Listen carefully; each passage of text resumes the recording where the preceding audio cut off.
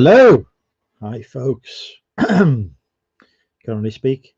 Welcome to Drinking with Andrew, the world's greatest / only drinking and reselling show.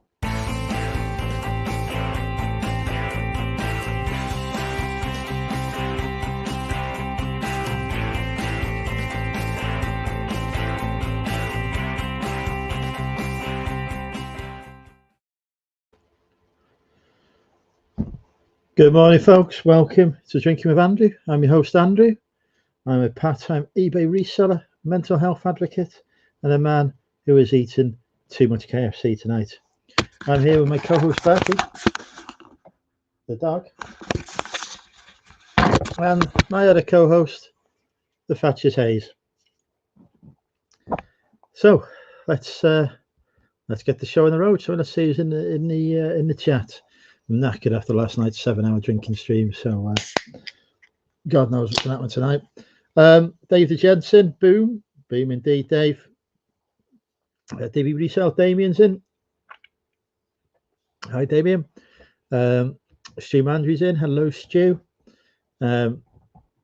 Shane's in. Hi, Shane. The beautiful Jessica's in. Hi, Jessica, future wife. Rebecca's in. Hey, Rebecca. Lucas is in. Preston on YouTube. Thank you. I worked very hard on producing that. Nobody G's in. Hey, NMG. Don's in. Hi, Don. Sean's here. Thank you very much, Sean. Good to see you too. Deep Fried Deals. Dave's in. Todd Bike Contest is in. The beautiful Jasmine's in. Hey, Jasmine. So beautiful lady. Chrissy is here trying to throw me off the train with a good morning. Did I get the job yet? Not in the last 24 hours since we spoke. No, it'll be probably a few months for me before I get that, Dave. Jimmy's in. That's Trotters, formerly into eBay Traders. Now Trotters, that's Jimmy's Place 2021. The gorgeous Gina's in. Hey, Gina. I hope you're well. Mr. Sprout's in. Hi, Peter. T-Kicks in. Good morning. Did I start off with good morning or something? Oh, I don't know. Are you looking forward to buying RA on Monday? I haven't got any money anyway, so I'll not be buying anything. Ian's in. Hi, Ian. Neil's in. Hi, Neil. Anyone else know what a rower is? I think we discussed this yesterday. Oh my God, the beautiful Amy Bland's in. Hey, Amy. How are you?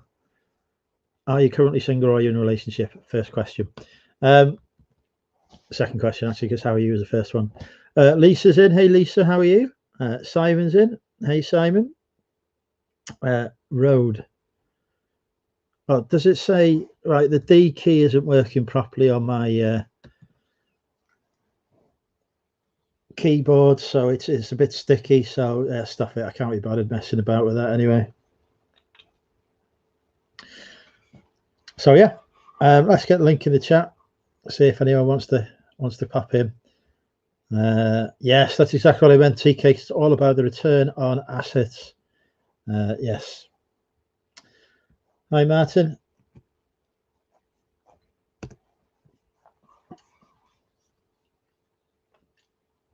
Here we go. The link's in the chat if anyone wants to come live. I've got a dog next to me. This early evening snooze with me wasn't enough. He wants more sleep. Yeah. How are we all today anyway? I have survived last night's 7 hours. Well, technically for me, it was 9 hours of drinking. Why is my keyboard sticky? You can probably guess why it's sticky. I always wash my hands after the toilet. Thank you very much, Neil.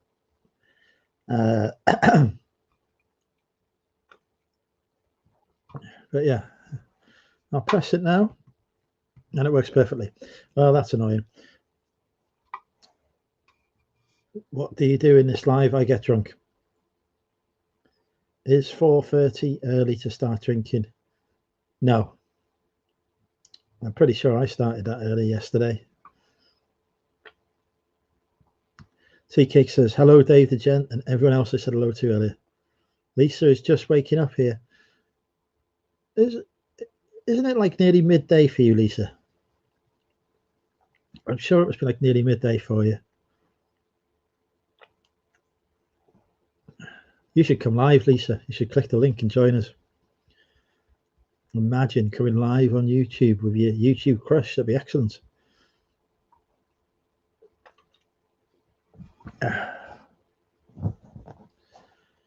Yeah, I get drunk. That's pretty much it. Yeah, the boa has been spitting on the keyboard.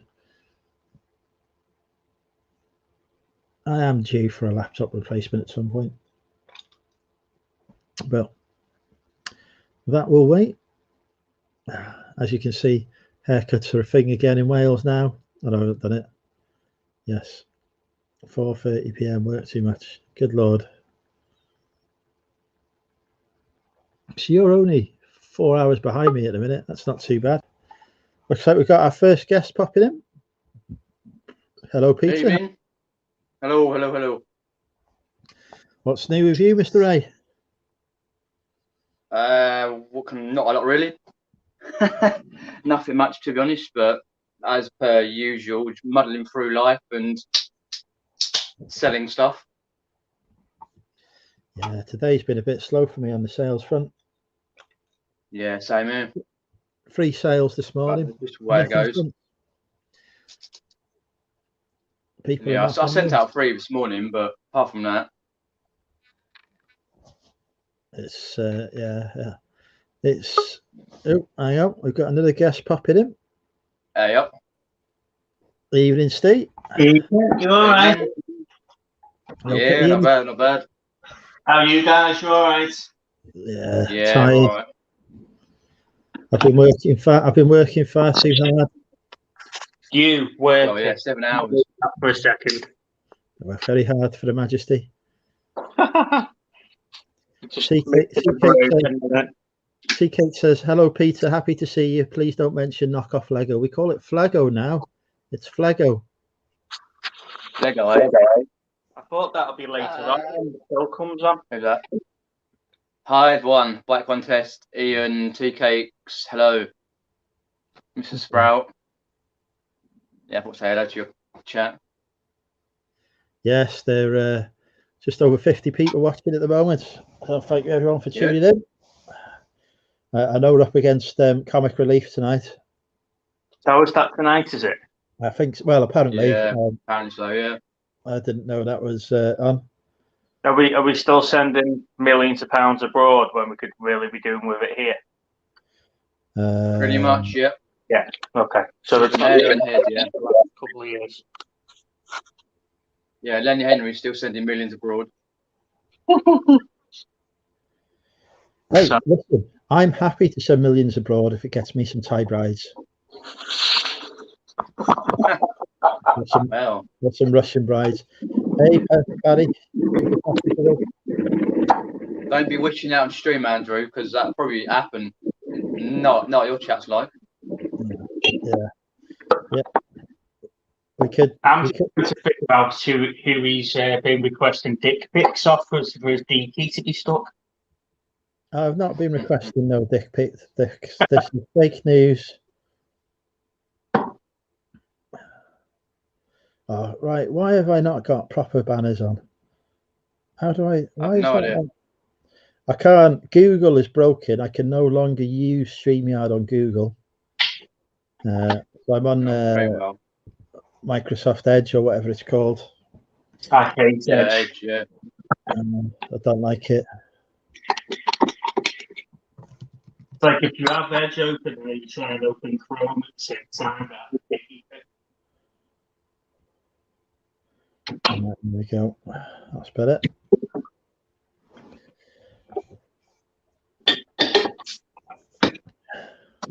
Dave, hands up. This is mine. You can't be flirting with her now.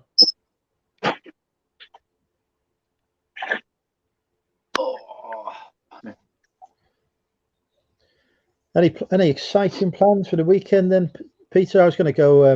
I was going to go to the shops and see what they had, but I have no money. Not particularly. Editing a video and reselling. I have no plans to do other than that. Sleep. Not a lot. 2 6, guys. All right. I could do with an actual full night's of sleep. I haven't had one for about a month. Yeah, but to be fair, you can go and get a haircut. Well, yeah, but I can't because the bloody things are full. Here's a beautiful lady. Yeah. Hello, Leanne. Look at those beautiful blues there. Yeah. Well. You have to wait another month, folks, for my hair to be cut. Gary's I got an appointment in a month's time. As you say, the fully booked. Shit, that. But yeah, luckily we got the hairdressers come around the house, so it's fully booked for a month. I was like, oh, great. I was going to say, the ladies tell me I look good with long hair. They're telling me not to get it cut. Oh, really? Fair enough. If you like, it's like that beard. The longer your hair grows, the longer your beard goes. It's like, how can I describe it? The tramp look. It's not the tramp look. This is a bloody sexy look. This is ruggedly Fair enough. handsome. All right, ladies, type one in the chat if you think Andrew's beard and hair is sexy. That's the homeless look. It's not the homeless look. Yeah. I've been told by many ladies look. that they think that this is a good look. Many ladies, right. At least 3. DBG loves it, for example. She's one. Have a look. Type 1 in the chat if you're stroking Andrew's ego. Oh, we've got another guest popping in. Good evening, Damien. I've had my hair cut. Show off.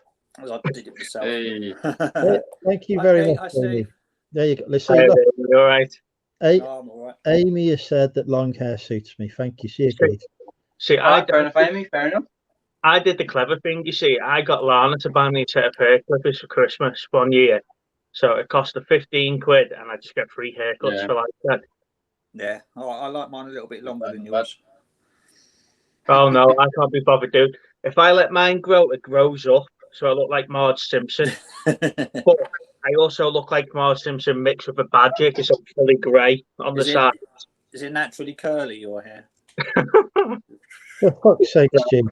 So yeah, I'm going grey. The more grey cut off each time. I'll bloody do it. Yeah. Some YouTubers popped in here. Hi, Chris. Is he coming on? Yeah, Chris. The hairdressers, so they're open, but they're fully booked. Like, you can't get a hairdressing appointment for love nor money.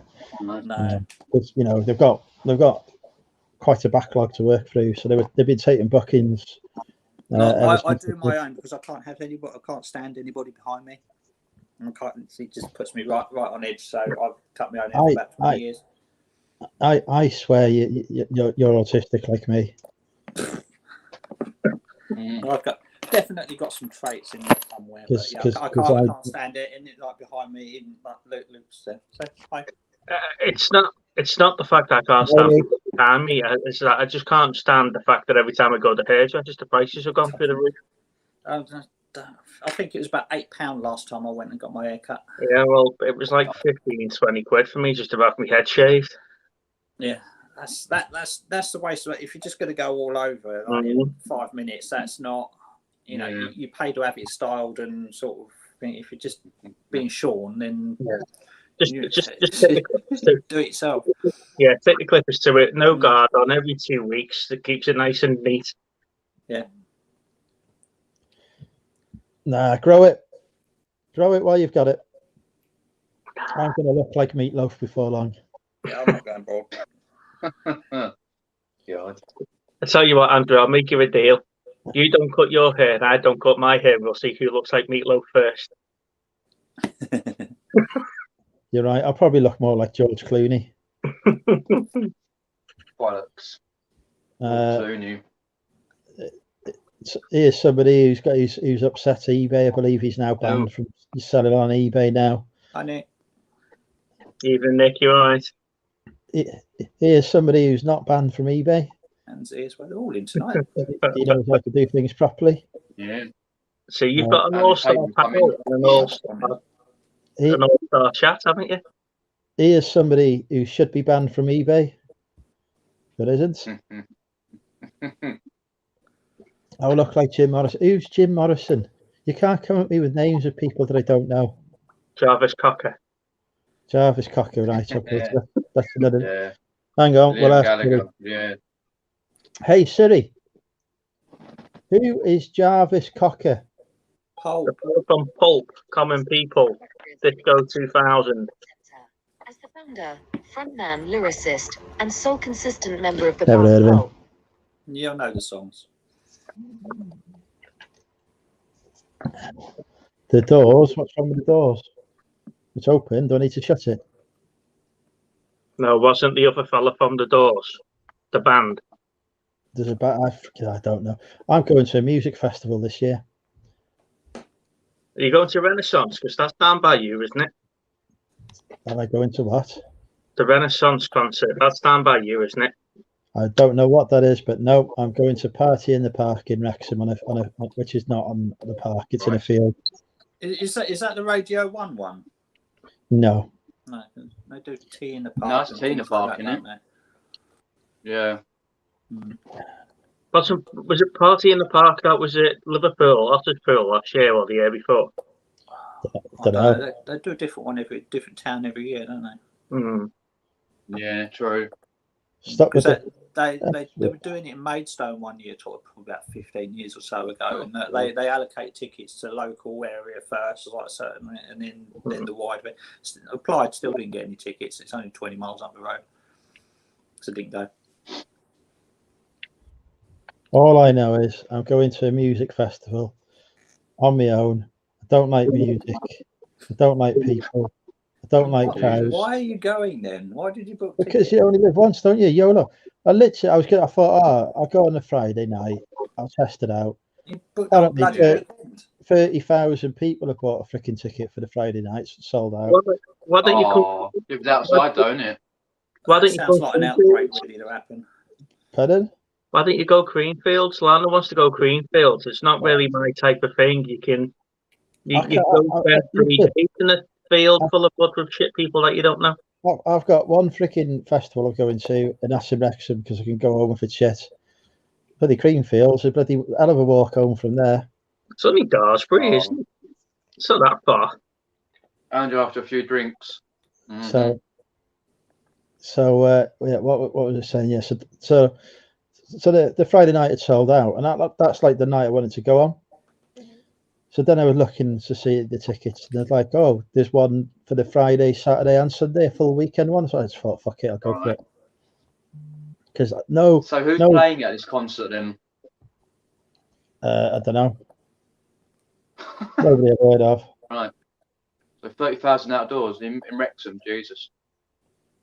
Bigger than your football team. Actually, I tell you what, we could put it up on the screen share. Let's see if I can get the details. Hang on. Here we go. I think you mentioned that at some point or something or another. Yeah. My first ever music festival. Right. Ah. A good thing we're on Bing, so you can't see me search history here. Then we'll know why your D key's stuck. Well, yeah. Rock the Park. You know what? It's called Rock the Park, apparently, not Party. It's still in a freaking field. In the park. Rock the Park. 7th and 8th of August. That's when I'm going. Oh, that's nearly my birthday. That is. Wales' biggest and best award-winning music festival. What time's the last? I'll see you when it. Because aren't all you males in Wales getting locked down after 6 p.m? No. Is that not happening now? Your curfew. It's been. Well, it's not sponsored by Taurus, is it? Yeah, bloody Tesco. Not yet. Andy gets his arse in gear. £6 million Taurus. Yeah. Who's that in? So where do I say the lineup from? Because at the minute, all I can see is a freaking advert. Oh, here we go. Right, yeah, that's top. It's not a well-designed website, though, is it? Let's be fair.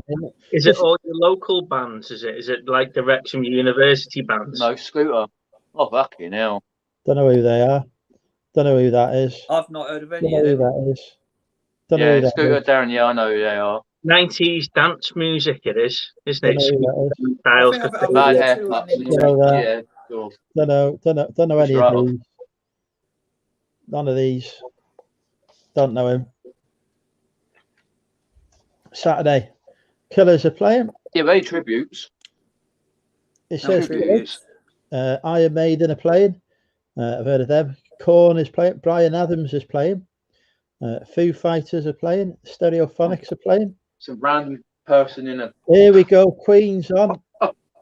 Fucking hell.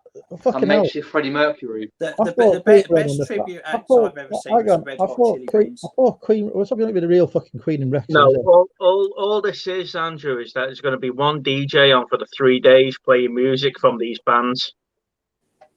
No, look, Spice Girls, Andrew. Proper concert down there. I thought Queen were on the Friday. That's why I wanted to go on the Friday. I freaking bought a 3-day ticket when I could have just bought a freaking 1-day one. Bastards. Well, you look into these things first. Back from the dead there. Sunday we've got AC/DC, Oasis, Elton John, they're good tributes. Guns N' Roses. Yeah. There we go. All the top of Bobby Williams is playing. Brilliant. I'll be swung over for that. Give it that concert in August. If you see Andrew on the news, you know what's happened. Right. Yes, there we go. He's had a few too many. He fell over in the mud and just decided to do a stage dive. Is Harry Styles playing? I hope not. Oh, Gorgeous Tracy's in. Oh, fair enough. Yeah. It's not headlined by Tesco's. Yeah. There we go. Yes, my first ever music festival. First ever, Jesus. 3 days of continuous drinking, sex, prostitution, and cocaine. In that order. Yeah. Evening, Richard. Yeah. Hi, Richard. I'm not like camping there or anything though. I'm coming back home afterwards. Is it within walking distance? Are you just going to be able to open your front door and hear the music? Save yourself some money. It's regrettably not within walking distance. The bring snacks. If I was still in the Tatena, it was within walking distance of the Tatena, so I could have walked to the Tatena afterwards and slept on some stock. Oh, so is your new one not on the same site then? No. Yeah, I can't believe you. All the moving around and everything we've done, and then watching all those videos. You've been sending me videos. And then last week you got a flipping container. Well, I needed to. I was bloody tripping over stock. Do you know what? I reckon this is your dodgy accountant, isn't it? And it's tax dodgers. No, I said to him, half his stock has got so much extra provenance now where it's been moving around from location to location. It's probably gone up in value. I'll tell you what, I keep pulling out stuff out of it that was worthless, and is now selling for decent money because it's more vintage than it was when I bought it 2 years ago. It's more vintage than about 10 years.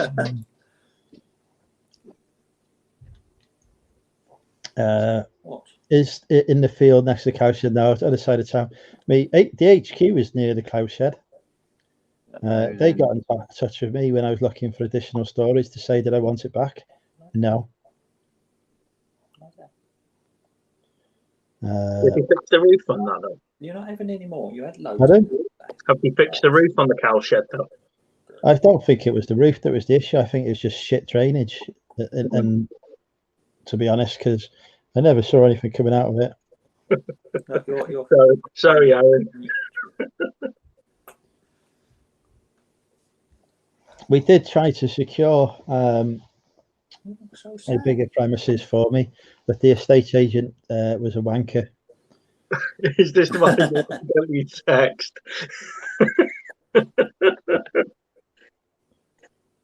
Yeah, the one I texted my opinion of to him by mistake.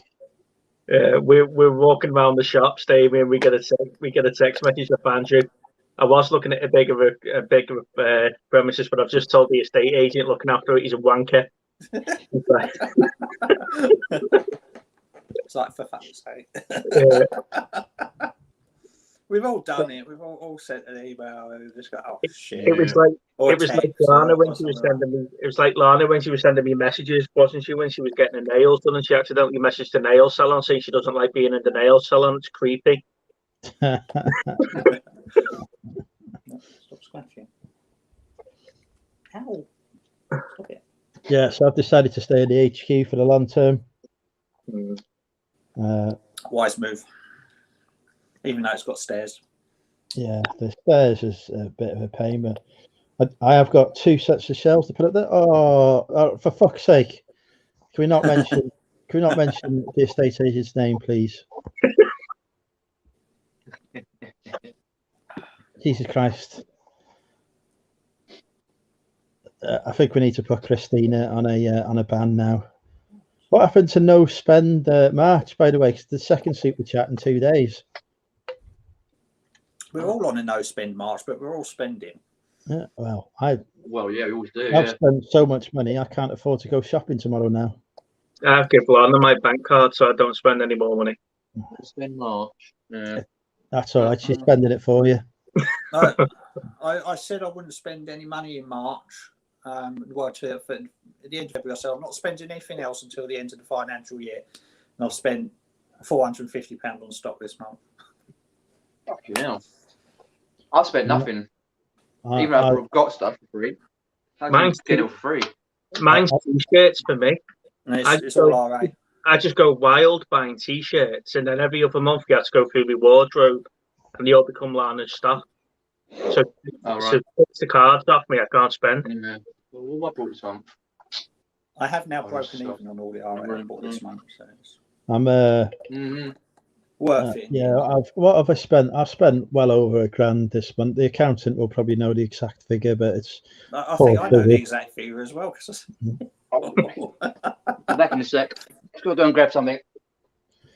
Yeah, I'll do my no spend. Look what I got. It's like, well, I've got the same, but I've got more than you because I've got a bigger shop than you have. I didn't spot them. Why don't you organise your own festival, Andrew Aid? I would love to do that. Unfortunately, they cancelled the Christmas season. Single, Christmas #1. Stephen's popped in. Hi, Stephen. Tom's in. Hi, Tom. He says, good evening, Stud Muffins. He obviously just means me. Bloody cat. Ashley is struggling for stock, so he's bought. Oh, who have you bought from, Ashley? I had the bail to end all bails this morning. I'm now a rich man. Does Sai Vintage watch your videos? No. He will be. You might get a message. Yeah. The next 5 complaints. Shit. The next 5 complaints to get because they never got the same that Andrew got in his latest video. Yeah, I wouldn't buy enough bail off them for a while because they just send you a pile of crap. Well, yeah. So I said to make up for it. So this is half of what you should have had last time. Bag of rags. Bail again. Yeah, I already had one. Yeah, I've got realistically. They only send good stuff to the YouTubers. Pretty sure that I'll show you. One of Europe's biggest vintage wholesalers has no fucking clue who I am. Yeah. No, I should go and say I grabbed these 2 from Z. Yeah. 2 hats from his shop. He got those in B&M. Yeah. No, it's called helping someone out. Z's got a really nice performance wallet. I've got my eye on the black bifold one, the Autobots on one side. But hell, Ashley, you've gone for the 2 worst companies there. Loving Nintendo's, PlayStation. But why not? Fingers crossed, there's some good stuff there. Yeah, I didn't have a good experience with North Pole. but I'd be very happy with that kind North of stuff. I don't have experience with a pole, let alone North Pole. They didn't used to have those in though. I didn't know Bulk had any of that in, certainly. Yeah, so here says, look at that quality merch. Right, Christina, will you send me this bloody on Messenger for fuck's... Oh, Jesus Christ. What's that?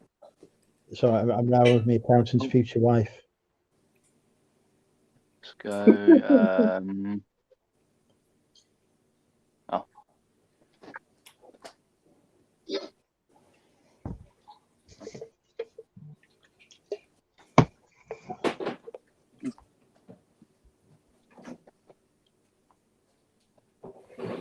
We've all gone quiet now. That's because yeah.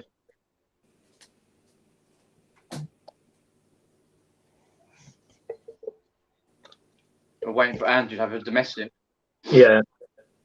Oh, it is. She's a bit of a shit PA.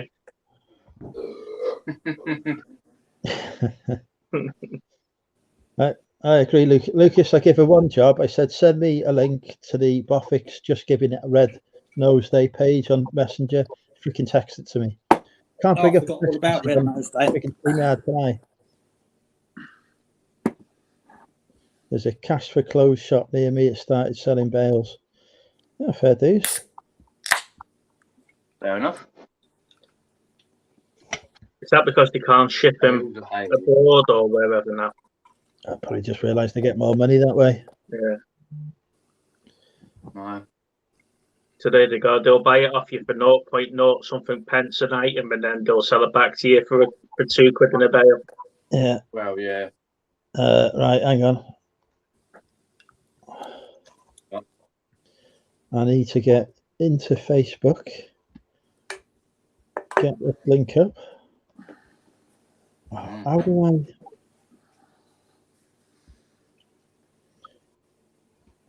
Your feet are on stream. Thank you. There's a pair of feet.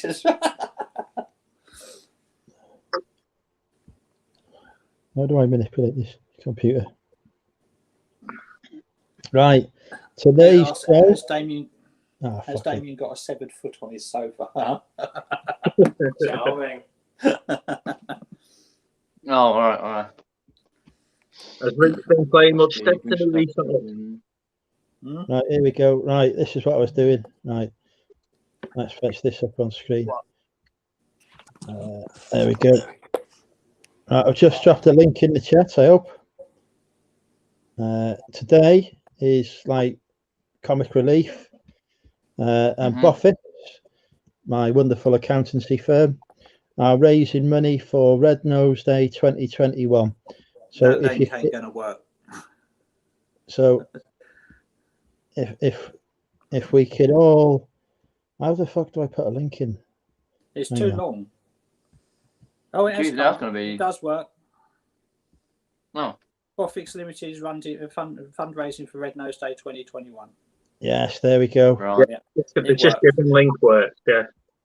It did. Yeah, so just spread it out over two lines. 22. Oh god. Yeah. Right, so here we go. Bofix. Why have you gone broken now? Right, there we go. Bofix are raising money for Red Nose Day. So because I'm skint, I haven't given any money, but I have offered to show my support by sharing the link and promoting the That's fair enough. The fundraising on Drink Your Andrew tonight. So if you would like to support this wonderful charity, you can head over to this Just Giving page that I've just dropped the link in, and you can give some money. And don't forget to what do I want to say? Use Gift Aid if you're a UK taxpayer as well, so that the government tops up your donation as well. Yeah, there you go. And she's quite hot as well, so give her a £5 and we might see more of her, so even better bonus.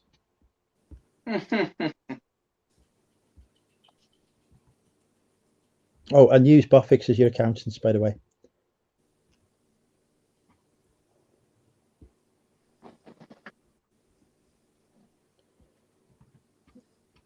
How do I get to StreamYard now?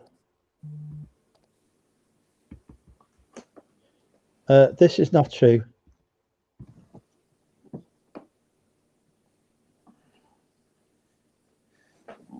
Oh, excuse me.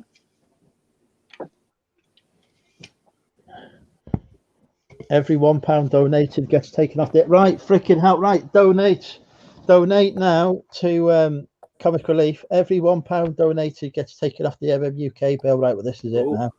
Right, hang on, we're putting a banner down. Create a banner. Andrew, there's no point you donating 500 quid to take it off your bill, is there really? Donate to Bofix Red Nose Day fundraiser. Save my account. Help cut my accountancy fees. Boom. What? You've had 3 pouches today. Been piggy. Oh, there we go. Marvel's like that, Damien. She'll play me and Lana off each other. That's the only reason why she's headbutting me, because she wants another pouch and you ain't having one yet. Right. 3 to 4 a day on the packet, and you've had 3. You had one later. They've changed the food, and she's on this Felix posh stuff now because they ain't got bugger all else down the shop at the moment because there's a pet food shortage, and she really likes it, don't you? And it's like, give me more, but you're fat. Oh, here's a beautiful lady. Is that my IG? Leanne, hands off, please.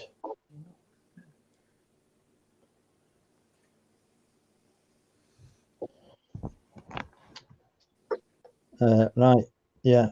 Let's check what the fundraising total is so far. How much am I saving on my accountancy bill?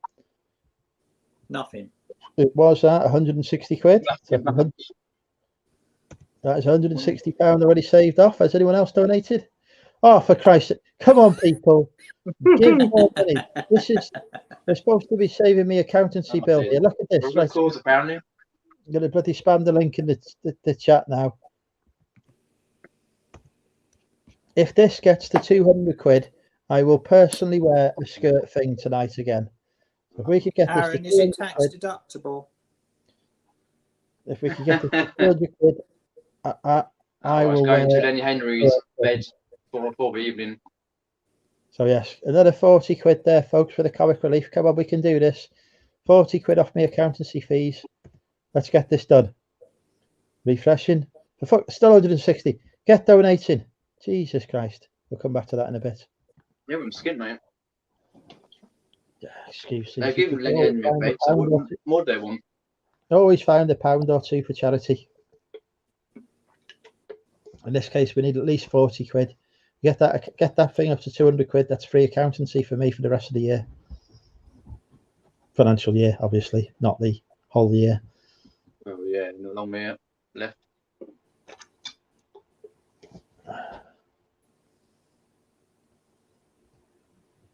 Who's a good boy? Yeah, you a good boy. Are you gonna get people to donate to Comic Relief? Donate to Comic Relief to see more Barty. Right, let's check the title. We're on £160. What do you reckon we're on now? 160. Jesus Christ. No, I'm saying nothing, but Jesus, you have to jump so through many hoops to donate on this. it might take a while to come through, though. I suppose. Yeah, take a while to come through donations. I've just done so many. Yeah, I suppose so. If everyone's using GoFundMe tonight. Yeah. Yeah, give it 10-15 minutes and probably pop up with about £1. Yeah. I'll check it in 10 minutes. Who's a good boy? Yeah, about 10 minutes. So yeah. I'll see what the total is then. It's 200 quid. I'm wearing a skirt thing. Yeah, let's get 200 quid. Yeah. I've got a skirt thing as well prepared. Is that the same one you had on last time? Yeah. Only skirt thing left in the house. God. I do have a denim skirt thing in the box of shame, but yeah, but you can guarantee what Andrew does in the evenings. Not doing YouTube. It goes around doing that Queen song. I want to break free. Gets the Uber out. In the skirt. Yeah. Do you know when he was talking? Do you know when he was talking about getting an intro done for his videos? We did suggest that to him. He should do. I want to break free. Yeah. Oh, class. Yeah. right. Let's. Trouble is, you won't be able to use the song because you get demonetized every time he uses it. But you can find a cheap version of it, can't you? Let's get latest total. Boffix is on. Oh, bloody hell, 185 quid now. It's all right, because come through now.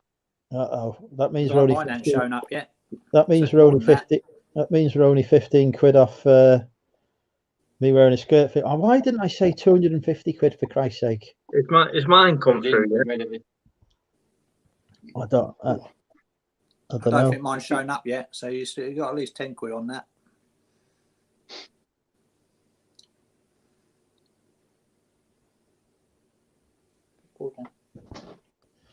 Hang on, we'll refresh it.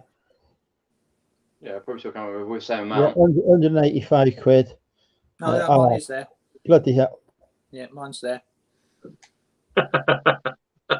You can't be charging me extra. Unbelievable. We've got Boom. Well, that was Chrissy. Right. Unfortunately, it's broken. Regrettably, we can't donate any more money to it. The website is. That's a shame. The website's broken. Regrettably. Oh no. Such a shame. Oh dear. I want a free accountancy bill next month for wearing a bloody skirt thing. You was going to put up anyway.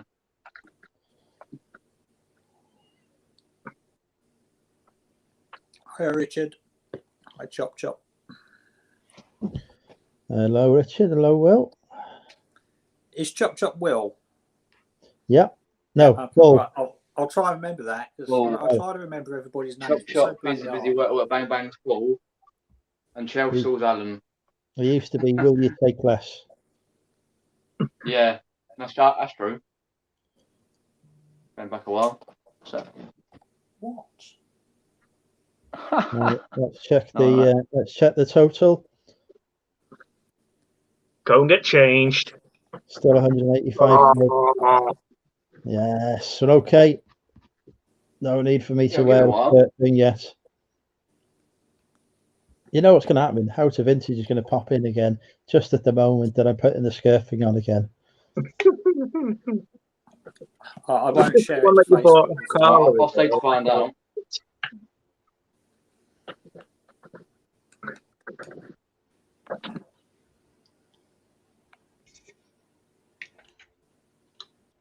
Yeah, such a shame that the Boffix Just Giving website has crashed. Don't forget, every £1 that goes to Comic Relief on that page comes off my accountancy bill.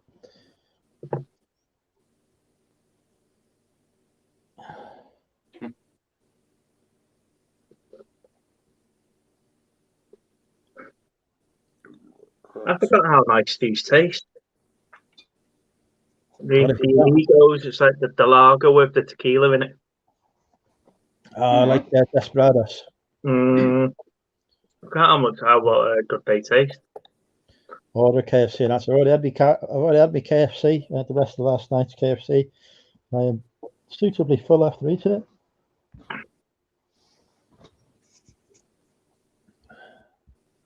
Yeah, this won't get to 200 quid. I'll not be wearing a skirt thing tonight.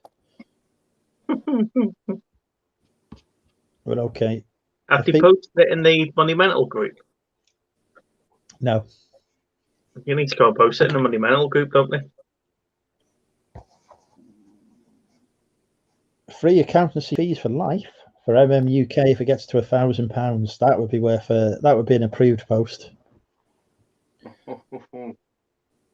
Hey Siri, can I have free accountancy fees for life? Okay, I found this on the web for can I have the fees for life. Check it out. I said accountancy, for God's sake. Why don't you listen to me? It don't give a shit, does it? It just does what it wants every time. Because she's a woman. My Siri, give me £1 million. Yeah. Oliver Ian's asking, Steve's asking, what song are you doing to collaborate with Fred Nosday? Fucking hell, do we have to do songs as well? I've already offered to wear a skirt thing. Well, yeah, they've done a song tonight. Was it Lainey that did the online karaoke a couple of months back? Yeah, I think so, yeah. Yeah, I'm sure she did, yeah, the online karaoke.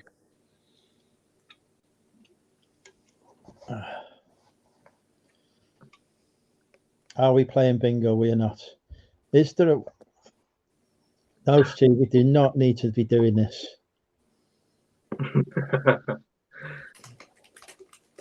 The bingo opens soon, Andrew. You're coming up for it? If I'm allowed. Obviously, I'm not doing that freaking dabbers again. Jesus Christ. Fuck you, dickhead. Matt Lucas. You cheeky bastard. We should do the Price is Right for the UK accountancy fees. How do we even play that?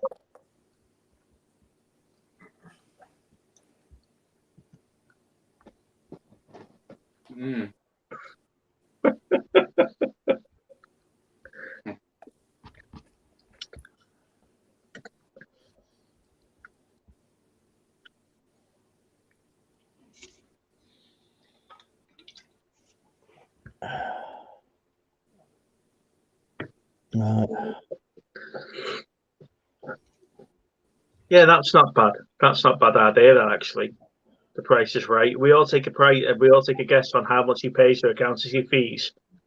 For every pound that we're out, his bill goes up for the next 12 months. No. Yeah. You're up to £189. You're only £11 away. For fuck's sake, stop donating. Yeah, and then if someone gets it on the nose what it is, they get a piece of Andrew's stock. Somebody from America's donated $5. They can have whatever stock they want as long as they pay for it.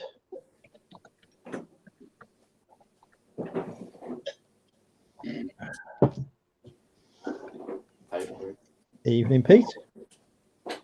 Yes, the link is in the chat to donate to the Bofix Red Nose Day fundraising.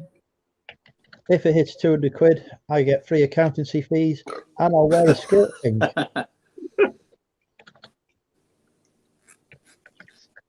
So donate now so that I don't have to pay the accountant next month.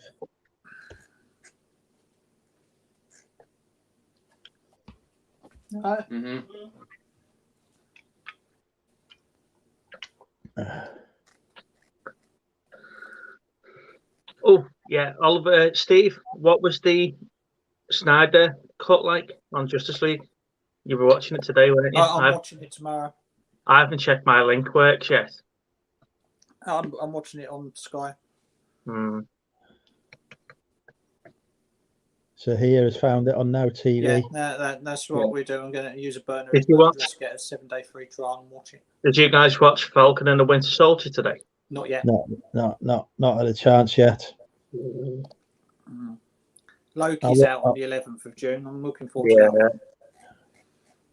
That'll be good. I'll watch it on my accountant's Disney Plus tomorrow. Only 232 minutes. Yeah, it's not bad. Yeah, I'm sure you can do some listening at the same time while it's on. Well, it's only the same as like the last two Avengers added together, isn't it? It's just like just pause it in the middle and have a cup of tea or something. But yeah, just going to chill out and watch that tomorrow. And just not move from the sofa for 4 hours. It's in 4:3 aspect ratio as well. it just means I get through 4 films instead of 6 tomorrow. Mm. Yeah, it's going to be a bit jarring watching it in 4:3 because it was originally wanted it to be on IMAX, didn't they? So he did it in the sort of... You are not changing that password.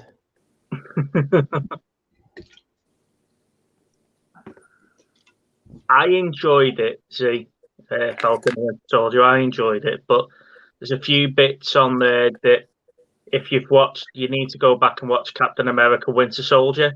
I was going to say, do I need to watch that first? There's little bits that refer to him being like 100 years old and his list of his victims and stuff like that. So it's a good idea to rewatch it. Yeah, what you say, rewatch it. I haven't watched it. I mean, it's like the Captain America films are my least favorite out of all. Oh right, well if you haven't watched it and you're not bothered about the Easter eggs in it and stuff like that, you can watch it. It's just a brand new series, but they do refer. They've done it so that it's accessible to the casuals. Yeah, that's all right then. I mean, I know who the characters are, but it's like the Captain America films are the ones I got halfway through the first one and yeah. I've heard a rumor that Captain America was based on a real life portrayal of Money Mental UK. How old are you really then, if that's the case? 21. 21, yeah. 21 in dog years. Well, I only found out a few months ago that Chris Evans he was in Fantastic Four. Yeah. Yeah, he was. It's like changed a bit. It's like, it was Johnny Storm, wasn't he, in Fantastic Four? He was the Human Torch, wasn't he? The Human Torch. I'll getting feedback. Right, we're 11 quid off me wearing a skirt thing now, folks. Come on, dig deep. Donate some money. Save the starving Africans and whoever else we need to save. Click that. Save the world. Put that 11 quid in. We'll get the skirt thing done and on. Soups and Lois were the teenagers. That was Smallville, wasn't it? Yes. They're making another series after that because of his appearance in the crossover with the DC stuff last year. They're going to make a series of Smallville, but now what's happened to him since the crossover?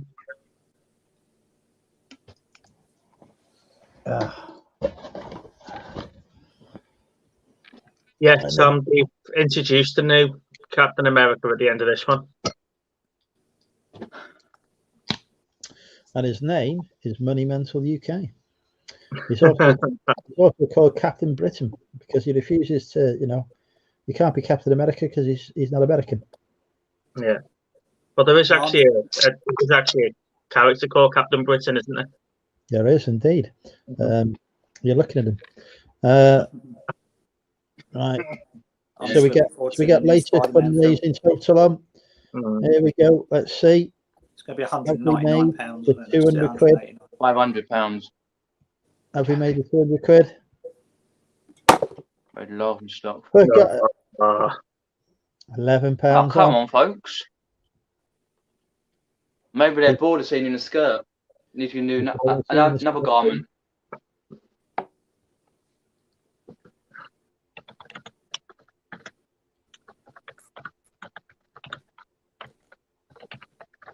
Like one in the chat to make Andrew wear another garment. Richard's in the know. Aquaman 2's just started filming. I liked Aquaman. Never saw it. Well, Jack Amber Heard, haven't they? She's not in Aquaman 2 now. No, I don't know. But I mean, for Aquaman, I mean, he's always sort of ridiculed as one of the worst sort of Justice League, and out of all of them, they did really well. Like with the material that they had and the character they had from the comics, they did really well with that film, and they made it. Well, they had to try and rescue it, though, didn't they? They had to try and rescue the whole series. Yeah. But they're still doing the Flash movie, aren't they? I can't. In that, like with Yeah, but I'm not sure if it's going to be Ezra. What's his face in it though? Because they were talking about recasting him, and they're recasting Cyborg, aren't they? I like him as his version of Flash is great. I really like. I'm looking forward to watching Justice League tomorrow. Like it was for as crap as the first version was. His Flash was very good, and I was really excited to see his film, like his movie. But it's just been sort of put back. What they trying to do with the Flash, what they did with Tom Holland Spider-Man, wasn't it? They made him like an awkward kid, awkward sociable kid anyway, and then doesn't understand his powers and stuff like that yet. Sounds like me, really.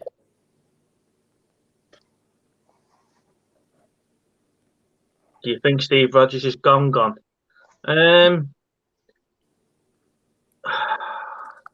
He went back in time, didn't he, and relived his life with Peggy.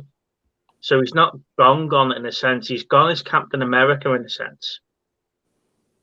But he'll still be back as Steve Rogers, won't he, at some point? They could do anything that they wanted to, really. They can always come up with some plot point that they can... Well, where they left... No spoilers here for bloody Falcon and Winter. Thank you very much. Where they left WandaVision building up to Doctor Strange 2, then they can do anything with the multiverse, can't they? So yeah, that's exactly it. They just pull a different version of him through with the same actor and just do what they want. So yeah.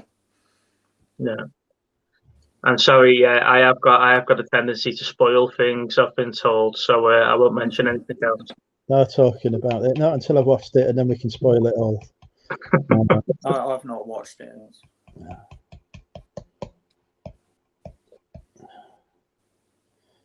Richard sold the Steve Rogers a Funko Pop today, probably tied in.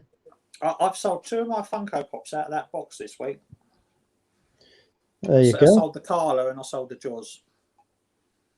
How much do you get for Carla? $8.99 free postage, I think.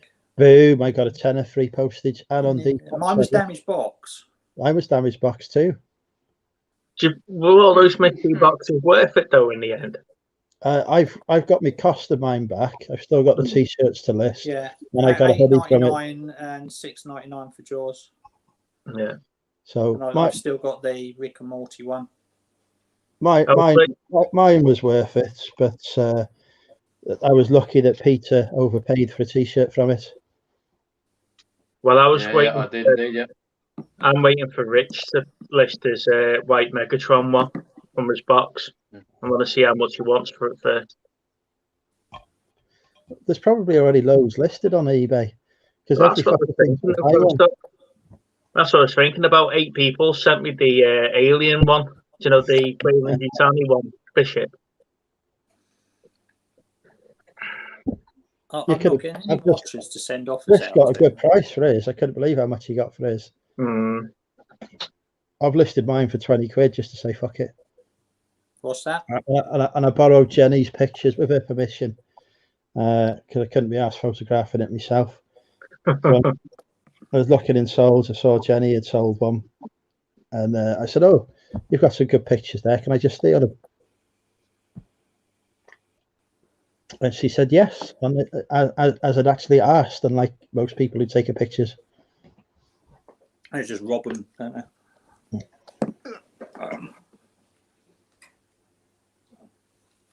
People don't rob my pictures; they just go down B&Q and buy the same bloody wallpaper.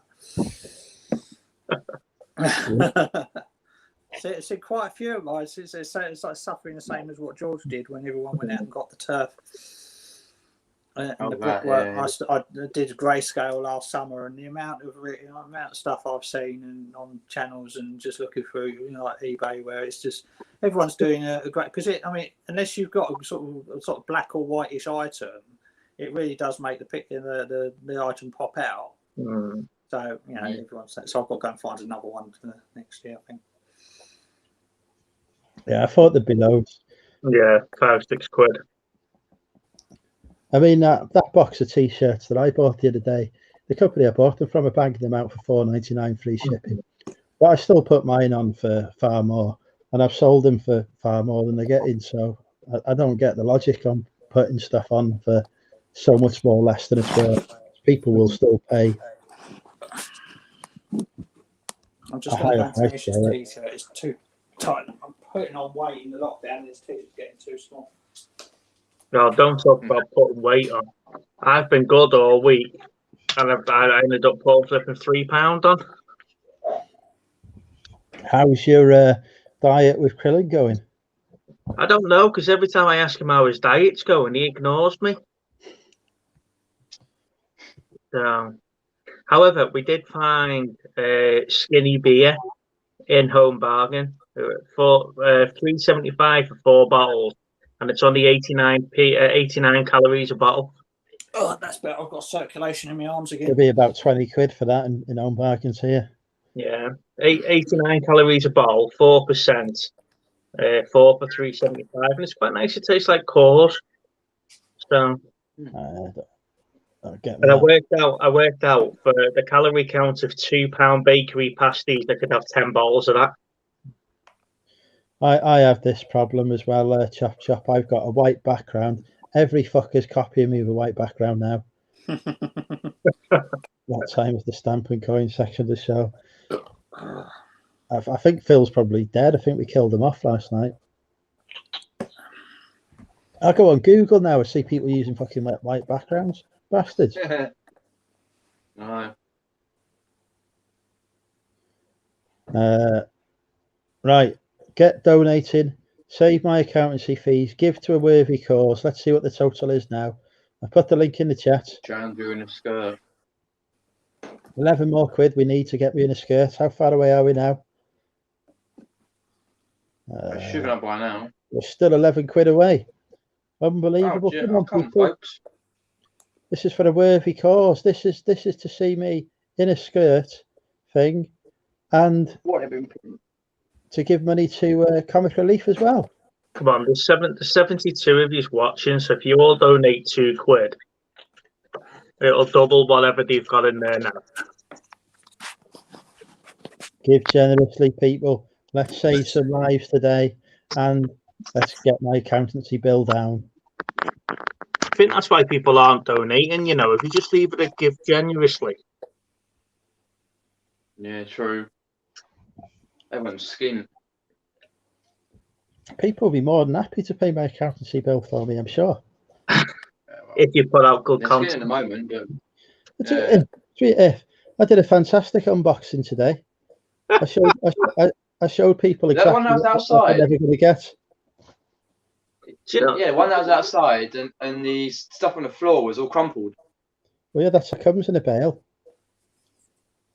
Pack it in, don't they? Fair enough. You could have at least carried it in your house and done it inside. It's 45 fucking kilos. They carry it anywhere. And the internet connection was shit. Jesus Christ. Be fucking happy. Say. Is the microphone on your phone broke as well, or is it just doesn't pick you up?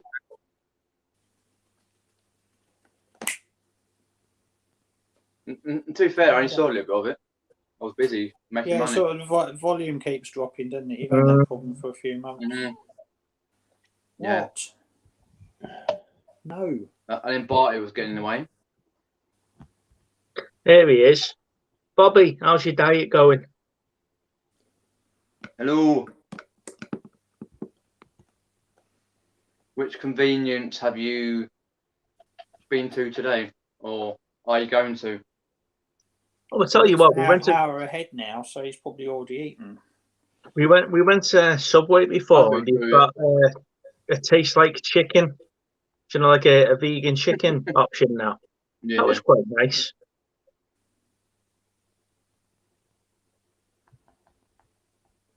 I unless Melissa makes me have one, I'm not having any. What, the vegan stuff? To be fair, I quite like the vegan meatballs, the vegetarian meatballs, and I quite like that chicken today as well. By no means am I veggie or vegan, but They were quite nice.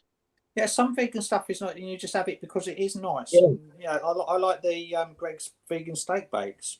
And I Jesus Christ! No, I've got no inclinations of, being complete. Like going vegan or even vegetarian. But like it's like if I go to Greg's, it's like that's what I'll choose one of them because they actually taste nice. And Andrew's been with us when we went to 3 different boot sales, and I've had 3 different double cheeseburgers with bacon while I've been. I'm not veggie or vegan in any shape of the word. I just need to cut down on my intake a little bit. You have, I mean, we could all eat a little bit less meat. Especially red meat, but and things like bacon. Yeah, good cut down and be more healthy. But, meat just tastes nice. Yeah, it does. Especially my meat.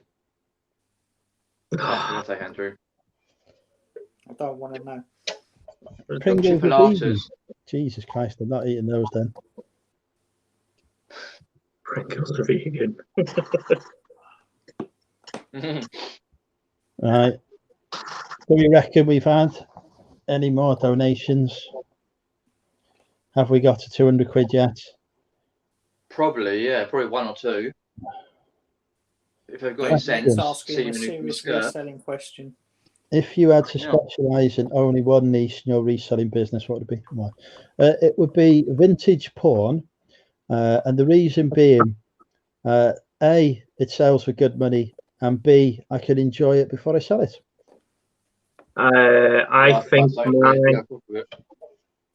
mine will be 3D printing of sci-fi memorabilia stuff.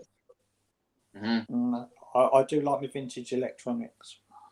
Yeah, mine will be gaming small stuff. Postable things, obviously. Big bloody stereo. I've got to try and move away from the big bloody stereos and things like that because I'm just not inclined to list them. I've still got a few. It's like, I know that's 60 quid sitting on the shelf, 80 quid sitting on the shelf. It's like, just can't be asked to post it. And it's like, try and I like the smaller stuff. It's like, that'll go small parcel. I'll fix it. I'll change the belts. I'll do whatever else. I'll get my screwdrivers out. Or you can have comics. Comics, 2000 AD. A load of these. Oh, I can get them out. I got given a nice I showed you the other day. Dreamwatch. Got plenty. I've got Cult, Times, TV Zone, loads of stuff. Anniversary present this year. So what do I want? I've got a nice. Whatever. Yeah. Okay.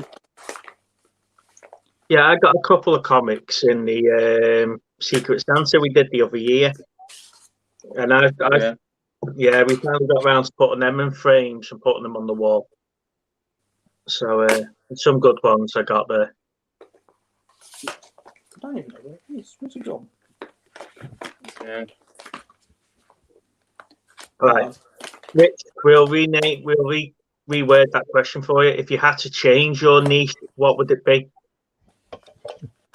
I should really do clothes. I think I would go back to Lego. Favorite business model. I can't stand Legos. James says for me, more electronics. Mobile phone and accessories. Is there any money left in mobile phone accessories now? Because all the new phones that come out, there's always like a cheap case that follows a couple of weeks later. That's the size. Yeah. Don't know. I got. That's what I would say electronics, but I got accused of selling counterfeit goods by eBay when I put my mobile phone cases up. I got frigging TK Maxx, for Christ's sake. Don't they take them down though? Yeah, they took them off, even though I sent them the receipts, the proof of purchase. I said, oh yeah, that's what I'm saying. Because they're bastards about it. They're still waiting to come back on. What's he playing with there? There's what I got from an anniversary present. It was a electronic screwdriver with a little torch on it. Oh, right, okay. Jesus Christ, this is like bloody filled with laser. Yeah. It's got all sorts of It's a bit fiddly. I'm gonna have to sort it out and get. Say his name loud enough to pop in. Say it 3 times in the mirror. Gosh, no medals in my house for a vampire. Who's the fairest of them all? Right. So it's more like Candyman, isn't it? Okay, so right, 189. Yeah. Still at 189.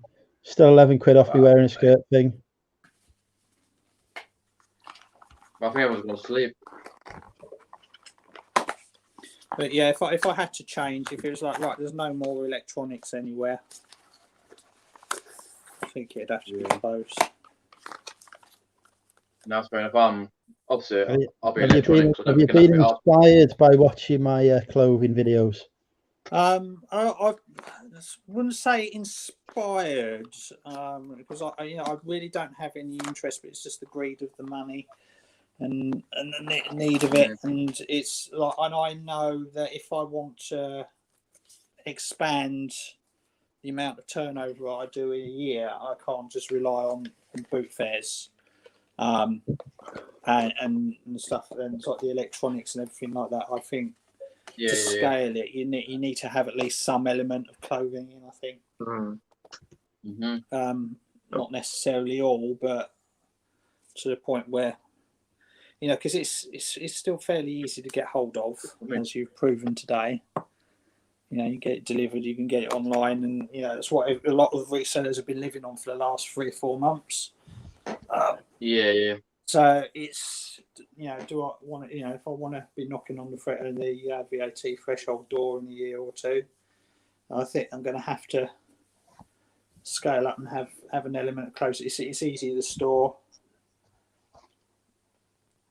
So since we're at risk of, since we're at risk of jumping into serious reselling chat on a Friday night, it's Nick's fault.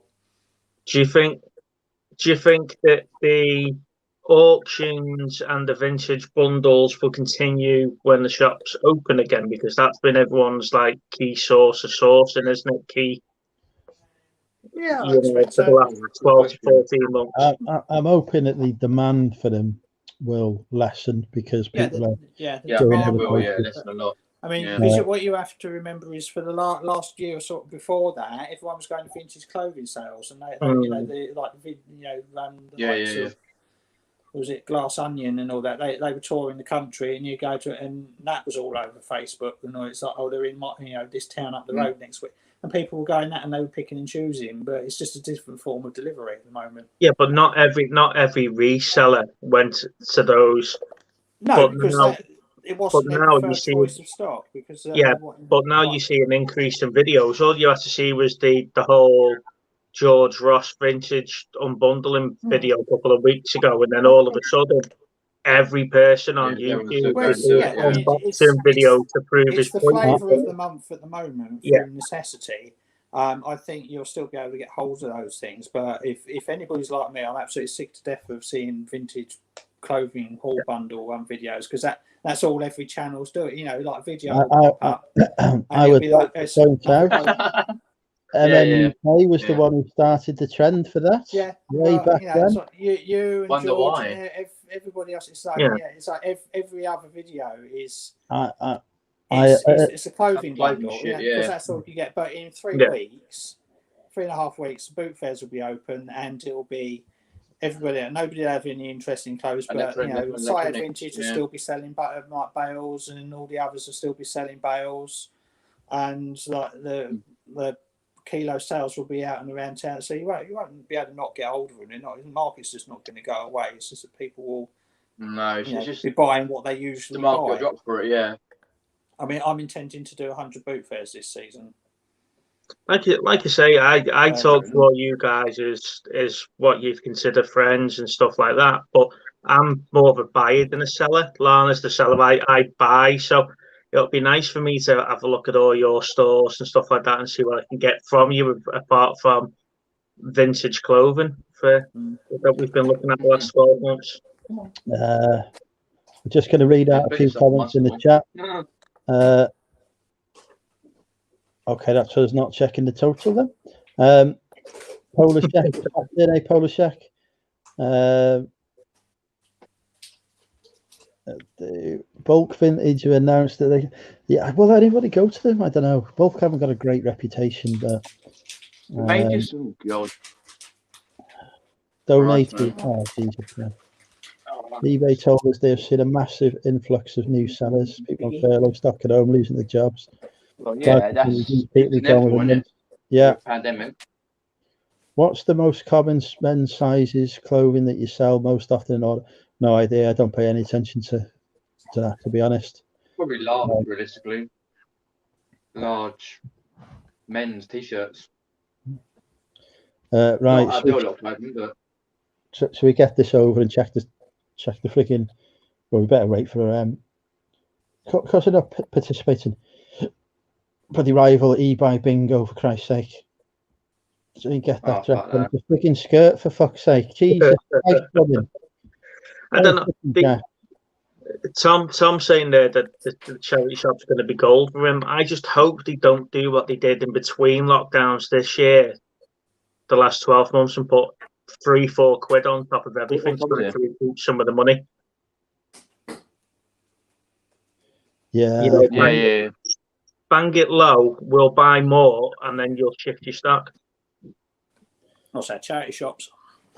Yeah. Yes, keep talking about charity shops. Let's distract from the Boffigs thing. We were just talking while you were getting the site up. Fuck's sake. Right, let's. Andrew is not going to put on a dress. Jesus Christ. Right. Yeah. True about charity shops, though. Yeah.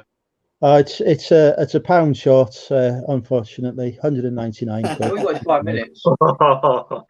That's unfortunate. Yeah. Oh, I've just had a sale. I was putting. Hey, bring it around my way. You had a sale. I haven't bloody sale. First on a multi-quantity listing as well, so that's on off the starting blocks. Lovely. You could pay guess the price if you want.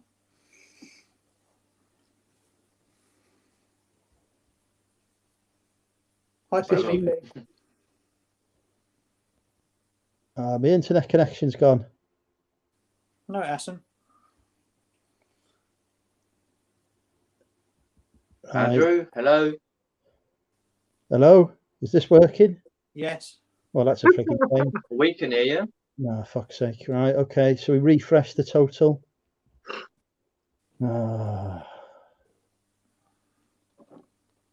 199. Oh, for Christ's sake. Oh, there we go. Yeah, get it on. I want to break on in. Big screen. Get it on. I've got to go in a minute. I'm just can then. Now I'm off. So come on, get it on. What I was waiting for. I better get free accountancy for this. I've also noted that the people who've donated are my accountants. You can have free accounting for the rest of the financial year. Yeah. Starting on the 30th of March. Don't forget, if you're a YouTuber, film this. My financial year is not the same. Mine is January to January. Yeah. So if you're a YouTuber, get it filmed, get it put on YouTube, wind him up. Right, while he's getting changed, no, don't get changed there. No, don't get changed there. Jesus Christ. I was going to say someone screenshot this video, but that is. Yeah, but it's like yesterday when we went to the toilet, he left the door open. So you can see through the mirror. My eyes. Oh, God. Yeah. Oh my God, how do you wear this? There we go. I can't even do it. Oh, I'm too fat. Tartan. There you go, ladies. There you go, ladies. That's what I look forward to. Right. Now we know we need to get a Now we know we need to get a Zoom in for his camera.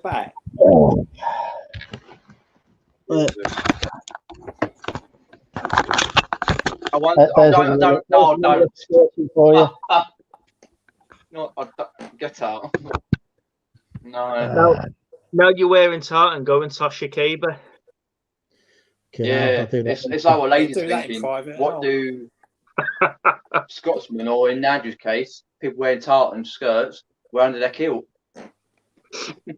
No, don't be Ladies saying thinking that, that. because the boxes will be coming off, or those wide fronts will be coming off. Well, I've got to take my boxes off. Hang on a second. Like No. I'm not eating.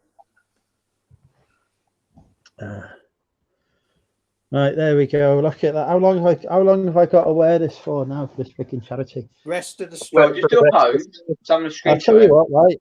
I'll tell you what. If we get to 250 quid, I'll stop showing this. I'll stop wearing the skirt thing. There we go. So we can get this to 250 Yeah, quid. We can't see what you're. I'm mentioning it. I'm off. Oh, we get God. to 250 quid. We'll stop giving views like that. Oh, fucking legs, man. It's like a bar selfie.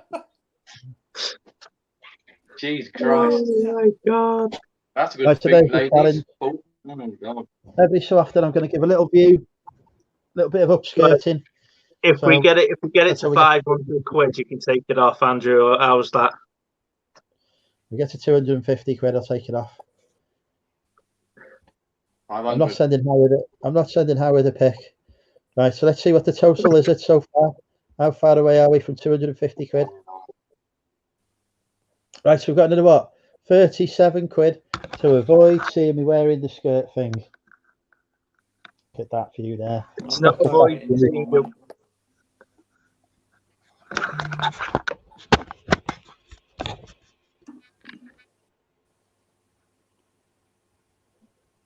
£5, 5p away from £100 today.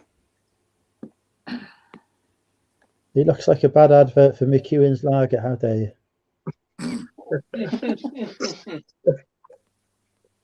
you? Was it the Wine Gums advert where the bloke in the kilt was dancing? This juice. I think so, yeah. Yeah, that's the one. Yeah. Yeah. I remember.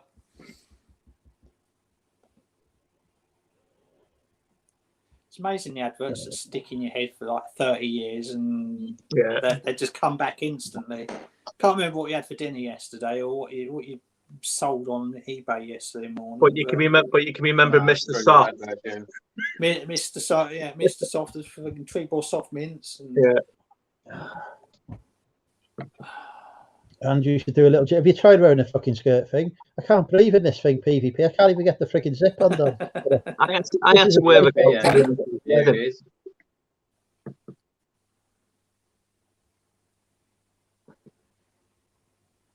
Dance kilt boy. Right, you're going to settle down. Wait.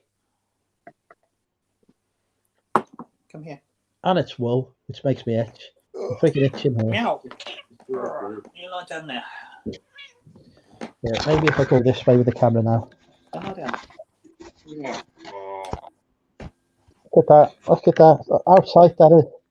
What the fuck are you doing there? No.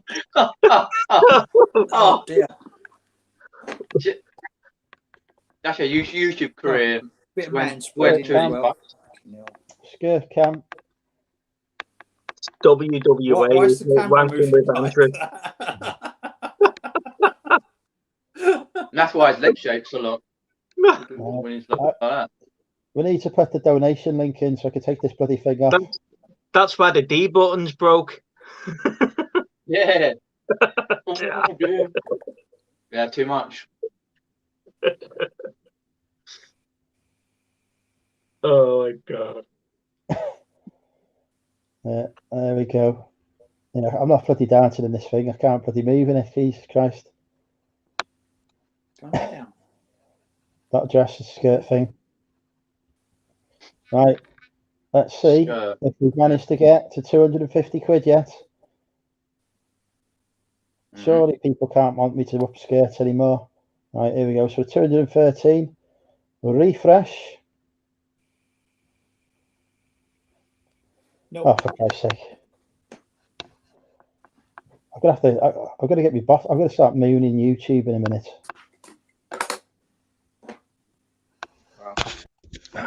Spending money. Donate money to Comic Relief via the Bofix link that I've just put in the chat. Now, while you're wearing your dress, go and weigh your bollocks and see if it weighs anymore. I can't. The scales are in the H2. It's been a year now since you weighed your bollocks live on stream. Go and do it again. Yeah. Can't do it. The scales are in the HQ, unfortunately. Possibly the worst upskirt video of all time. It's brilliant. Yeah, well. Hang on.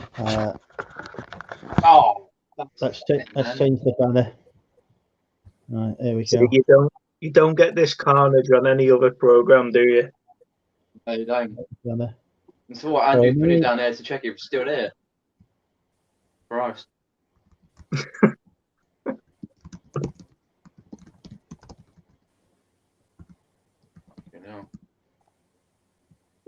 It's like 64 times zoom. Magnifying glass. Oh no, it's still there. Magnifying glass.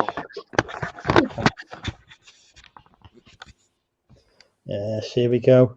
We're raising money for charity tonight, folks. Yeah. Don't know what charity. You'll get a Glasgow kiss. Oh, so I get a kiss as well. That's nice. Hopefully from a hottie. Well called, Derek. Right. If we haven't got £2 at least in the thing in the next 5 minutes, I'm doing a 2-minute upskirting. I'm broadcasting upskirted. So we need to get at least £2 in. Yeah, you're lucky I'm only finishing this can there. Now I'm off. It's all right. You can watch it back. Yeah, the only problem is he's going to put it on big screen, so all you'll see is that. I know. I'll probably get people to send it to me. But we'll get it tomorrow. That's a good idea. I can do the upskirting all over YouTube. It'll be government award-winning government employee flashes live on internet. Yeah, it'll be on Sky News. Fucking hell. Yeah, that award that you won the other and week, taken away, wouldn't it? They can't take it away. It's not like that bloody breaking news, Laura Kuenssberg thing. Yeah, it's fucking hell. They can't take it away from me now. I've achieved it. I've saved many lives. But you've blinded so many more tonight. Right. I've saved your life. This is what you now get. No, just kill me. Let me die. Oh, dear, yeah. I'd rather have COVID.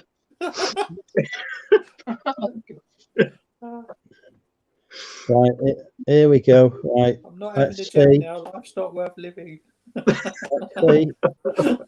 Are we going to get a 2-minute upskirting? Refresh. Can you not just hit F5? £213. We've not done it, folks. We've not done it.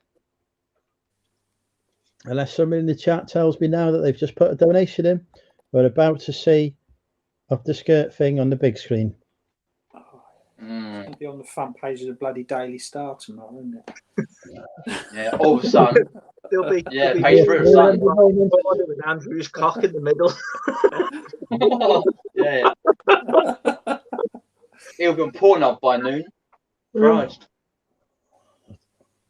Should start the OnlyFans tonight as a meme.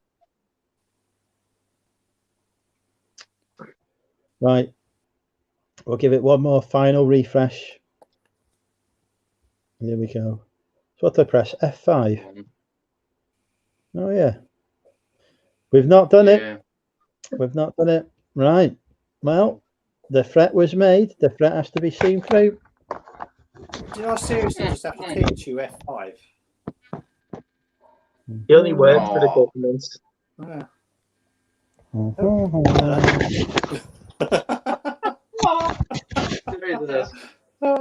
dear. Fucking hell. Now. Until we get a donation in, this is the only view we're having. Boris, where are you? He's up his skirt somewhere.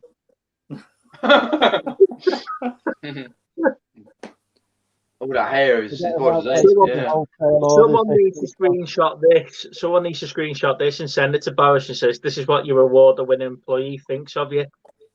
Yeah. I'm sure someone will. Yeah.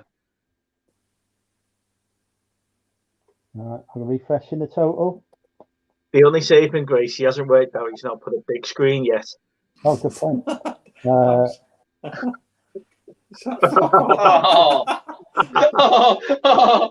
Fucking hard now. Oh, fucking hell. Is that the dark crack? Is that what I'm washed. I'm clean. I'll put the donation link in. If it gets any closer, I'll see the crabs. Just giving will probably. I'm scarred for life, dude.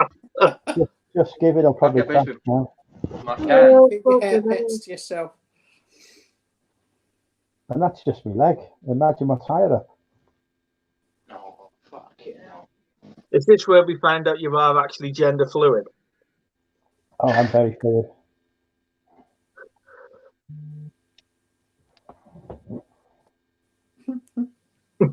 Fucking hell. Has anyone got time in this? Surely that's 2 minutes. God knows. I'm doing this until there's a donation coming in.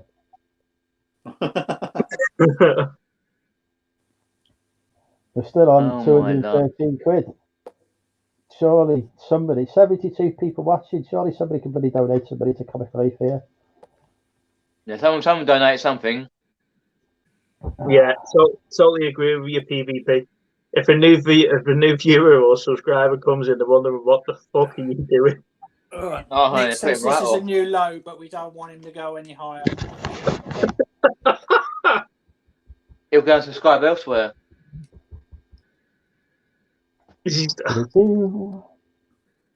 Right, hang on. Let's get the screen share on. Right, F5. Really? Nobody is like, what the hell? Here I am, embarrassing myself, live on YouTube, and no fuckers donating. What the hell's going on here, folks? Come on. Jesus Christ. This isn't even about free accountancy fees for me now. This is about saving people's lives. They just want to see you embarrass yourself. Unbelievable. We do not negotiate with terrorists.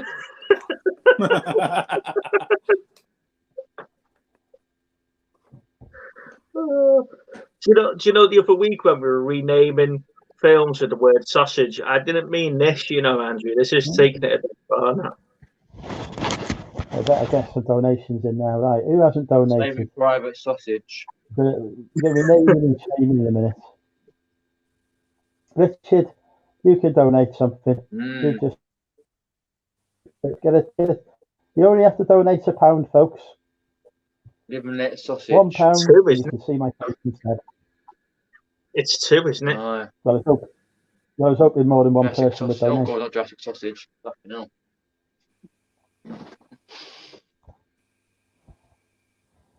Oh, bloody hell. The Spanish Inquisition had nothing on you. What are you doing?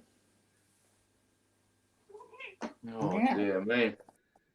See, you've even scared Damien's cat here. Yeah, it's so dumb. The worst bit is that I'm going to need to go to the toilet in a minute, and I ain't moving this camera. Yeah, the funny thing is, your viewers have actually gone up since you've done this. Oh yeah, you need a donation. Point out this lot. Yeah. Shall we get the donation screen back up again?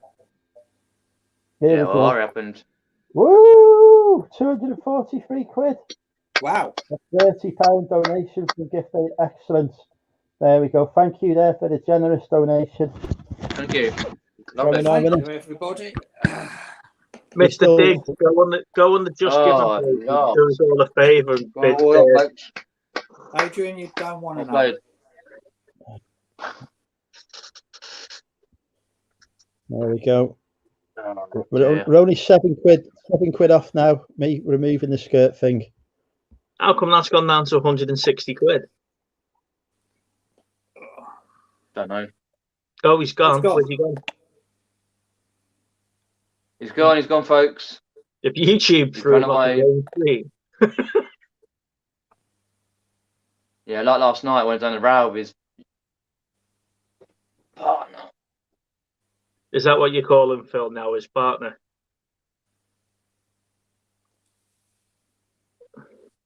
No, he was having a row with his supposed lover last night, and he chucked himself off. There he is. Oh, he's back. Here he is. Back again, yeah. Oh, Boom. Right. I've lost. I don't. How do I open a new tab on Edge? Fucking hell, this is awful. Same way you did on Internet same as you do on Internet Explorer or Google Chrome on top. Look. Search bar next to the it. top somewhere, top right hand corner. Look at this screen now. Hang on, let me put it on screen share. Right. Where do I go? Oh, jeez, man. What are you on? Why does it look different? Because it's different. It's poor man's Internet Press Explorer. Alt. That's different. Press your Alt key. Press what? Alt. Yeah. That's not doing anything. Can you see left-hand side, new tab? Oh yeah. No, there we go. Oh, it's got a window up. But why is it? Where's StreamYard gone now? Why is it not? It overlays it Oh. because Google Edge is bollocks. It wasn't So I don't doing use that very before. often. I just use Internet Explorer or Chrome. It was doing that before. Yeah, well. Anyway, on that note, I'm gonna make hay and move. So I shall speak to you at some point during the weekend or the week anyway. So. All right, cheers, Pete. Pleasure seeing you, anyway. Catch you later, mate. Have a good weekend. Yeah, take care. Cheers, Andrew. Cheers, everyone. Okay. See you later. Bye.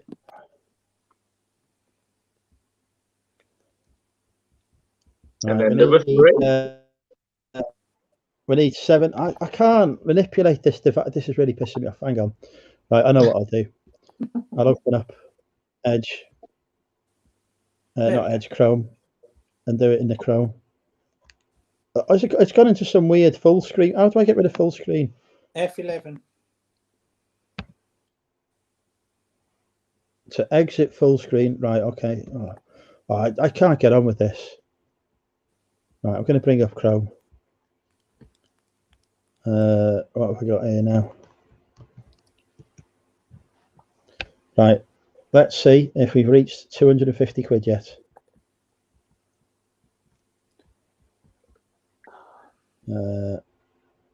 Is the screen share on? No. Fucking hell. Nothing works anymore. There we go. Is it on there? Yeah. Yeah. Right. Is it showing the Bofix thing? Yes. Right. So on 245 quid, we're 5 quid off. Thank you, Rob, for your donation. Let us refresh.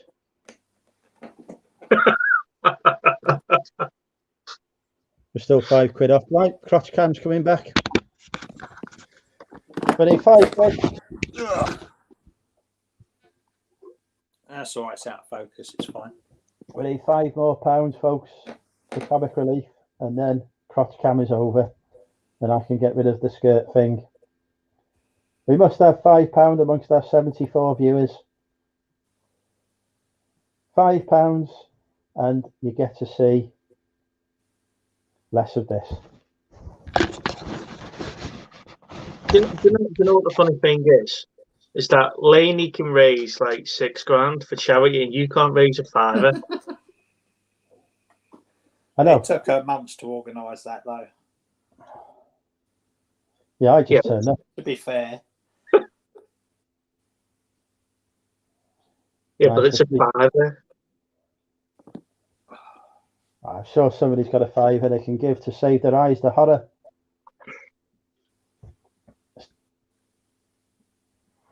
We'll give it another couple of minutes and then we'll check the total.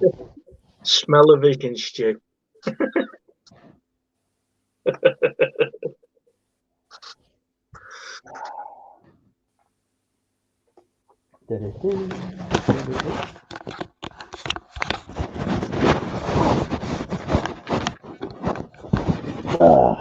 Richard said this is a good podcast.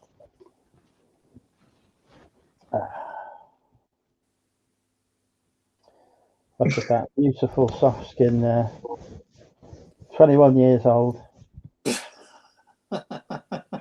Just think, guys, this is a great advert for KFC, isn't it? Yes. Look at all that fat on his leg. Warmth, bodily warmth there. Look at that. Natural pattern. £5, folks, is all we need. £5, and we'll no longer see me in a skirt or leg until the next charity event.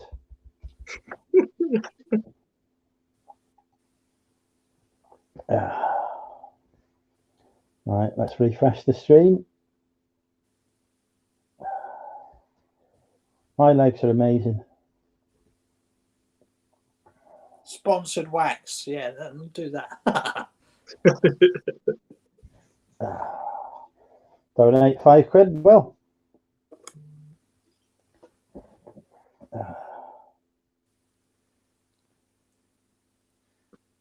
You got a roll of eBay tape there. That'll do it, won't it? Yeah.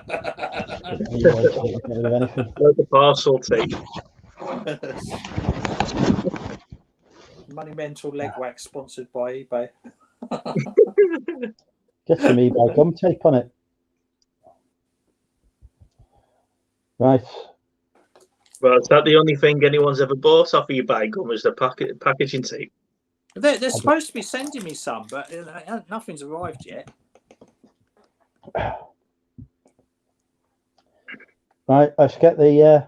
I've had my feedback transferred over. Let's get the. Let's see if we can get the total up. See if we've hit £250. I hope we can, because I want to put my trousers back on. Right, can we see the screen? Yes.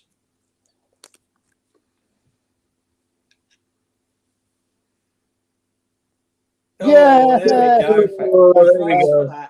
Who saved us? Who saved us? DBG's chucked in a £5, and so was Richard Payne. Thank you both. Thank you. Heroes. So much. Heroes. Now, obviously, you can move your camera now. There we go. Look at that, folks. You can put We've raised back on now. A lot of money for charity tonight. Do you know, Nick's just said there, has anyone sold anything on eBay gum yet? No. That thing with the eBay gum, he wants all the sellers on there to set up the shops before he'll advertise the website instead of advertising the website to get the sellers. So it's doing it eBay gum is getting no traffic at the moment. No. Doing it backwards.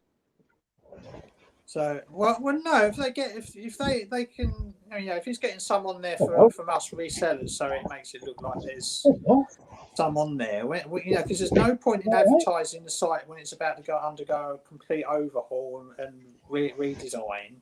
Plus, but there's no point in you spending. There's no point in you spending your money, your time. I'm not well. Spending your time uploading items to a site that no one's going to, because apart from resellers, nobody knows it's there.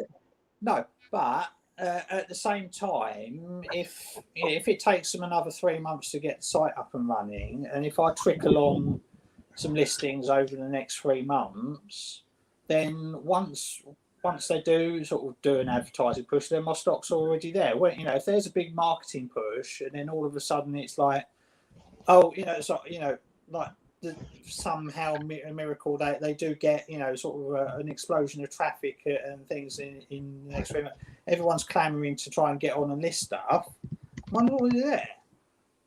Yeah, but what I'm saying though is that there's no point building a site for the sellers if you're not going to get the buyers, and there's no point. No, it's a chicken and egg thing. You need to do the advertising at the same time as you're building your site. Don't you? Because you want to advertise the fact that you are actually selling stuff on that site. He's not really advertising. He's just haul himself around like the YouTube community at the moment. He's like hoping to get on Nick's channel, and he's been on a few channels already, and he's trying to get a few more to get a little bit on the site, because he sort of understands the mindset of the resellers, because he was himself, that's his background. He was selling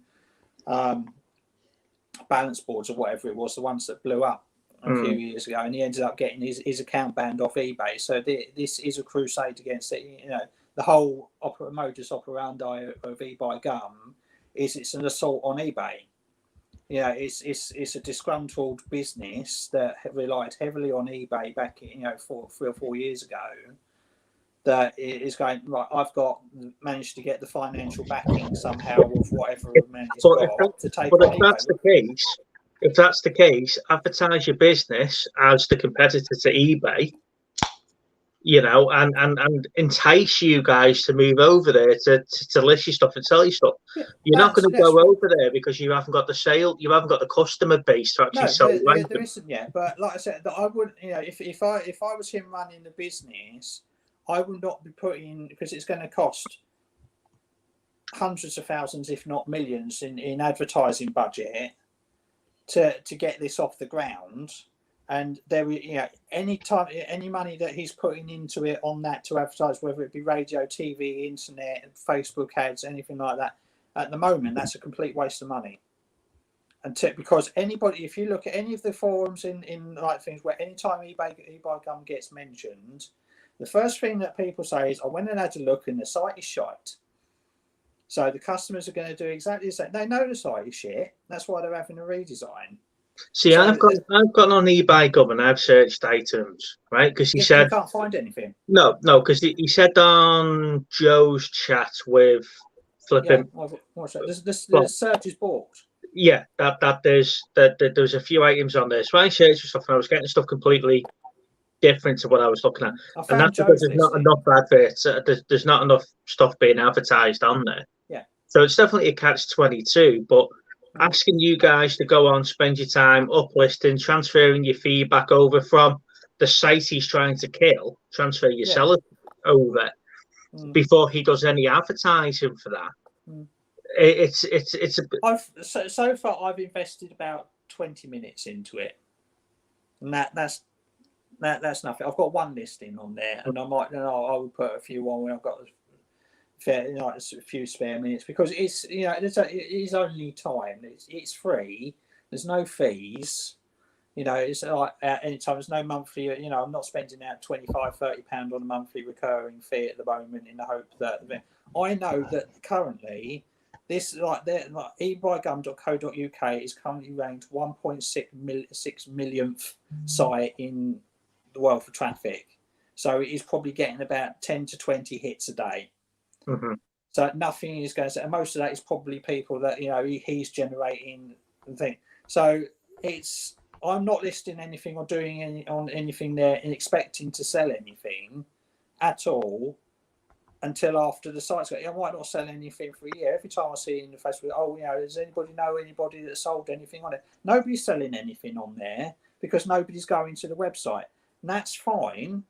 So I know very well at the moment that nobody's looking at my listings and nobody's going, and the only people that are going on is the occasional reseller that he's managed to hook onto it.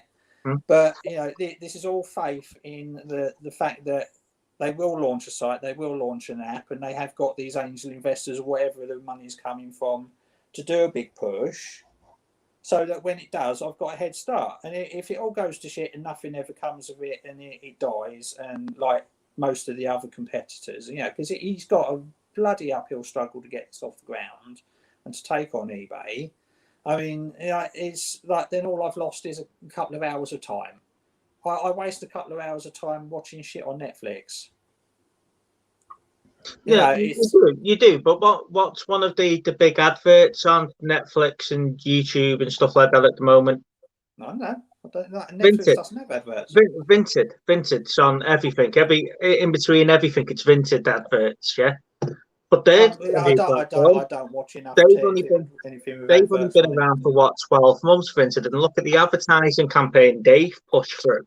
Yeah, this bloke's been building it for 3 years, and he's not willing to advertise for it.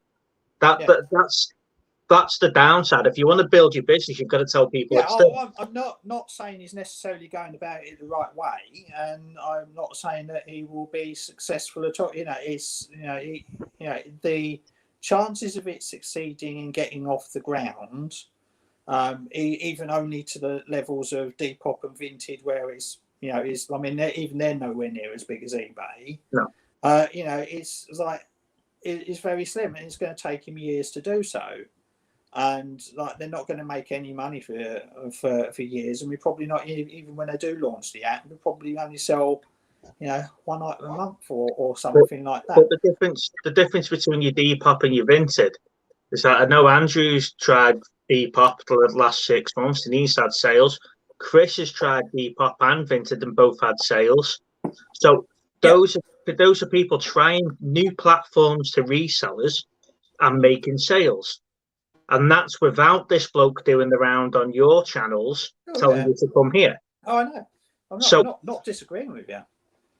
So it is a chicken and the egg situation, but he needs to do more from his side. They're not relying on your word of mouth to promote his site. Oh, I know. Yeah, I know. And the resellers is such a small part of the community, the overall thing anyway. Because it's not just going to be resellers. If he wants to be big as eBay, then he's going to need to get some bigger companies on. I mean, like eBay, you've got lots of Currys and Argos and all that they sell on eBay, and he's going to need some of the big established known companies to come on board and list on eBay Gum as well, to get the volume up very quickly. So he's going to need to sort of wine and dine them as well and try and get a few of them to come over, not just resellers that have got 500 to 1,000 listings, if that a lot of us, because that will not fill up the marketplace on the website for enough to make it successful. Good evening, PvP. Hi guys, I'm just trying to get the old audio set up here. Yeah, we can hear you loud and clear. Hello? Yeah, you guys sound a little bit low in the volume there right now, but I can still hear you. Yeah, so how's it going, guys? Yeah, not too bad. I just want to give a shout out to Chloe Holdsworth, who is 12 years old and watching today. She's just donated £5 to Comic Relief for Andrew to put his trousers back on. Thank you, Chloe. Oh man. That's all sorts of wrong, isn't it? Oh God. Let's see here. I thought it was bad when Reseller Kid was on when we were doing this last year. Yeah, that's Oh God. Pete's a good kid. So thank you, Chloe. Yeah, I got to say that was a very unique fundraiser there, Andrew. But it worked.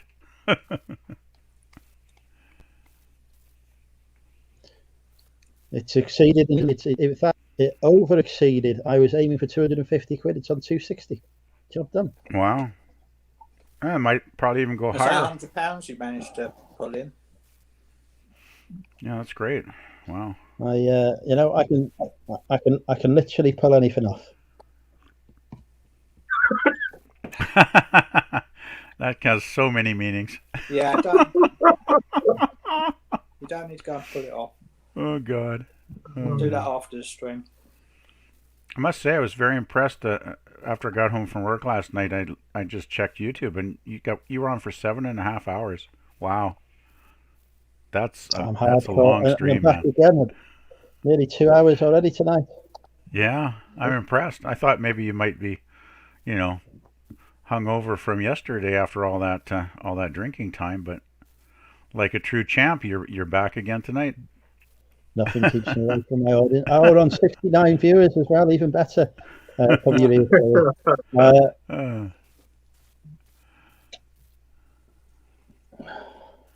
Yeah, I don't know. Yeah, wow, it's a good audience. 69 people on, wow. Yeah, Rob's right. It's going to take years, and I don't like the name either. No, it sounds like he's took eBay and Gumtree and smashed them both together and come up with eBay. Yeah, I mean, we know that's exactly what it is, even though like eBay took him to court and they lost.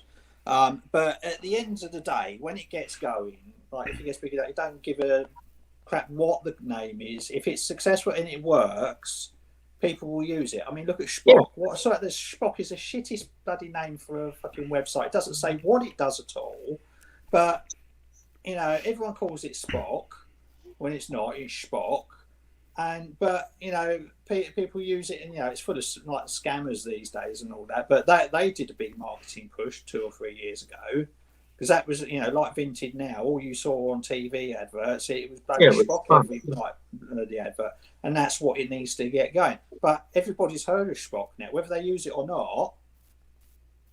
You know, and that's what it takes. But it's taken them years, and it's taken. But you know, the difference between those is, you know, Spock is very much like Facebook Marketplace.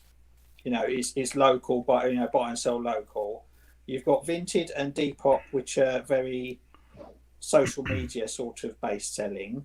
Yeah, and you're competing with Instagram with that, but you haven't got one that is exactly like, you know, is trying to be an eBay clone, as it were. I mean, I don't know if you remember back in the day, there was QXL or Quicksell. eBay ended up buying them out, and they got absorbed into that about 10, 15 years ago. And you know, that's what he said he's never going to sell out of eBay. I believe him. He hates eBay that much. He's not going to, you know, if he can do that to eBay, he will. Yeah. Because of what they did to him, they completely screwed his business over, and he must have lost a lot of money on that, because they just closed his business overnight, because he was doing the right thing. You know, he gave out everybody refunds that wanted them for this recall, even though it wasn't his model of the balance board, hoverboards or whatever they were, and eBay didn't like it. They just said, "Well, you've given out too many refunds. Goodbye." Yeah, because that's what eBay does. But yeah, you know, he's got a lot of work to do. It's got that. I don't know. Yeah, eBay does some mysterious things sometimes, don't they? I mean, they can just be so arbitrary in what they do to folks. It's kind of scary, really.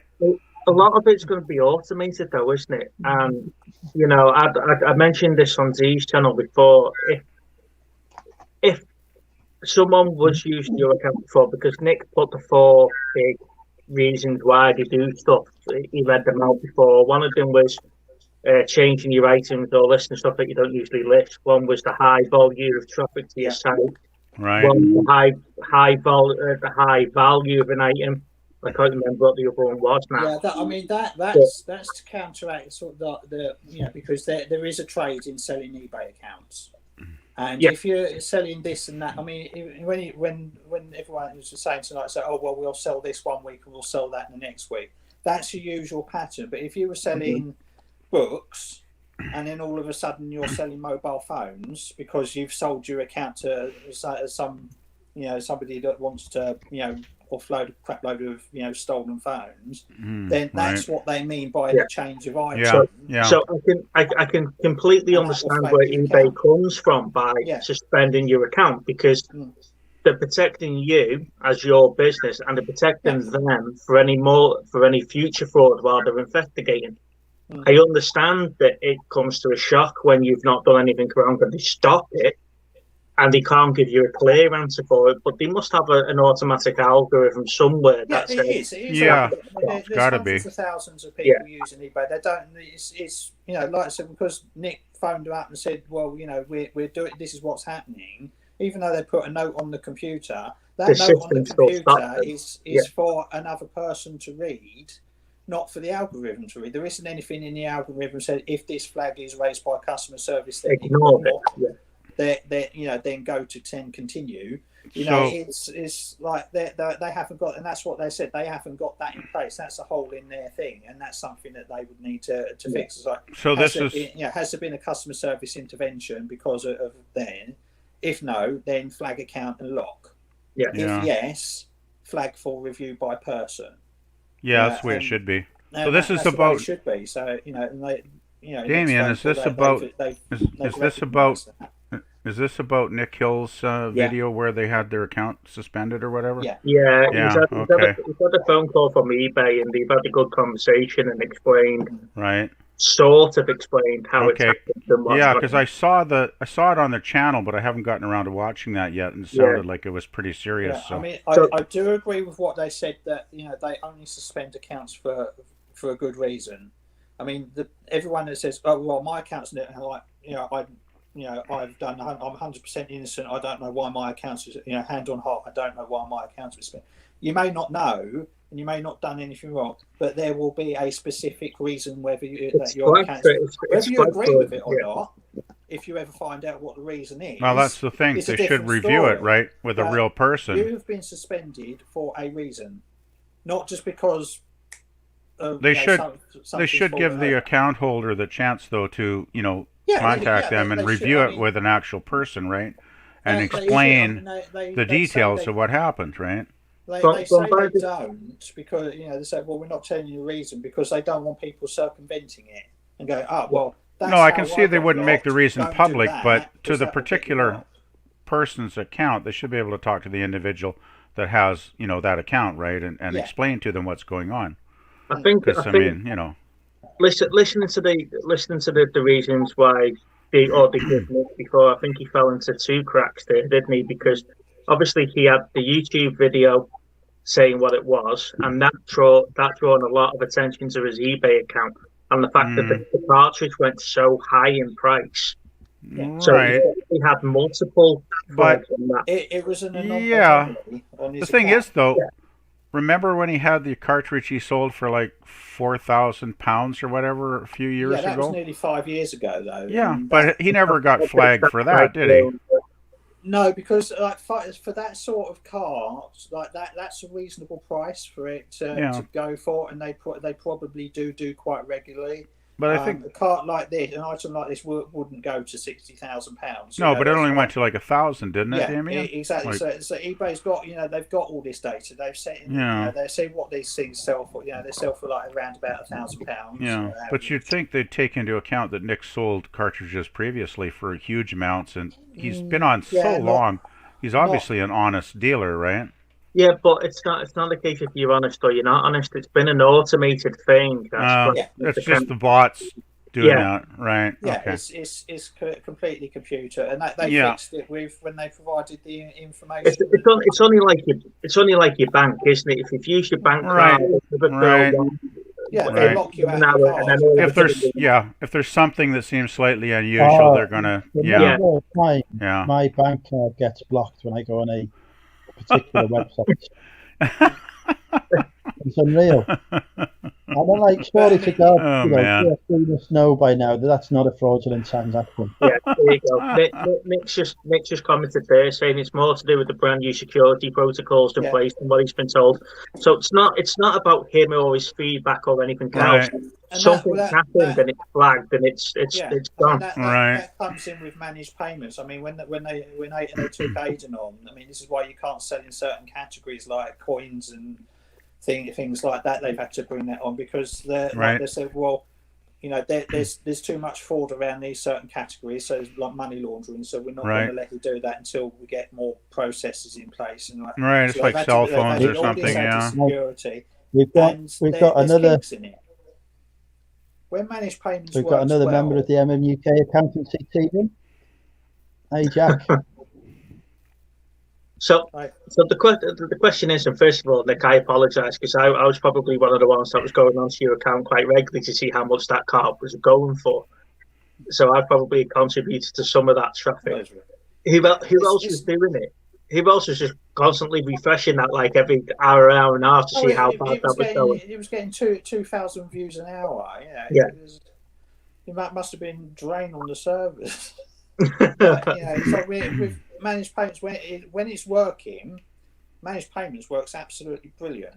But when it kills over because of security protocols or anything like that, or something goes wrong with somebody's account, it's a complete lockout. There's issues that like what Lonnie's issue flagged last week. They've said that's a bug with the managed payments because the customer selected the wrong reason, so they've got the charge back that they shouldn't have, and that should have. And they've said that that shouldn't have happened. And there's lots of little things like that. And it's going to take a year or so for once they get everybody on board onto managed payments, all the private sellers as well, and it's going to take a while, and there's going to be issues, and and people are going to get hurt along the way. I'm just wondering, guys. They're going to get their accounts shut, and they're not going to have access to their money. I have a thought that I'll run by you guys and get your opinions. I haven't been selling on eBay for about a year now, because when COVID hit, I was basically busy, getting used to my new job, and since then I've been working, enough hours during the weeks where I don't really, have a lot of time or energy to be doing any listings, so I just haven't bothered. Now, since I haven't been on there with any listings, say in the last 12 months, if I start listing again, do you think those new security protocols could be an issue?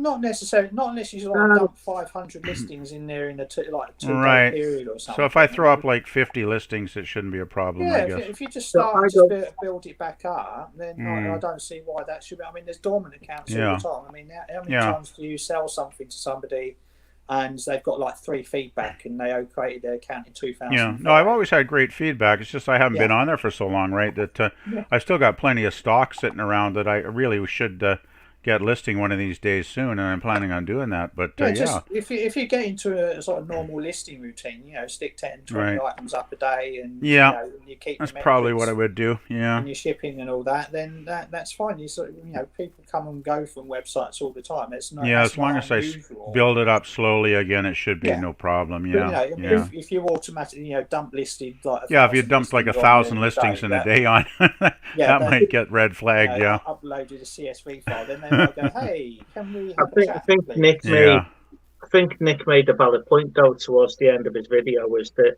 if you are changing your business model, and especially with all the stuff that they've got there, it might be I'll be listing the same kind of stuff probably. It might be worth giving them a call and just saying, look, I'm going from listing £20, £30 items to listing £500, £600 items, because you've moved in 20 weeks, for example. Right. That goes back to what I was saying about the selling of accounts, though.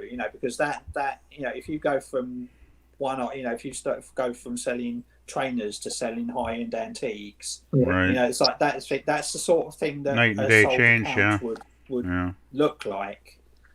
So, and that's what affect, because you can't sell accounts, and like you do it, so they want to make sure. That's why they're asking for the ID. They say, hey, is the account still yours? You haven't sold it to somebody else, and you're now trying to sell high value, quick sell counterfeit goods. You're not selling Apple laptops all of a sudden because you haven't actually got them.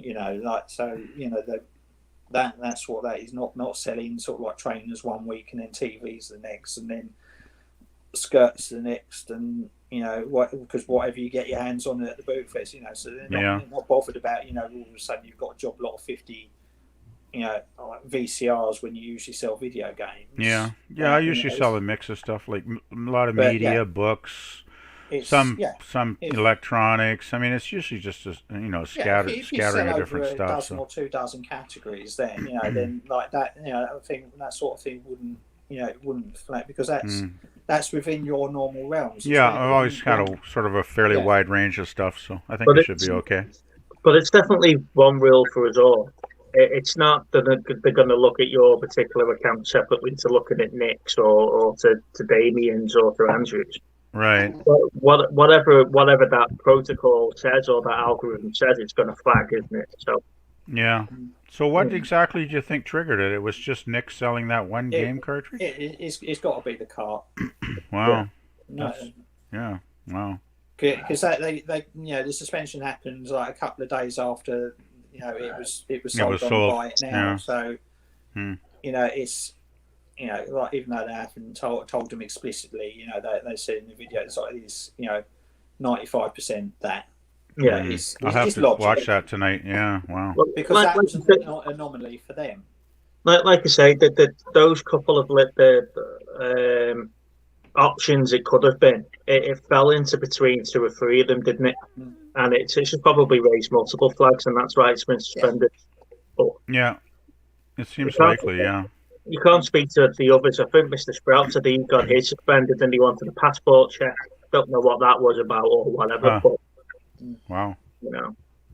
Yeah, and there will be more stories like this as these new protocols get embedded into the system, and they work out the kinks, and they go, okay, we're being a little bit too harsh on that one, so we'll dial that back. Or we're not catching enough people with this one, so we're going to turn that one up. And it's going to be a tuning process over the next. But it's only going to be a good thing, though, isn't it? Because, like you say, you'd be pissed if your bank didn't stop any fraud. You know, So if someone's hacked your eBay account and selling something they shouldn't be selling, exactly. Because it does happen, and then, so that's why they suspended, isn't it? Stop any further action. Yeah, once they work the kinks out of the system and get it in place, it'll probably be fine. Yeah. Yeah, it'll settle down. I mean, eBay's going nowhere. You know, all these people who say, "Oh, we're leaving the platform. It's a dying platform." It's not. No, I think eBay's going to be around for a long time. It's definitely not. eBay's still going to be here in 20 years' time. It's still we said that when they brought in the item Pacifics. Yeah. Exactly. There's always going to be glitches. They're always I remember. Through the site, breaking it along the way. People really moaned about that, didn't they, when they brought in some of the item specifics, like in clothing and stuff? I remember people were going nuts for a while there. Well, they're still there. They're still listing. They're still making money. Well, yeah. Once you figure, the thing is, eBay, every year they change some bloody thing, right? Every year we have to adapt. You know, I've had times, like we used to have the option here in Canada to list in Canadian or US dollars years ago, which was great if you were, if you went on the US website, because we can list on both the Canadian and the US websites here, easily. It was great when you list something on the US site and just put it in their currency, right? And then they came in one summer or whatever when they changed stuff up, and it's like, nope, no more US dollars. It's all got to be Canadian now. And it was like my US sales just dropped, right? Like they just dropped. But, you just have to adapt, and I ended up, picking up the sales here, in Canada, so it kind of evened out eventually, but, it was a bloody pain in the ass for a couple of months for sure. I think the worst thing that's happened to my sales is Brexit. Yeah, I don't think Brexit's going to help sales to the rest of Europe, is it, That's Andrew? not eBay's fault, and that's not an eBay unique issue. It's politics. All selling platforms, whether it's your own one or not. That is the worst thing that's happened to my sales. I mean, you guys had it great when you were part of the rest of Europe, right? I mean, no passports, no customs. It was just like you were one big, entity. I think we'll get it great again. It's going to be the same as anything, isn't it? As soon as you get these trade agreements set up. It's a change, and it's a jarring change. The same as these changes with eBay's security systems and all that. And it's people get hurt. There's going to be winners and there's going to be losers. And it's going to take a few years to iron out. So you get the ups and downs, and then it sort of. And you just have to adapt. Bobs along. There's going to be more countries coming out of EU in the next 10 years. It's going to happen. Yeah. Going to happen. What do you think? There's too much bureaucracy, like in Brussels or wherever the headquarters is? The vaccine rollout, completely. It's been completely politicised. This AstraZeneca sort of ban and all that. You've got Germany and everyone saying, "Well, we're only going to give AstraZeneca to the over 55s," and then you've got France saying, "Well, we're only going to give it to the under 55s." It's like, come on, people, sort yourself out. So Europe isn't really as united as the European Union would make it seem to be. It never was. It never was. Yeah. And they vaccinated 12% of their population, and now they're having like a third peak of outbreak of cases. Shit, that's not good. Regardless of Brexit or not, we went and said, well, we're not joining the European program. We're doing our own vaccine program. We're up to. You guys are doing well there, right? 40%. Yeah. And you're doing better than here. I don't know when I'm going to get a bloody vaccine. It'll be late in the summer, probably. That PvP is due to the involvement of award-winning government employees like myself. Yes. Saving the nation. Yes. I think what hasn't helped us is the fact that when we were coming out of Brexit, COVID's happened at the same time, so the economy has. It's a bit of a perfect storm, really. Yeah. It's like the timing, isn't great, but. It's overdone now. We get on with it. We're going to be out of the pandemic in another year or so. Well, And yeah, hopefully sooner. We're just going to have we're just say right, all the shit's behind us, and we'll get. And we're not going to have the same GDP as then we'll be back to wanting to go and have had COVID or whatnot. Yeah. But we make the best of what we got, and we move forward. Then we'll be into some kind of war with Russia or something to keep us distracted instead. Yeah. Oh man. Well, hopefully once it all settles down and we back to normal, I can go out and get dating again and look for somebody, somebody nice. Because man, that's the worst part of this bloody thing is the isolation, right? It's crazy. Yeah, I mean, Andrew's been locked up for a year. Wait until he gets back out. All the ladies are like, go on. Well, I mean, it's great if you got a partner, but if you're single, it's like, fuck, this sucks, man. Yeah, I mean, it sucks for everybody in one way or another. Everybody's been hurt by this. Yeah, it hasn't been easy. How well off or how well, like set up life is. I could really relate to what Z was saying before on his about this latest lockdown's the one that's been the hardest because we haven't had half the shops open that were open in the second one. We haven't had the weather for a start. No. We've all been locked inside. It's depressing. It is depressing. Whether you're depressed or suffering mental, it's like the whole thing. It's depressing. It is pushing everybody down one way or another. Yeah, it's been a draining 12 months. And as I put a comment in Z Street, so I know how it feels because I'll go to bed and I'll be lying awake and it'll be like, right, tomorrow I'm going to get up and I'm going to do this. I'm going to rearrange the unit. I'm going to get 20 listings done. I'm going to do this. Oh, we've got 12. Counting down the days to the boot fairs, right? So I'm going to make my plans for the boot fairs. And then you get up in the morning. It's like I can't be bothered. I'm just going to sit and watch. Hey, don't feel bad though, Damien. I've had many weekends where I get off, at the end of the week out of work, and I'm like, oh, I got to do this, I got to do that. I'm going to get all this done. I'm going to do some listings. I'm going to get some photos done, and it's like the weekend goes by. I end up doing laundry, and a few basic things I need to do, and it's like the weekend's gone, and it's like I didn't get the stuff done again. Yeah, and another week's gone by, and it's like exactly. Because all the days are the same, so it's very, very hard. Yeah, it kind of bleeds together, doesn't it? The whole thing. We need to get back into routine. Everybody's in a funk at the moment. Everybody's not able to do anything they want, even if they are going out to work on a day job or whatever. It's not the same. You can't go out on the weekend. You can't plan for anything. You can't say, right, let's have everybody around for a barbecue this weekend. The weather's going to be nice. Yeah. Let's go down to the beach or go to the theme park. Well, that's the thing. You can't do it. It's like, what are you going to do this weekend? I'm going to watch Netflix. I'm going to sit at home. I'm going to sit at home and watch YouTube. So my life before the apocalypse, right, was list stuff on eBay, watch porn, do a bit of surfing, get drunk.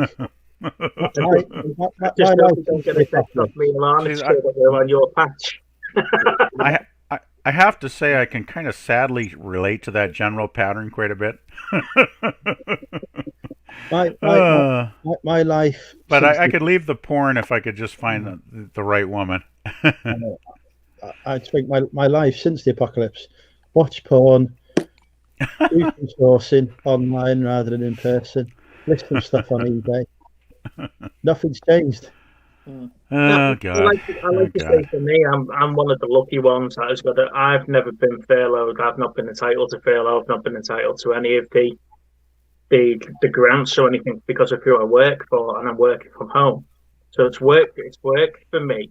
The majority of this, but this latest one, because you feel that because of the weather, you're not going to sit in the garden when you finish work. There's nothing to do when you finish work. You're more closed in than you were. Yeah. Plus, also the fact that we had the taste of it at the end of the summer, and we had to help out to eat out and then all of a sudden you're back in, and then we would just sort of go, okay, well we'll have a lockdown for November.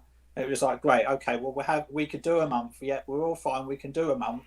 So we had the month, we got out for a fortnight, and then it's like, oh, Kent variant, and then now we're locked out, and we haven't been out ever since. And it's like it's exhausting and it's depressing, and that Christmas never ending.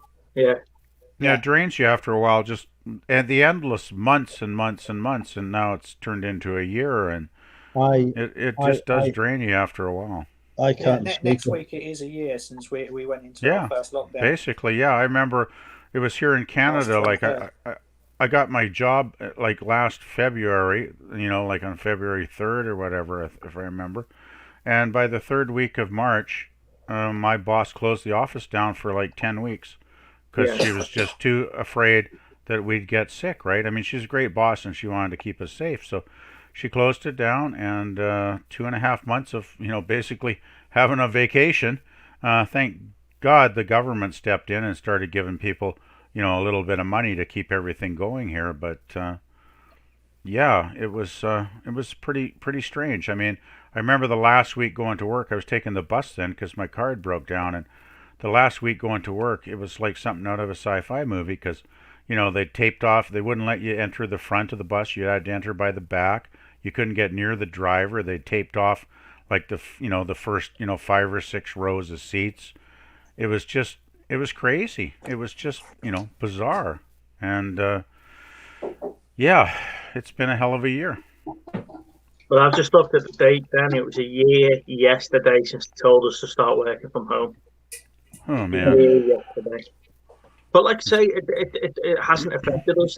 In a sense, it's proven the fact that we don't need to go back into the main offices to carry on working. We've been working remotely for 12 months. Yeah, I still work at the office. I mean, actually, more people have been coming back to the office the last month or so. I've said to work, I said there's no, I mean, my office is in Birkenhead, in my new job, I said, which is England. I said, there's no way I'm ever going there. I said, I don't see the point. Nobody I work with, well, there's one person I work with that's based there out of 130. What's the point? Wow. Well, I've moved from Birkenhead to Middlewich, so it's actually saving me money from working from home, not having to go into the office. So right, yeah. I mean, it must save a lot on just like gasoline costs alone, right? Driving to and from work, I probably spend $20 a week at least doing that. So, yeah. There's been plenty of times over the last year where I've spent whole days on my own, not done, seen anybody. I mean, Luke goes out, work. He works for OpenReach, so he goes out and he tests the telegraph poles, which is a solitary job anyway because he works on his own. He's just got a van. Sounds like it, yeah. Areas and all that. So he will go to work at 7 o'clock, 8 o'clock in the morning, and if it's not a shipping day, I won't see anybody. I'll talk to anybody until he gets home, and he will be the only person I see, and that would go for weeks on end, and I'll see the clothes lady. It'll be a case of I've got 2 bags today, thank you, goodbye. And I don't speak to, so it's very, very isolating.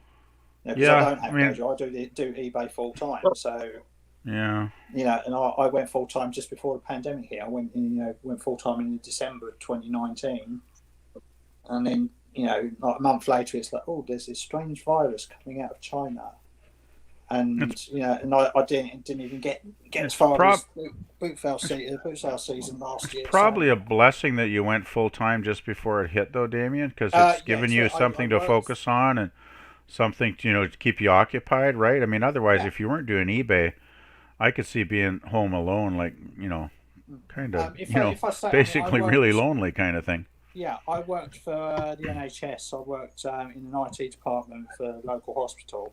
Oh, yeah. So if I was still there, I would be working from home, and I'd be working on a laptop from home, and I wouldn't see anybody because I wouldn't go into the office. But I hated it. I've worked at home in the past for doing a job, and I hated working from home, even though I was working from home. I would have gone insane, I think, if I stayed there. So I'm really, really glad I got out. Right. So if somebody said to me, right, you can go back in time to December 19, do you still want to hand in your notice or not, knowing what's going to happen in 2020? It'd be, wouldn't change it. The only thing I miss about being in the office is the social aspect. Exactly. It's that bit that you'd never get back. Getting up, going for breakfast together, having your cup of coffee together, taking the time out away from your desk. Yeah, you won't be allowed to do that to the extent that we were in 20. Yeah, exactly. Like the social aspect, like my job, it's a really good job, and I know I'll probably never find a better job, like an easier job. I mean, it's not as easy. Some days are very stressful, but it's basically a desk job, so it's not physically demanding. It's more mentally demanding. But I've got a great boss. She's really nice. She treats everybody like a person. She cares about us. She gave everybody like $100 bonus at Christmas. Like she's just one of those really good bosses. And the thing is, the team of people, that she's hired, like all the people in the office I work with and talk to, every week, they're just really nice, really awesome people. And everybody, kind of gets along, and, people joke and people laugh, and it's just one of those really good environments, right? So it's like, I feel so damn lucky in the last year to have had this job, right? Because it's, it kind of helps keep you going, when you're, in the office, really, Well, the flip side to it is that Andrew knows that when we have silly meetings, they'll drag us to Scotland for a day to go and have those meetings. Okay. Stay over. Yeah, I guess it depends. Yeah. We don't have to do that now, and we've been saying that for years. Why can't we just dial in by a video call? Yeah, that does make sense. Yeah, there was a lot of resistance true. to that. Yeah, so we're seeing benefits of that side of it. Yeah. Where we're not going to like Carnarvon or to Glasgow or wherever for meetings. Yeah, it does depend on your unique situation, I guess, doesn't it, Steve? Like, yeah. It was the same with the hospital. I mean, the trust that I work for is based over 3 main sites. There's one in Ashford, there's one in Margate, there's one in Canterbury, and we had departments in all 3 sites. But if there was a meeting, it's like, okay, well, the meeting's in Canterbury. It's like, well, we can just dial in. No, it's 20 miles up the road. Off you go. So you're paying 56p a mile that they will pay you for your petrol and your mileage in it. It's like, that's coming out of the NHS money, so it'll cost, that you'll get 40 quid back each time, and you're doing that 3 times a week. So it's £100 or so a week in mileage costs for half a dozen people, because they're coming from different sites and all that. And the amount of money that the NHS must have paid out in mileage, where it's like, well, we've got a meeting room there with a bloody camera in it. Yeah, and you could just do an internet meeting, the software and the hardware to be installed so that we can have these meetings. Well, the thing is, too, these meetings. But they say, oh, no, this meeting's too important to have it over video conference because we'll lose the sort of personal connection. So you have to traipse halfway across the bloody county, and that won't happen so much anymore. The thing is, too, Damien, it's not just the expense; it's the time wasted, right? I mean, you're spending hours. Everybody's spending hours and hours driving every week. Yeah, it's unproductive. How many hours would that be? I mean, I don't know how many people were involved, but it could be like dozens or hundreds of hours of wasted time, right? It takes 45 minutes to get from Ashford, that's crazy. Ashford Hospital to Canterbury Hospital. Makes no sense. Yeah. What are you marching? You're not fighting, though, are you? No. It's... Yeah, that's frustrating. Frustrating for sure. A lot of companies reevaluating. Oh my goodness. Dodgy Southerner. Hi, Nick. How you doing? I'm good. How are you? I'm doing okay. I got a 3-day weekend because I work so much on Monday to Thursday that my boss gave me Friday off. So very nice. So I didn't have to work. Nice. That's why I'm here. I wouldn't be here otherwise. I'd be still working, possibly on a normal Friday. But I'm hoping maybe I'll get more Fridays off now. So that might be nice. Good. So how you doing? What's all this suspension stuff? I haven't watched your video yet, but I've been hearing about it on here today. I'm trying to make the most of it by making lots of videos about it. Oh, jeez. So did you get your account back yet? Like, is it? Yeah, to be fair to them, we were only offline for like not even 48 hours, I don't think. Okay, that's not too bad.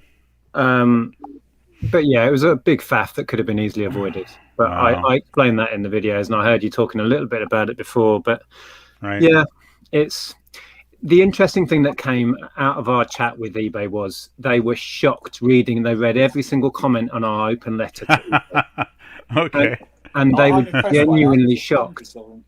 And I'm like, are they in some feedback bubble over there? Because we hear this every day.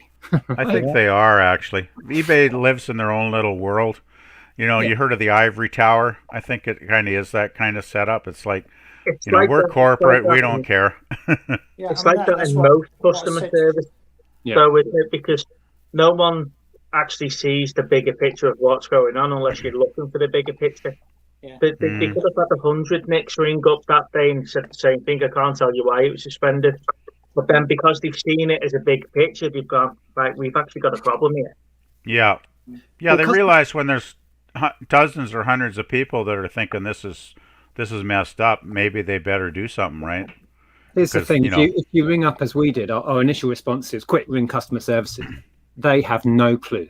No clue, yeah. No, they never they're seem not to. party to that information. They're not even allowed to see that information from what I'm told. Yet Yeah, they still try and explain. They still try and explain it without the information. And you're sat there going, you're just making this up. Well, the thing is, Nick, they're probably just, low wage, minimum wage employees reading a script to you, right? Exactly. No fault of their own, but it's like... No, I mean, they're just doing their job they're paid to do, right?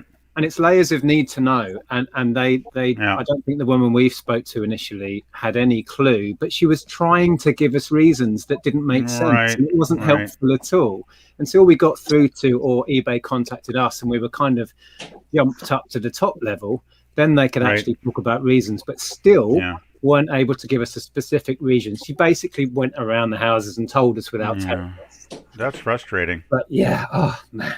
Yeah. So did you ever actually get a real reason? Did they ever tell you? Like, she wasn't allowed to, even at that level. Oh man. But she basically explained it. Abnormal activity on your account, essentially, is what it came down to. And the only thing that we did differently was have an auction go to 65 grand.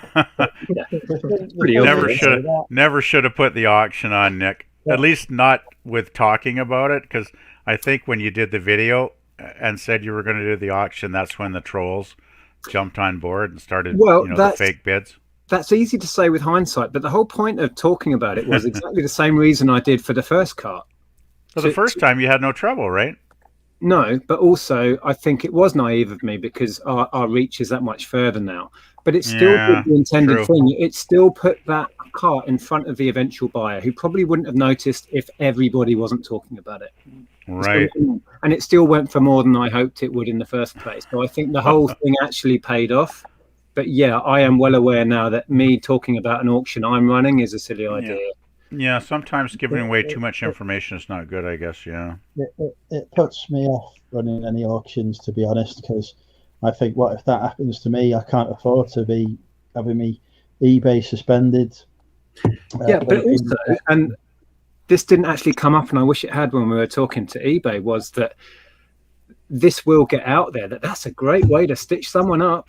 Yeah. Oh, yeah. Right? And sadly, I don't want that out there because they didn't stitch me up and we're absolutely fine. And it actually benefited us and our channel and the cartridge sale. So we're fine. But if people get hold of that information, let's stop talking about it. You see what I mean? I mean, if somebody wanted to go out and sabotage somebody else's eBay account, they're doing it. I mean, there's a guy in the Money Mental group at the moment that's going through a similar sort of thing. He's had a set to with a buyer of his, and they're trying their very best to sabotage his account. So he's very upset about it. It's gone absolutely off the rails, and it seems that this guy has done it to other people as well.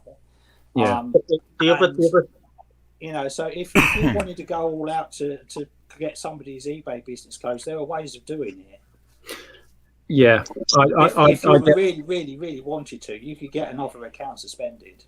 Yeah, but the other side to that, though, Damon, is that not every suspension's unwarranted. No. There is people out there.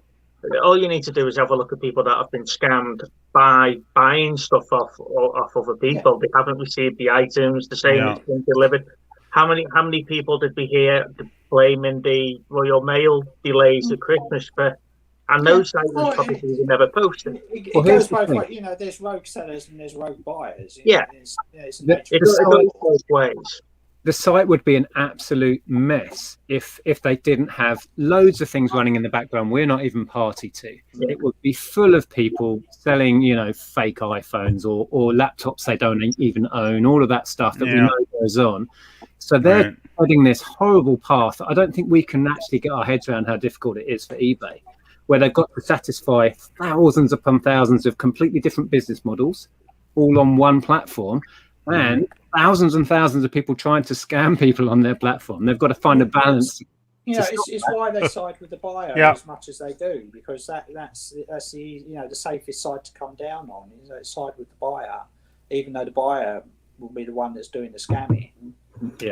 Because it's like, well, you got to build it into your business model, and yes we do. I mean, we all go into, or should do, the ones that have been around long enough go into selling on eBay open-eyed. We know exactly what eBay's like, what the sites are, what the scams are. We know that we're going to get scammed at some point, and whether it be for a $2.99 item that didn't get received, or sending a bag of sand back in for a laptop that you've sold someone. Oh boy! It's sort of like you roll with the punches. And you just have to. It's a roller coaster. Yeah, but just try and protect yourself as much as possible. That's why you should always have an emergency fund there to back you up if anything happens. And you should always keep it up. Well, we had this conversation. We would be fine, let's say, and they also put a freeze on our money. Once we were reinstated, all of our sales were on hold. The funds were on hold for a month. We're okay for a month, but many people live hand to mouth and might have the rent due in a week's time. Yeah. You know what I mean? And the one thing, before we move on from this maybe, but the one thing that's come out of this from us, and we tried to put across to eBay with, is that most of this could have been solved with communication, right? Yep, communication. Yep. Communication is expensive because it needs a human. A computer can't ring me up and have a chat and find out what's actually happening. And people are expensive, and that's the problem that perhaps isn't being talked about, that they've cut back on proper customer service, or that's the problem. Customer service is key to any business. I can't believe how much shitty customer service there is out there these days, because if you're not treating your customers with at least a reasonable amount of respect, and if something goes sideways, communicating with them, I think, in my opinion, it's a really terrible business model, because eventually it's going to catch up with you, right? Well, people walk. I just see exactly. They go somewhere else, do business with us. Thank you, Bobby. I just see this the other way. I just think it's Nick, because the CDs he sent over to Japan, the broken car light he's posted, and now this. Oh yeah. So, and stealing those old man shoes and those broken board games. It's just horrible. It's horrible. Yeah. I deserve it all. What can I say? Oh God. Breaking into wicks and stealing the stuff, plumbing pipes. And all that bloody sellotape. I mean, so environmentally unfriendly. My God. When is eBay going to investigate 5K Disney VHS tape? Oh, really? Yeah, that's a pretty good scam they got going. I don't know about that. No, it's VHS tapes, Disney tapes that some people list for like $5,000 that actually sell for about $20. Like Beauty and the Beast, the VHS tape of Beauty and the Beast, the Diamond Edition. I've seen listings for like $5,000. I've got sealed copies of that sometimes at charity shops I've found. They probably go for, I think I've sold them for around $20 a pop. I'll pick them up for $2 and sell them for $20. How people are selling them for $5,000? I mean, it's got to be a phony listing, right? So I think that's what he was talking about. Yeah. Anyway, I'm just going to get a quick drink, guys. Be back in a minute. Mm-hmm.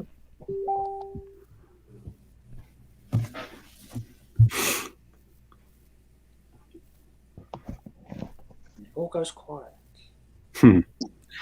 I've sold a shed load of vinyl today. It's been non-stop. It's been awesome. Good for you. Sounds a bit poo today. Oh, I'm back in the trend for once. Yay. I've done 3 today. I've managed £95 today. Yesterday was a no sales day, and it's been bouncing up and down all week. I've had 3 no sales days this month. But I've been complaining to Andrew all week. It's like sales are shit. I've actually looked at my figures. I'm actually up on last month. It's like I don't know.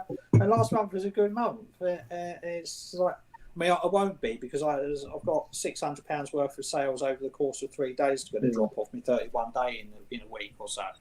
I sold that Game Gear game for £200 last month. Oh, yeah. A couple of other £100 items. All my big ticket stuff's gone, so that's going to just go fall off the wayside. But up to the 19th of February, like from 1st to 19th of February, I'm actually 1st to 19th of March. I'm actually ahead of the game. So I won't.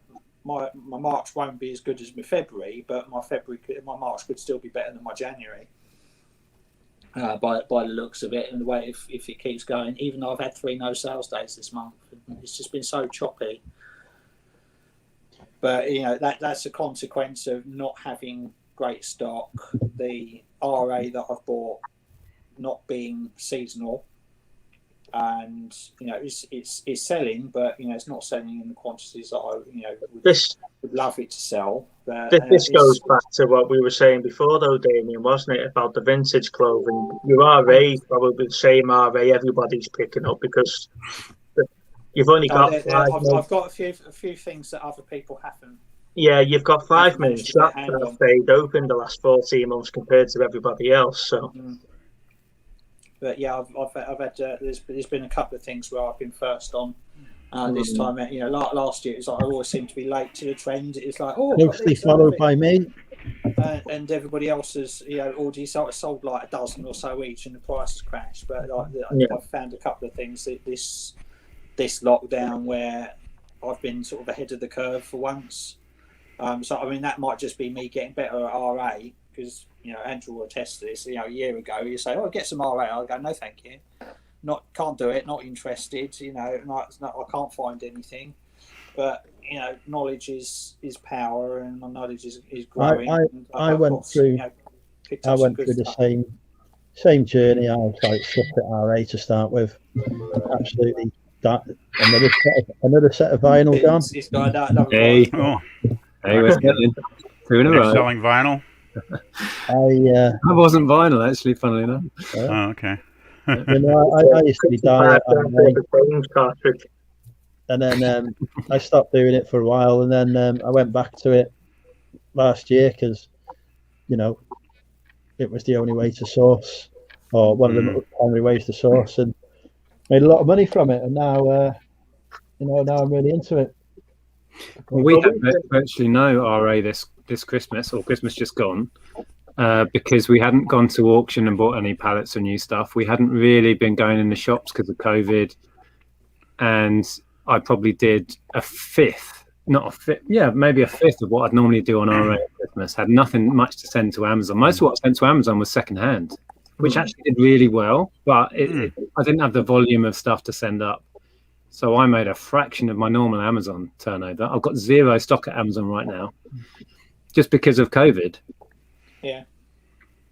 Hopefully this Q4 will be better, because we should have we're going to have practically a full car boot season. I would like to be on Amazon for the next Q4, but I'm not sure if I will be or not.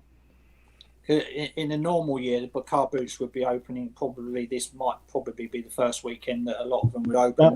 Mine would be open by now. Yeah, I could see that. A lot of them, some are open all year. Some are, start sort of mid-March is when you expect the boot sale season to start. Yeah, it makes sense, because like here in Canada, the weather's been really great the last couple of weeks. Like it's really warm and spring-like. I would be at Kirk Car Boot this Sunday telling fake Rachel to get off my patch. Oh, do you see Rachel, or fake Rachel, who's not really Rachel? She goes to my car boot occasionally, usually for the start when it's big and full. And is it Jamie, her husband, the partner as well? Yeah. They've had another kid, haven't they? I think fairly recently.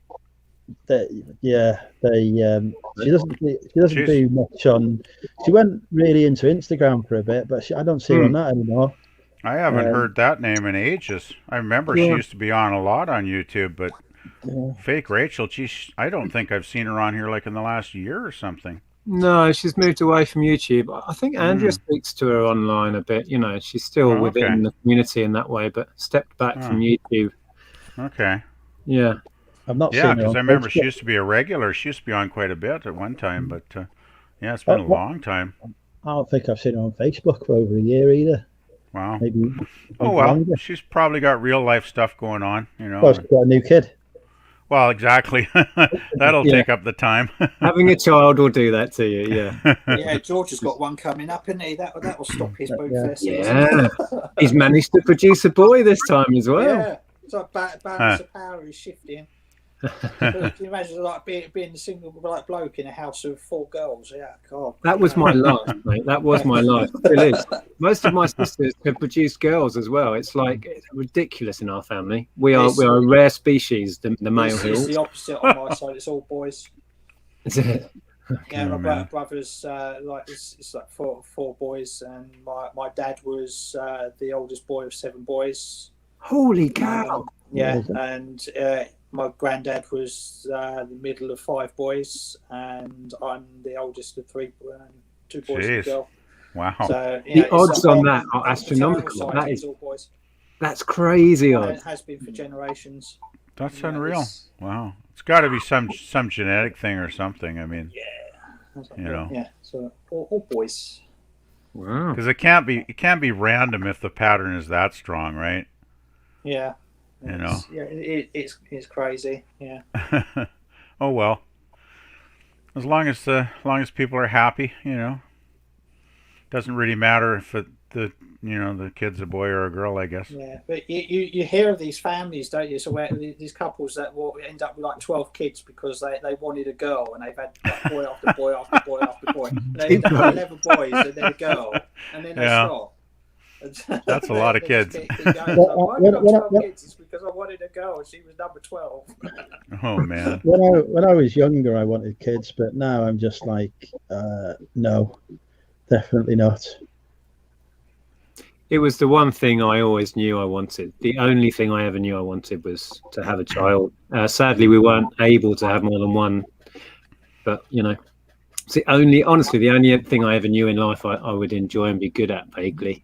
That's only my opinion. Ellen might have a different opinion. It seems like Ellen's doing quite well, though. I remember years ago when she used to be on your videos and she would constantly try and hide. Like she hated being there, but she seems like she's kind of, you know, in the last year, she seems like she's enjoying them now, you know. That's one being in with you. I think she's growing up, though, right? She's becoming an adult now, so that makes a difference.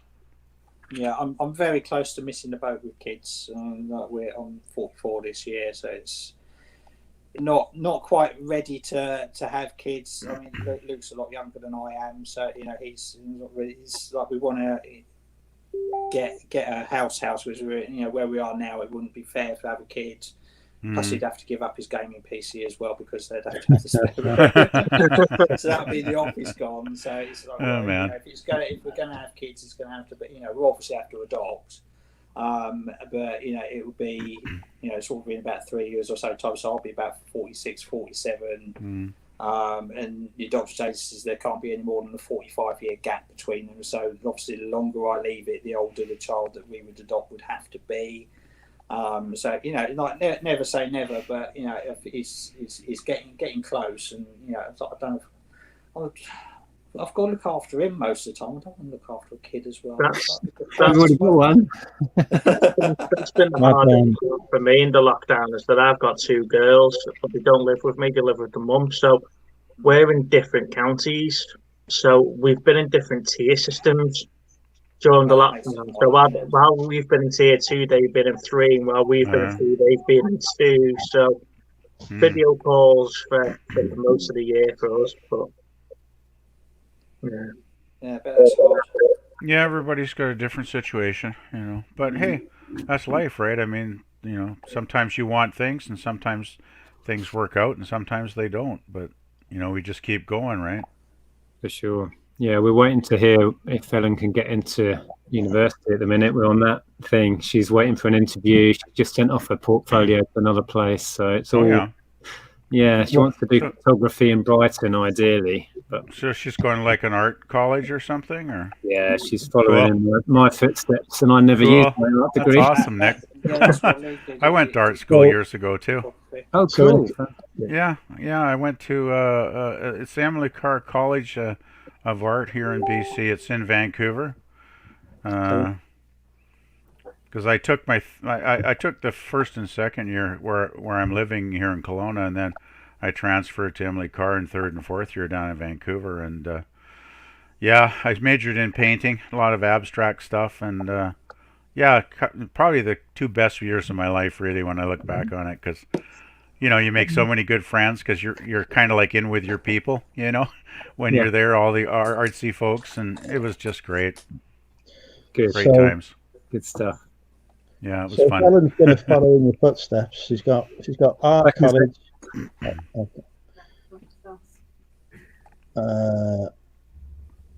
Fake Rachel is back on Instagram. She's been on this week. I've not noticed that. I must have mind you. I'm bad at keeping track on Instagram.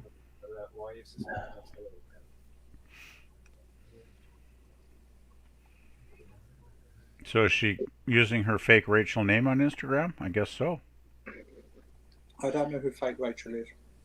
She used to be on YouTube a lot. Like she'd do a lot of, be in the chats a lot, and I think she even might have done some live streams. But it's like 2 or 3 years probably. It's been a long time. Yeah, probably just before my time then. Could be. Yeah. That's her new oh wow. No. Oh gosh. Jeez. So it is not really around anymore, but you speak to her, don't you? Yeah. She's had a baby. Yeah, we did say that. Yeah, we are up with the times, honest. Sorry, Andrew's here. Doesn't want to come in. All right, guys, I'm going to call it a night because I've got to help next door in the morning, put the fences up and take the sheds down. So I'll catch you later. Been a pleasure as always. Enjoy that. Okay. Have a good night, Steve. All right, catch you later. Yeah, bye. So. Yeah, actually, Nick, if you see my icon, my PvP icon, that painting behind me is when I painted. Oh, wow. So that'll give you some idea of some of the kind of abstract stuff I was working on. Nice. It's called The Control of Entropy. Fantastic. And I think the title kind of does suit the painting, actually. I remember when I painted that, my professor was like, he was so pleased when he walked up and saw what I was working on. He threw a piece of chalk at me and laughed. He was an awesome guy. I've had thoughts of getting back in and experimenting with art again, and all of the ideas that come to me are big in scale. I don't know why. I never used to work in big scale, but I have. Whenever I have an idea or a need to make something, it's always big these days. But I don't do it. I don't expect it anymore. Yeah, I really missed the days when I was at Emily Carr College because, you know, we had a huge, like, old warehouse building in the painting department. And so we had, like, you know, 20, 30-foot high walls or whatever with lots of natural light because they had big windows and stuff. And I think the biggest canvas I did was maybe like 12 feet square or something. Wow. You know, it was huge, right? And it's like, I miss those days so much because I'm living in a tiny apartment now, right? I do.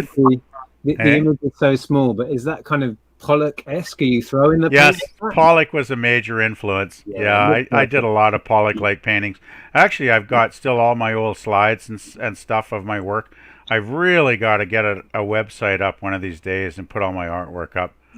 Because we used to do live drawing, you know, classes with the models and stuff. And so I do like realistic drawings of, you know, people, and I even did some still life and, you know, different things. And it's like, it's been probably 6 or 7 years since I've done any art, and I just keep thinking, you know, I got an easel, you know, in my storeroom. I really should get the bloody thing out and start painting again, right? Because it's just like one time I had some pretty good skills, and you know, I probably lost a lot of it now. Yeah, I still have some of my artwork, and I look at it and it feels like I couldn't do that anymore. It feels like a different person. And sadly for me, that was the best and the worst time in my life, because I remember you talking about the struggles you had at art school. I had a horrible time. Later on in my time at art college, and I had a full-on mental breakdown and struggled with depression, and it's all associated. Wow. Oh wow, cool. That's cool. I used to do art. I haven't done it, so that's what I did. Wow. When I you did that, Damien? That's one of your pieces of art. What medium is that? Wow. That's man, that's fantastic. That's next level. Man, Damien, why aren't you? You should be doing art. You could be making That's you her. could be selling. No, that's great. I just didn't have the time for it. I was. Oh my God! You should make the time. Seriously, that is amazing. I could never paint realism like that. I mean, I just don't have the patience. That is unreal. That's a genuine. Seriously, Damien, you should start painting and marketing and selling your art. You could be raking in some big cash. That's great work. The time for it these days, and make the time. That's awesome. Wow. Honestly, that's really good. People would pay for that stuff. Dude, you could make some major bucks. Seriously, Damien, think about it. You know. Isn't it amazing? I can't believe it. That's like so realistic. Oh, and you know how people love their dogs, right? Yeah. Man, you could just do dog paintings and probably make $100,000 a year. Oh, seriously. Do you know how long these take? Yeah, like well, yeah, but still, you adjust the price to the hours put in, right? Yeah, if it's quality work, people will pay for it. Not that good. I mean, I will maybe get back into it. I don't know. I think it looks pretty good from what I see. It's taking up too much time. It makes me a lot more money. Oh well. Oh well. Take it from us two old farts. I still think that's really phenomenally good work. You've got. I'm impressed. Yeah. I'm impressed. Can you do a picture of me? I'm not so good at humans. Just do not do a picture of the upskirt with the kilt. Please do not do that. We've raised a lot of money for charity. Oh, you did? Now. How much? Hey, what's it up to now, Andrews? Like 300 now or something? Oh, we might have to have another challenge to get it to 300. I shouldn't have mentioned that. I haven't got the link anymore. Oh shit. There we go. There you go. Just wondering, Nick, what type of work did you mainly do at art school? I specialized in animation. So the idea was to get into filmmaking. Okay. My degree piece was an animated film. My dissertation was based on film, actually. Okay, cool. So yeah, that was the route I took. But because of the kind of mental problems I had, I just packed it all away and moved on mentally. And I've never gone back to art. It's really weird because I associate it all with what I went through. I kind of don't want to negative thing, kind of. It has huge negative connotations. Yeah. I've tried to get back into sketching. I sketched the first thing. Didn't you do those bar cards a few years? Remember when you were going to do the bar cards? Nick Cave the other day. The first. Oh, that's cool. Yeah, that's pretty damn good, Nick. But his eyes are too big. That's pretty cool. I think it's pretty good drawing. What I was doing was portraiture and painting, but I'm so out of practice now. I remember remember when you were going to do the bar, the pub cards a few years ago. You did some drawings for those that I thought were really quite nice. Yeah, I made them all. They're sitting over in the corner. I mean, they looked really good to me. Like, so you still got the talent there.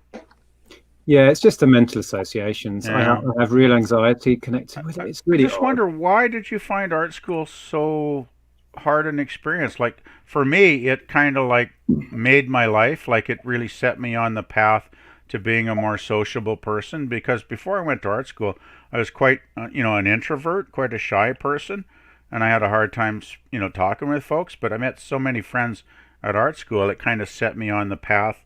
Where this brought me to this point, right?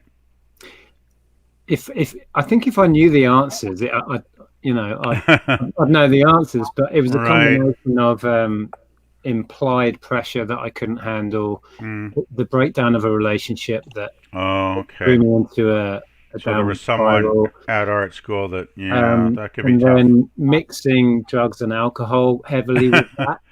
Yeah, I drank a lot of beer at art school. Sent me on a path that led to near destruction. That's really that's unfortunate, really. But I couldn't pinpoint what the reason was. Yeah, it was a combination of all of that. Yeah, it can be very stressful, though. I remember the 4 years, that I put in to get my, my bachelor's degree. It was like, man, you get like 5 courses a semester or whatever, and they just pile the work on, right? And it's just like, between trying to produce the art, and then you got to like do the art history, and you got to do like the, the essays and the exams. Yeah. And it was just like, man, I look back and I don't know how I got through it, but it was so much, fun at the same time, right? It was like probably the most intense years of my life in a way, but I really loved it, Yeah, no, I identify with that because I was partying harder than I've ever done in my life. Yeah, I was going through hell mentally trying to keep up with it. And when it came to producing a film and doing my dissertation in the final year, that was it. Something snapped at that point. So you did 4 years, did you, Nick? 4 years? It was 3 years, but it ended up being 4 years because I had to go back and complete. So right. Did you ever finish the film, by the way? Yeah. Did you ever think of putting it up on YouTube? No. Oh, that might be kind of fun to see. No. No? Okay. No, I'm not going there. I'll leave it there. I am proud of it in a way. It was about my grandfather. So it's kind of personal then. It's personal and it's mixed up with all of that. So, yeah. Okay, yeah. I don't think that's going to happen. So did you only did like the one film? You didn't do a little other short films? I made a few. I made a few because I was doing animation for the three years. Right. Yeah. Well, if there's any other ones that were like, more fun or something, it would be kind of neat to see them if you ever know. Okay. I get the feeling you kind of want to leave those years behind. That's still where I am with it all, yeah. Yeah. Okay. So whether that's healthy or clever, I don't know, but that's how I feel. Well, I mean, that's cool. I mean, a commission picture of me. Do a portrait of Andrew. What? I heard my name. What? Sorry. A portrait of Andrew drinking cider. That would be a good.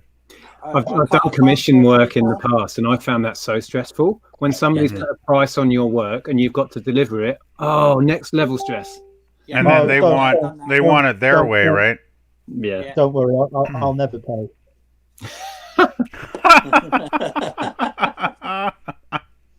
Oh man.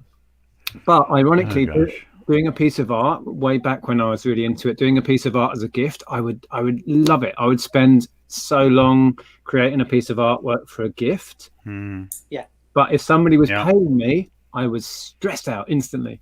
Yeah, it's a different kind of. There's an obligation to it, isn't there? Exactly. Yeah. And there's added pressure, and people tend to undervalue art as well. They don't. It's like, oh well, I it's like, well, how much is a drawing? It's like, well, £200. Definitely. Like, what? No, I could do that. £20. I could do that. And it's like, well, we'll go and do it. There. It's not. Yeah, exactly. It's the time that it takes in it. It's like my 10-year-old could paint that. Yeah. Yeah. I have seen people who sell like their 10-year-old's artwork on eBay before. Yeah, I've seen that as well. Like Nick is filming a biopic on MMUK apparently. What? Who's saying what? I can't see the chat. That's fantastic. Yeah, I don't have the chat on either. I've just got StreamYard on. Yeah, I've got it on the phone. Because if I watch YouTube, it seems to be the picture's delayed a bit, so I always just put the StreamYard screen on. No, I'll just have the chat on the phone. Because I'm on the iPad, so who will play the role of MMUK in your biopic that you're making, Nick? It's not George Clooney, that's for sure. Oh, jeez. I can't even think. Who would be appropriate? Steve Buscemi? Trying to think. Oh, I'm so bad with recent actors, so I find most films in the last 20 years don't interest me. What was the guy that played Batman? Wait, which one? Christian Bale? Or... Yeah, Christian Bale. Christian Bale would be good playing Andrew, wouldn't he? I think Andrew would probably go for that. Well, he's got the height and the same sort of build. He's got like he's got like the that hard look, that hero, saving the nation kind of thing. Yeah, I think Christian Bale's well. What sort of fabricated story do you think I'm producing? Oh man, you're gonna have to have a big budget for a big need to sell a house.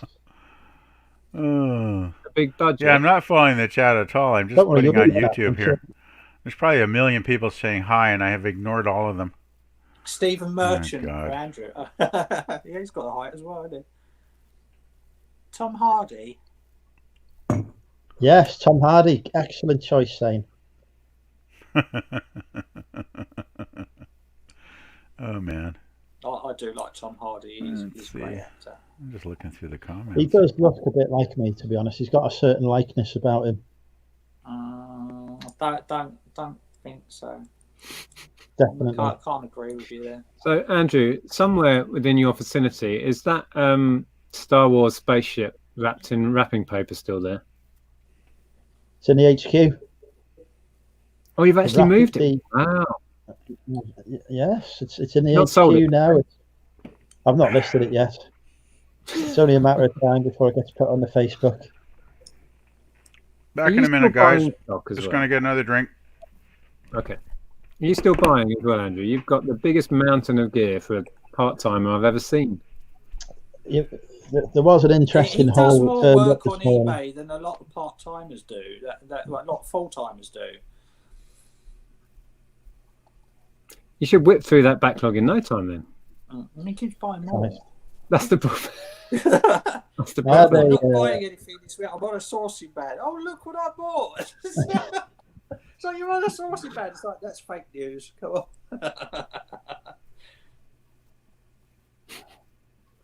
What was I going to say? You're going to go to these car boots in a couple of weeks, and you're going to come back with more than you take. You're going to go, yeah, look after his stall for half hour. I'm just going to be able to look. Oh, I was told by Andrea her OCD has spiraled through lockdown, and she's like not comfortable with boot sales at all. But that includes me going. Wow. So I'm like, what? What are you going to do for start? Is she not feeling better about it now that the vaccine's been rolled out than she was sort of last summer when we actually opened in June? Not according to the conversation we had recently. Yeah. So that'll be interesting. But I still have a backlog to finish, so it's not... Are you still quarantining incoming post? No, she's a lot more relaxed about that aspect. It's, stressful. It's been the cause of quite a few arguments, and it's just I just want it over with now. You know? We all do. Yeah. But I don't think I'll be going to the first few boot sales because Andrea would flip her nut. I'm there on the 14th of April. That's my first one. I'm aiming to do it for the season, and I'll get back into YouTube videos at the same point because I'll actually have something to bloody talk about that's interesting, not get like a dozen downvotes because I didn't show anything that's reselling related in the last place. Like, yeah, this is what I'm doing today. Oh, I did nothing. Downvote. So I'm aiming to do 100 boot fairs this season, and that's going to be the theme. So I'm going to do videos and sort of just count up how much I've spent, how many boot fairs I go to, and the value that I've accumulated. Just like I'm not going to focus on. I mean, I'm going to do charity shops and jumble trails and everything else like that as part of it. But I'm not going to focus them on my YouTube channel. I'm just going to say, right, okay, for the summer, for the 6 months that we've got. 24 weeks I think we've got, and I can average around about 5 a week for the boot fairs because there'll be one on Wednesday and there'll be 2 every Saturday, 2 every Sunday. From May onwards, I'm just going to do an accumulator. So this is how much I've spent throughout the whole season, and this is how much stock I've got in for the whole season. Because I think that'd be good to see. So it's like, okay, well this is what this is what it costs you in a boot fair, and this is how much sort of average. Interesting for me as well to see how much average profit you get, because we get all these 10p items that can sell for 50 quid and everything like that. It'd be interesting to see what the actual profit margin is averaged out across the whole season. And I think if I can get to 100 boot fairs, it's okay, this is how much on average I've spent per boot fair. Yeah. And I think you're right. I think that will be quite educational to a lot of people as well. There's something really interesting about analytics in that way, really digging down into it, because it's fascinating and it gives you insights that you didn't expect to see. It will help me and it will help others. It's like those coming in later in or following it through the season, and they go, and you always get a sort of an influx at the end of the season of people going, oh, that, and it's like, oh, I've missed out on the entire season, and they're like, say, well, how much can I make? And they say, well, okay, well, I've spent £1,000 this year. And I've made sort of like £20,000 worth of listed stock. I mean, I spent last year at Boot Fairs from June through to September when they ended. I spent £1,600 at Boot Fairs because I've got a separate cash tally of what that doesn't sound a lot at all. And it does, but that's for so it's like build on that. So I want to be aiming. It's like over 100 Boot Fairs. I want to be spending at least £50 to £100 per time. So that at the end of the season, it'll be somewhere between £5,000 and £10,000 spent on Boot Fairs. Oh, easy. I mean, we can blow 200 quid at one. Easy. Yeah, exactly. So it's like it'll be more. But it didn't start until the middle of June, and the first few were a bit hit. Well, apart from the first 2 Boot Fairs, first weekend where everybody went, it sort of went up and then it tailed down again as people started getting a little bit sort of cautious about whether they should be going to Boot Fairs. And then as it got towards the end of the season, it sort of ramped up. So the last month or so was when I spent the most each week. I was spending 3 figures at each Boot Fair. Another interesting kind of metric that might be interesting for me to try and compare is how I do at boot sales, average purchase price, average profit, compared to jumble trails or yard sale trails, whatever they want to call them these days, because they're very different beasts. Garage safaris. Yes, whatever people choosing. Yeah, we call them yard sales or garage sales here in Canada, and I don't know. I've never had a great deal of luck at them. I have found the occasional gem, but often it's like kitchen utensils and cups and saucers and a lot of household crap I find. So I guess I'll try and get out this summer and hopefully I'll score something better. But I never seem to have much luck at the damn things, really. The trouble is my main boot fair starts at 9:30 on a Saturday and Sunday, so I can't go to like the 5-6 o'clock one and then go to a jumble trail after, because they tend to cross over each other. So it'd be very much boot fairs as opposed to jumble, because the jumble trails are very hit and miss. I've had some really good ones, and I've had ones that I went and where you would just drive around and waste your gas money. The thing is, everything we do regarding what, if you're a generalist like I think we all are, it's all hit and miss, isn't it? Let's be honest. It's like you go to a boot sale, you can walk past 10 schools. Kind of like life sometimes is hit and miss. Yeah, I can go to a boot sale and do a whole row and not pick up anything, and then go to another stall and buy the entire stall. Yeah. It's sometimes as random as that, right? Well, I got a little quick story here. I guess it was maybe 7 years ago now. One summer I went out on a Saturday afternoon, right? So I went to all the yard sales, drove around for like a couple hours, found a couple of decent DVD box sets that I knew I could make a little bit of money on. But when I factored in my time and my gas, I was thinking, shit, I'm not going to make much of a profit off of this. So I drive to the local mall and go in there, and they're having a big sort of sale in one of the stores. It's like a rummage sale, and they got all kinds of crap. So I go to the media table, right, and I'm looking through the CDs, and I find this Keith Moon, remember Keith Moon, the drummer in The Who? I find this obscure Keith Moon CD where he's like got his butt, sticking out on the cover. You like Keith Moon. You know how rude Keith Moon could be, right? And it's hilarious, and it's like a 2-song little, like a CD single. So I pick it up for like 25 cents. And, I get home. I ended up selling it for like $40 to somebody, right? So it's like it made my whole afternoon worthwhile, right? Because I came out maybe not with a huge profit, but with a decent profit. So you just never know, right? It is hit and miss. You just get that one moment where you strike gold, and it's like it's all worthwhile. Yeah. I've had a sale. Hang on, I've had a sale. It's time for guess the price. $3.99. Oh, jeez. We've got $3.99. Guess the price. Well, I don't have YouTube on at the moment. I'll have to switch over here. That's my default guess these days. Do you end in 99s or 95s now? He's got a mixture. This is an old listing, so this was on the 99. Okay, what is it, Andrew? 6.99, 7.99, 8.99. Let's see. What is it? You're not going to tell us what it is? What category, at least? Is it clothing? Is it RA? Is it? Give us a category at least, Andrew. No, I'm feeling mean tonight. $17.99. I'm surprised you're even on after that 7.5 hour stream last night. Okay, I'll put in a price. 7.5 hours? Whoa, hold on a minute. What? Were you on last night for 7.5 hours? He was on for 7.5. I got home from work and I looked at YouTube. I haven't watched any of it, but yeah, 7.5 bloody hours. When did you go off? Bit of a binge. Work was interesting this morning. I was impressed. I was very impressed that anybody could do 7.5 hours of drinking online. That's pretty brave. When did you stop? Andrew, when did you stop? It would have been about 6:30 my time, I think. I got home like about an hour later. God. You weren't drinking for all of that though, surely. $4.99. Thank God he was only drinking cider though. Jeez, if he'd been drinking hard stuff, it could have got really entertaining. Damien, looking at my souls is cheating.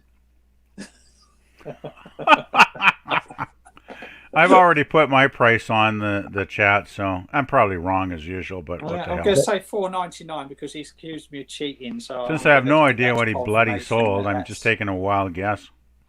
Damien's cheating. His guess is null and void. Well, I don't know whether that's up to date because it usually lags behind by about. I never win these things. I never get it right. So what I'm looking at $4.99 might have been something you sold ages ago.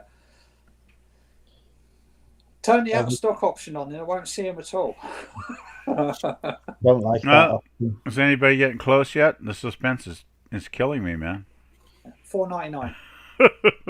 Somebody put $4.99 in the chat. Oh Jesus! It's probably like $49.99 or something. No, it's Andrew. It won't be that. I woke up to a $49.95 sale yesterday. No, nobody's saying $4.99. Somebody put $4.99 in the chat. Oh, I put $9.99.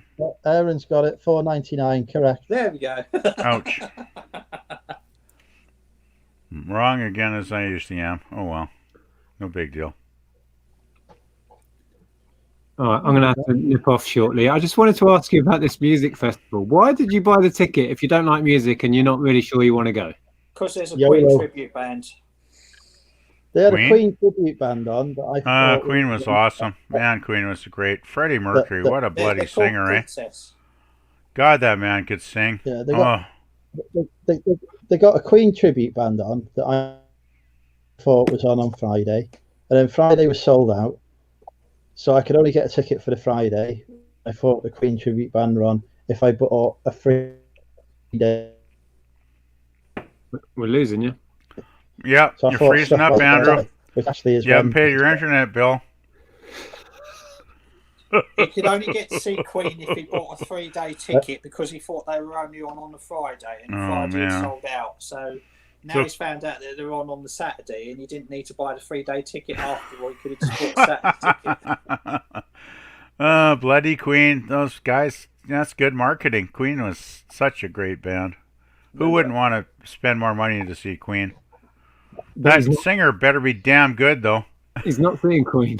He's not going to be no Freddie Mercury, I bet. That's a good show. Yeah, Freddie was phenomenal. To be fair to tribute acts, the few times I've seen tribute acts, they tend to be a really good laugh because they really interact and they only play the big hits. They're not going to play their new album that nobody cares about. They just play the best one I ever saw was the Red Hot Chili Beans. Really? Yeah, guess who they Chili were tribute Beans. to. But well, funnily enough, we saw the Chili Peppers, the actual Chili Peppers, and they weren't great live.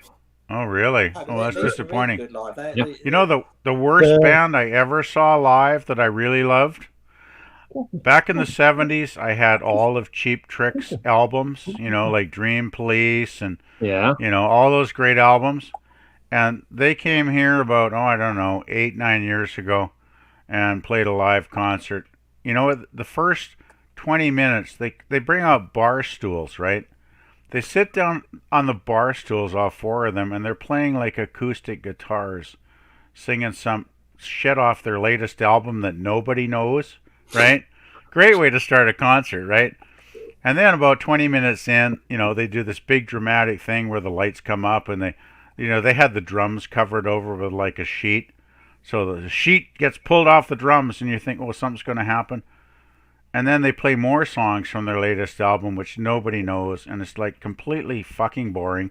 And it took like about an hour into the show before they started playing like Dream Police and, you know, all those great hits they had back in the late 70s. And it's like, by then the audience was totally like who the fuck are these guys, and why did they steal our fucking money? You know, I remember me and my cousin, we were so pissed off because we were looking forward to this, right?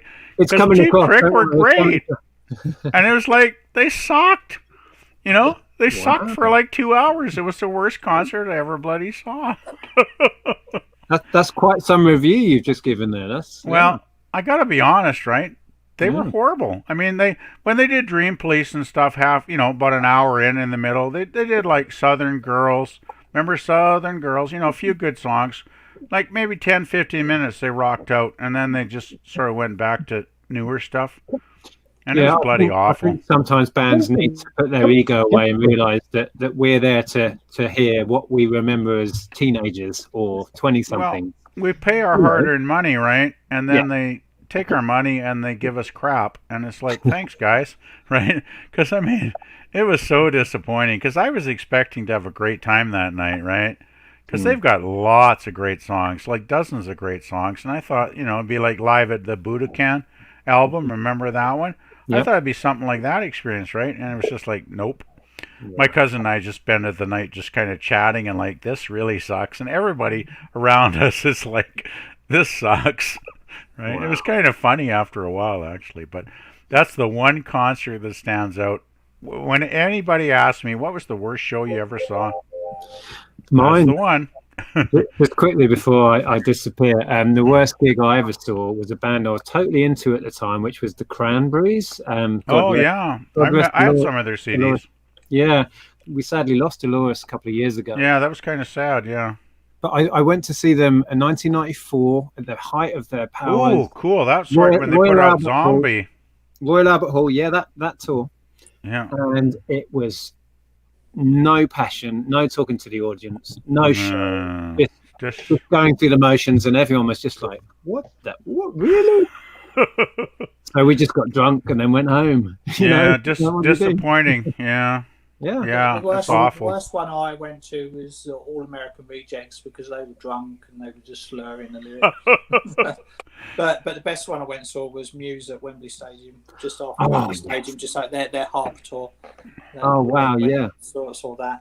That was really good. It was like the first. They were supposed to be the first band to play at the new Wembley Stadium, but George Michael managed to sneak in a date the week before, so it was like, we're the first band to be the Wembley Stadium. Not the first, we're the first band. Yeah, I have a story. About first.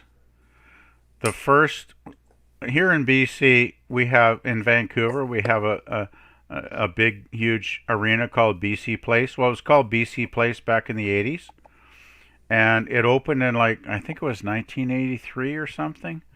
The very first, it opened for only like a week or two, and the first concert that I got to see back then was David Bowie on his Serious Moonlight tour. And oh my God, I still think that's probably maybe the best concert I ever saw, because, I mean, you're all familiar with Bowie, I assume, because he's such a legend, right? That was the first time I'd ever seen him, and it was like the summer of '83, and I went down with a couple of friends. We drove down in the car, and oh my God, I'm telling you, the man put on such an incredible show. Played a lot of his great hits, of course, for like 2 hours, and he had this phenomenal band, and he looked so cool. Like he came out, I think, with the powder blue suit, with the gold, he had gold hair then, and then halfway through the show, he changed into like an apricot, sort of pink apricot type of suit. And it was just like so incredible. And BC Place is huge, right? There's 2 levels. It holds like 55,000 people, and they rarely fill it. This time it was filled to the maximum. There were 55,000 crazed fans there that night, and a huge stage. I mean, if you've ever seen a video, check out the Serious Moonlight videos on YouTube, because it was a huge stage, and he had this thing in the ceiling that was like a moon, and it burst open halfway through the concert, and all these little tiny balloons floated down on the audience. And then he had this huge world globe halfway through the show that he threw out. It was like a 6-foot, inflatable globe. He threw it out, and everybody's bouncing it around. Yeah. And then, oh my God, it was such an incredible experience. And then I can't remember what song it was because it's been so long ago, right? But there was one song he sang, I think it was a ballad, and he hit this bloody high note that was so high and beautiful and perfect, you know, because he was such a great singer, right? He hit this note, and I swear, to this day, the hundreds of people around me just gasped. It was like, you know, everybody's like, whoa! You know, it was so good, right? And it's like, oh man, what a concert. That was my best concert ever. And that's what music can do. It can give you those lifelong memories. And yeah, love it. It sure does, yeah. Brilliant. Right, I'm going to have to go, guys. Lovely chatting with you. Anyway, Nick, you have a great night, Nick. Awesome chatting with you. Anyway, sorry if I took up a lot of time with my concert experiences, but yeah, so, I still remember how good that show was. The best band I saw live was the Kaiser Chiefs. That was a great gig. Kaiser Chiefs? Yeah. I never heard of those guys. So what kind of, like rock and roll, or? They play music. Somebody who understands music will better explain rock, kind of. Are they like a UK band, or? Yeah. Okay, I'll have to check them out. I haven't heard of those guys. I Predict a Riot. And you might have heard one or two of the songs. Like that. I could have. You know the ones that, or you always know the song, but you don't know the artist. Exactly. I know that song. Yeah, could be. Kaiser Chiefs. I'll have to check them out. Like I Predict a Riot, and that's the only one I can remember of theirs. Yeah, they're probably on YouTube, no doubt. I'll have to take a look. They will be. Yeah. Yeah, I guess every band's on YouTube pretty much. Yeah, you get all on Vivo. Come, Batty. Whatever you have in your country. Oh, sounds like Barty's getting tired. I'm surprised Krillin hasn't joined us tonight. Yeah. Krillin usually pops in and shows us some of his suits. In the chat. This is a lady with no taste. Kaiser Chiefs are awesome. Ruby, Ruby, Ruby. Oh, that's not right. It was a great song.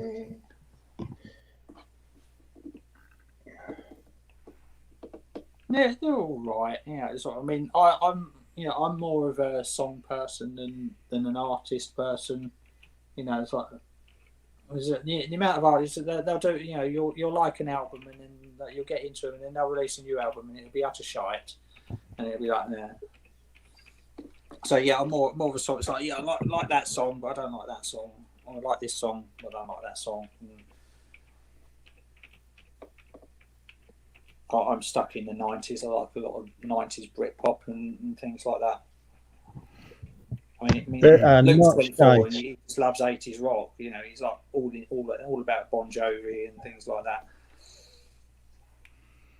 Yeah. Personally, I love the classic rock. They're great bands. The Beatles, the Stones, you know, the Who. You know, some newer stuff too, but I just don't think a lot of bands these days are, you know, they just don't come up to the level of some of those classic bands do, you know. Yeah, I mean, but I think every generation says that, you know, like this. Well, it depends what you grew up with, right? Yeah, it is. I think it's what the music that stays with you the longest is the music that was around you in your teen years, sort of like. Yeah, exactly. I agree 100%. When you it's like they're the sort, you know, I mean, that's what it's like. Britpop was my era, you know, it's from sort of 96. So it's like Oasis and stuff like that, I guess. Oasis and Pulp and the Lightning Seeds and things like that. Pulp had some good albums. I like their what was it? Their Common People. The album with Common People. That was a great fucking album, man. I do like some, you know, more, you know. Well, I guess that's not new now because it's been out like 20 years or over 25 years. Yeah. You know. Yeah. God, isn't it scary how the years fly by? Yeah, but you know that's it. So you know, and the ones that are old, you know, like 10 years older than me, you know, it'd be like all the 80s and you know the stuff from the 70s. And you know, and there's the perennials. You know, you've got your Beatles and your Rolling Stones and things like that. And all that. But well, if it's good, it's good, right? It doesn't matter what decade it came out of. Good if the music is great. But I mean, I like things all the way back to Buddy Holly. Oh yeah, Buddy Holly was awesome. God, what a tragedy when he died, eh? Mm. Like, so what was he, like 25 or something when that plane crashed? I mean, wasn't he part of the 27 Club? I think. Oh yeah, he might have been. Al, you mentioned it. Yeah, with like Jim Morrison, Janis Joplin, and all of them. Could have been. How old was Buddy Holly when he died? Buddy Holly died the 3rd of February, 1959. He was 22. At age 22, Clear Lake. Wow. Jesus. That's young. Even more tragic. Because I remember, didn't he only, he was only recording music. He had a career, that was like maybe a year and a half long or something? Yeah. It was like maybe 20 months or whatever. Like, it's crazy. We're about to have a special guest appearance. I've just. Oh my God! Are we having somebody else enter? Yeah, certainly someday I'd like. Oh my God! Certainly someday I'd like to enter. Give them a chance. They've not clicked the link yet. Is somebody else gonna penetrate the chat here? Okay, we're waiting with anticipation. Is it Father Christmas? It is not. Is it the Easter Bunny? I want a chocolate egg this year, please. Hey, Leanne should pop on. Come on, Leanne, pop on and put us get us all in order here. Have we got a lady joining us? Oh, that would be nice. Be nice to have a bit of estrogen in the stream. Come on, ladies. DBG. Oh yeah. Hey, hello. Beautiful. Hello. Yeah, I can hear you. Is it working? I can hear you. Yeah, it's working perfectly. Okay. Hello. Nice to see you. You. I'm okay. I had a hard work week, Monday to Thursday. Piled on the hours, but I got today off, which was nice, so that's why I'm here. Oh, that was handy. Yeah, it was nice. Actually, having a 3-day weekend is awesome. How is my most beautiful subscriber? I don't know. You may ask her. Oh, fuck's sake, So, hey, Leanne, you have not listened to No Means No yet, I take it? No. Oh, Sorry. You got to listen. Their album Wrong is just awesome. I think you'd like it. It might not be as hard a rock as you're used to, but it's some pretty great punk. And it's a great album, one great song after another. You really should check it out. And it is on YouTube, so I just got to remind you again. I know. I just love sharing stuff I love with people, right? I just like to, tell people about cool stuff. I always intend to, but then I just keep forgetting. That's what life is like, eh? We get busy and we do other stuff, and I understand. No problem. Yeah. That's cool, but I just saying, definitely take an hour and listen to it one of these days because it's good. And they got a lot of other great albums too. I mean, they're all on YouTube here, so check them out. They're really good. What I'm hearing here is that Leanne thinks it's a shit choice, but she's too polite to say. No, she hasn't listened to it. No, if she listens to it, if she listens to it and says it's shit, that's cool. I don't have a problem with that. Everybody's got a different musical taste, but at least listen to the album and then say it's crap, right? She might actually love it. She knows that Queen is the greatest band ever. There can be no comparison. No, definitely not. I think you've silenced her now, Andrew. Sorry about that. She said definitely not. There can be no comparison. She knows. Queen was great I like Queen in the 70s, but I kind of thought their 80s stuff kind of limp, actually. That was the best music. Queen was great in the 70s. I mean, their 70s albums are great, but their 80s stuff was hit and miss. I'm an 80s child. I love the 80s. 70s Queen are they're much better. They rock then. Wow. Night of the Opera, Day at the Races, Sheer Heart Attack. Come on. Queen 1 and Queen 2, those are great fucking albums, man. They're okay. Not as good as the later stuff. Oh, God, the later stuff is hit and miss. I mean, they got a few great songs like, what is it, the one with the Highlander theme. I mean, that was good, the Kings of the Universe or whatever. That was a great song, but, nah. Not my decade. Though I do love a lot of 80s. Queen like Midas. Leanne, are you still there? I can't hear you. I think Leanne might have left us. Oh, okay. No, she's still there. No, I'm here. She's just come on, Leanne. She's busy abusing Neil in the chat. That's all. So what's new, Leanne? How's the Emerald Isle these days?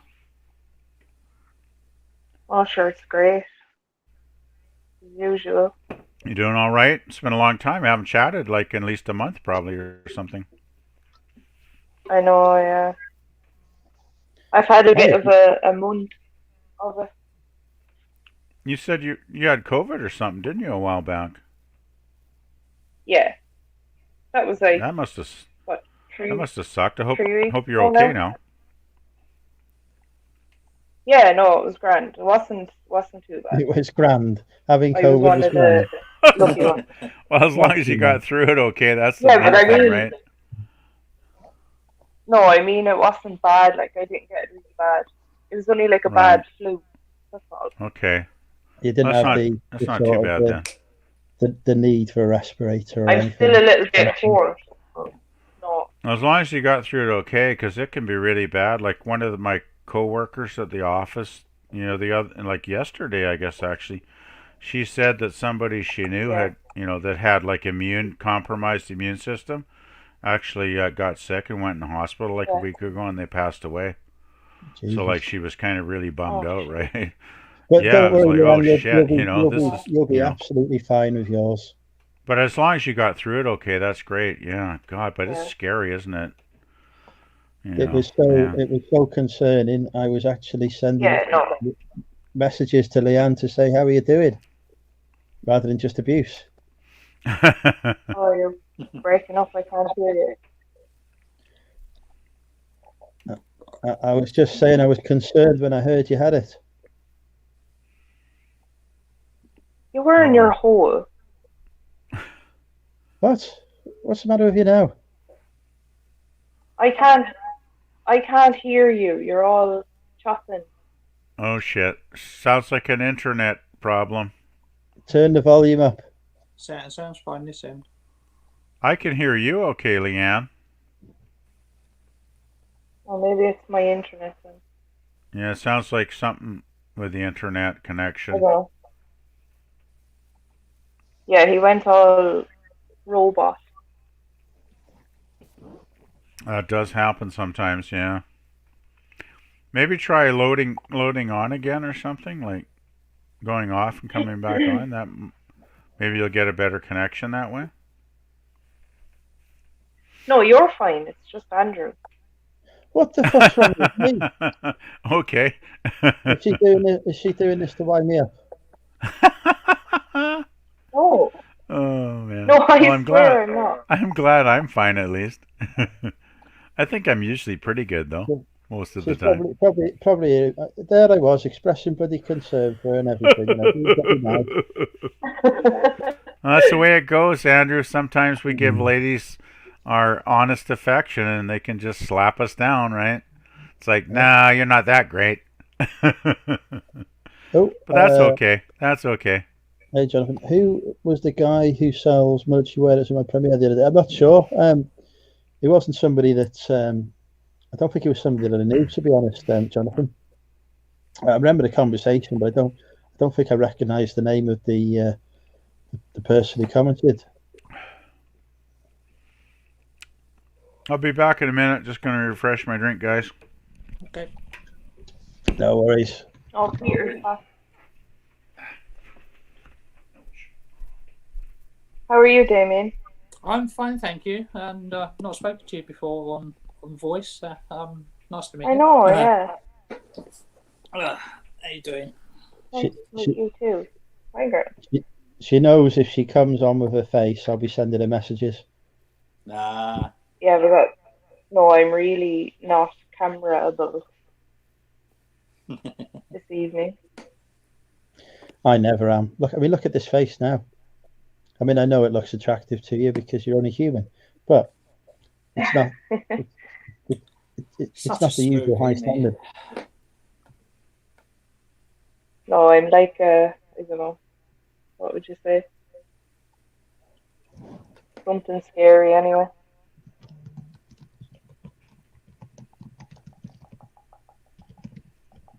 and I can't stay sitting in the same position for too long. So there's no point. Mm.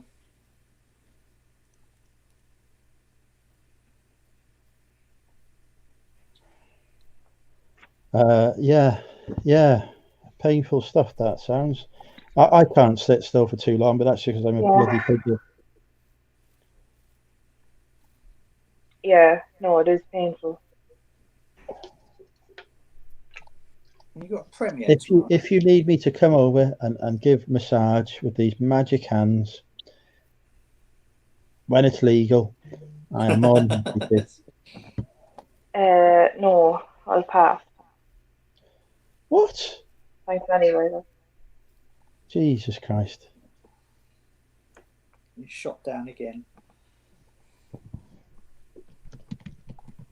Always by me. Sorry. I don't think that's true. It is true. I don't think it's true. I know, you know, I have been called deluded in the past. Yeah, on more than one occasion. Unbelievable. She comes on this channel here now and insulted me. Do you hear that? Unbelievable. Yeah, but that's what I do. It's my job. Okay? Back again. There you go. At least PvP doesn't insult me when he comes on. And what's going on? Somebody getting insulted? Andrew's trying to chat up. Leanne's having nothing.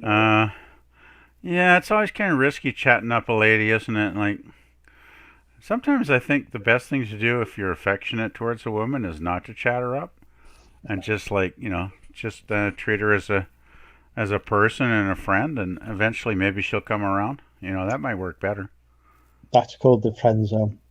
Well, I know the friend zone, but hey, let's put it this way. I know all about the friend zone, but isn't the friend zone better than the no zone? Yeah, I never end up in a DBG. Could I ever end up in a no zone? I don't think so. I don't know. I'd say so.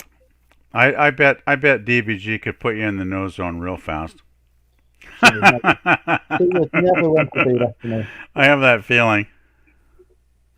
Like Alien. for Andrew, there's the no zone, and then there's the like restraining order. Well, to be fair, we did see Andrew's no zone earlier anyway.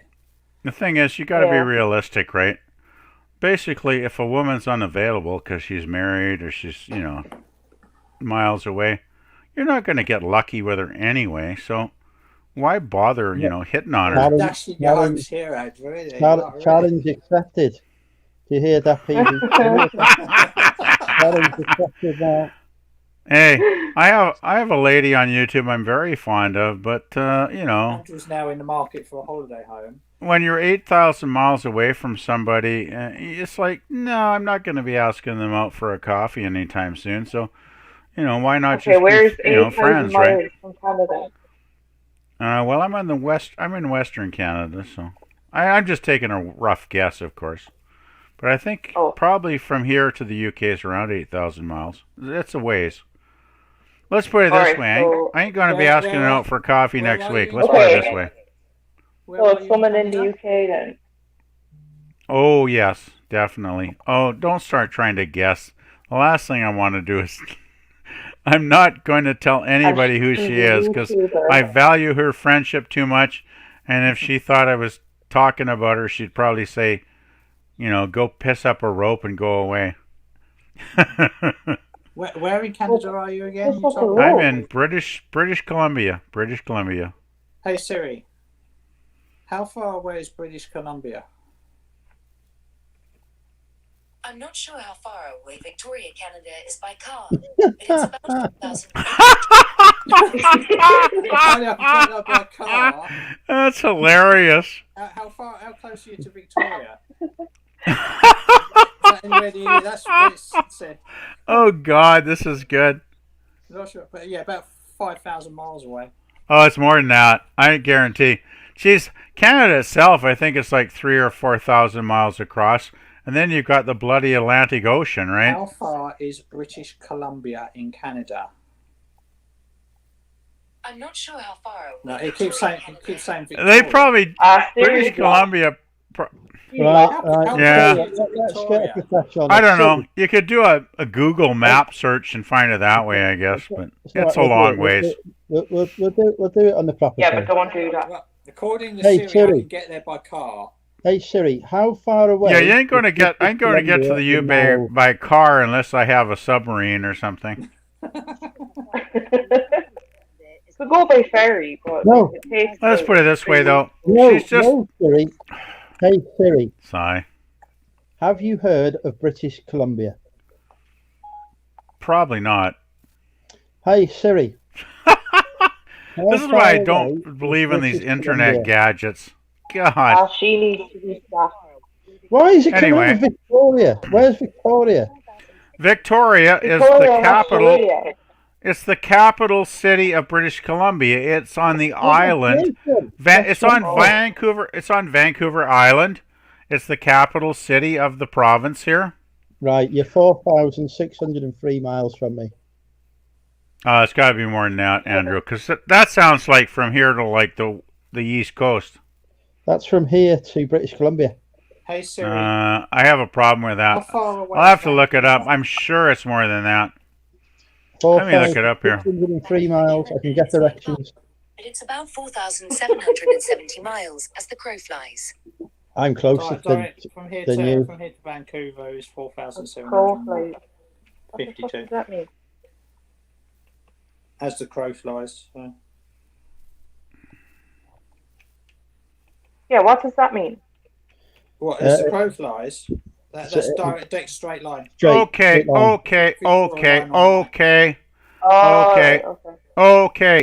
Hey. Okay. Miles. Okay, I shouldn't use miles. I'm thinking kilometers, right? Now, in kilometers, which is what we generally use, it's 7,382 kilometers from here to London. That sounds about right. Yeah. That's why I was getting confused. I was thinking miles instead of kilometers. So, anyway, I ain't going to be asking her out on a date anytime soon. Unless I maybe if I win the lottery and win like 20 million or something. Then I could obviously get over there. I've got a fantastic idea. It don't matter anyway, because we have so much fun online together. It don't matter. Like, she's awesome. She's lovely, and we make each other laugh. So I don't give a shit about anything else. I want to know who she is. Oh, I don't want to jeopardize our friendship by letting that out. I really don't, because she's very sweet, but I think she's kind of private, so... Eh? I know, I'm just being nosy. Yeah, that's okay. She's just very lovely, and she, we've only been chatting for we've been texting in the chat rooms for like 2 or 3 years, but it's only been like since December when I got my computer my new computer that we'd actually been able to talk online, and did you say she's married or is she single? No, I think she's single. Oh. Right, I've got a fantastic idea. I've got an idea that will sort this out for you, right? Oh God! What you need is somebody. I never should have brought this up. What you need is somebody who can date her vicariously for you. I would like to offer. I will offer the services. Oh, this is. I got terrible news for you, Andrew. She knows about you and your channel already. She's probably even been on here, and believe me, she has zero interest in dating you. Sorry to let you know that, but what's wrong she really, she doesn't mind you as a person, I guess. But yeah, I think if you wanted to date her, she'd run away screaming. Jesus, don't hold back. What's wrong with her? I'm just being honest, right? What's wrong with her? Don't hold back. Jesus. Does she suffer from like blindness or something? I think she's the kind of girl that just doesn't really want to have a close relationship right now, for whatever reason. So. Oh, perfect for me then. I think she likes to just keep everything online, but that's cool. I mean, I don't mind that. Anyway, I've spoken enough about this. And, we're going to figure out who it is now. Oh, God. Yeah, I should have never said a bloody word. Neil reckons it's going to be Anita. I'm not saying it anymore. I don't think it's Anita, Neil. I'm not saying another bloody word. Oh, Anita, that's been on here. Yeah. Yeah, I don't think it's Anita. Oh,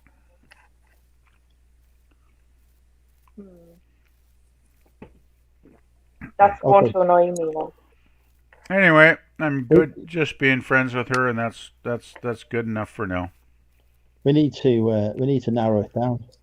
Oh God. Let's change the topic. Let's talk about something else. I don't know. Politics, religion. What YouTubers do you like in the UK? No, I don't do religion. Which ones do you like watching? What's that? Which YouTubers in the UK do you like watching PvP? Well, obviously, I seem to enjoy your channel, Andrew, since when I can get on a Friday, I like to hang out and have a few drinks. Let's see. Well, Nick Hills is always entertaining. Gosh. I'm drawing a blank. You watch the Here as well, don't you? What's that? You watch the Here as well.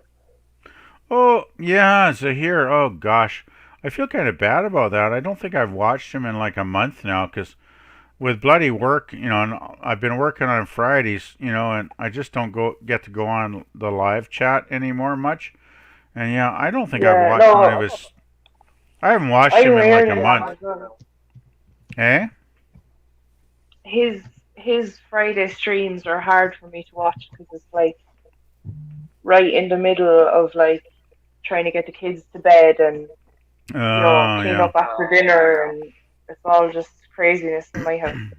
So, yeah, that's the thing. I mean, with the time difference here, I've been at work a lot on Fridays when he's on live, so, and even watching the replay, I just haven't got around to it because I've been so drained, you know, the last couple of months. I've had a lot more to do at work, and it's just been really draining. And I get home on a Friday night, and it's like, fuck, I just don't feel like watching to like an hour-long stream.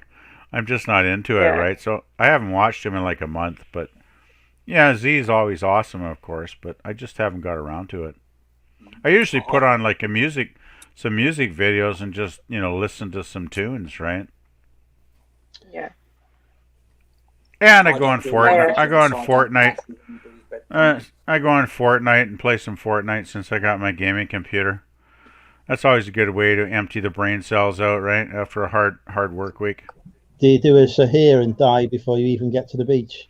Actually, not bad. I've got a fair number of victory royales. I got a couple of second places this week in the new season 6, and I got a fair number of kills. I mean, sure, sometimes I suck. I'm not the greatest player, obviously, because I've only been on there like 3.5 months, but I do okay. I've leveled up to like level 13 or 14 in the last 3 days, so of the new season, so I'm not doing bad. Eh? How many levels are there? Oh, there's endless levels, I think. So, I mean, everybody started off at level 1, basically, when they started the new season on Tuesday, right? You don't go, like, down, you go up. Yeah, you go up. Yeah. Yeah, my nephew's a Fortnite addict. I imagine I'd be on level 1000 by now.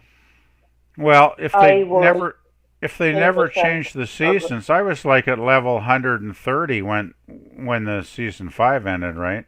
And I've only been on there like 3 months, but when they go to the next season, they go back to 0, right? So you got to start over again. I've never played it. My nephew's like 7 years old. It's a great game. It's very addictive, though, right? Gosh, Lex, I don't recognize that name, actually, unfortunately. Bad Biscuit. What's that? I do not know Lex. I don't recognize Lex. I mean, I know Lex, the one Lex, but I don't think that's the same Lex, is it? No. My channel's called Bad Biscuit. I know that Lex. That's the Lex I know, yeah. But I don't remember her ever talking about Fortnite. Doesn't she just usually do reselling stuff and jewelry? Yeah. Like jewelry things and stuff, I think. Yeah, I think LGG was saying that Lex was your... No, he means that you like... Oh! You mean Lexus, my friend online? No, sorry. Secret friend. Nope, wrong. Hate to disappoint, but I'll tell you one thing. Even if somebody guessed it right, jeez, Andrew, are you all right? Like, what the fuck is going on, man? Did he just lose his laptop again? Jesus, what you do? Your just getting cell phone or whatever.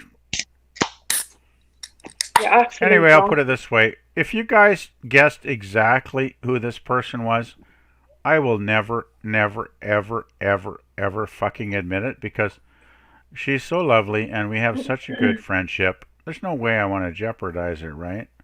By, saying anything, public about it.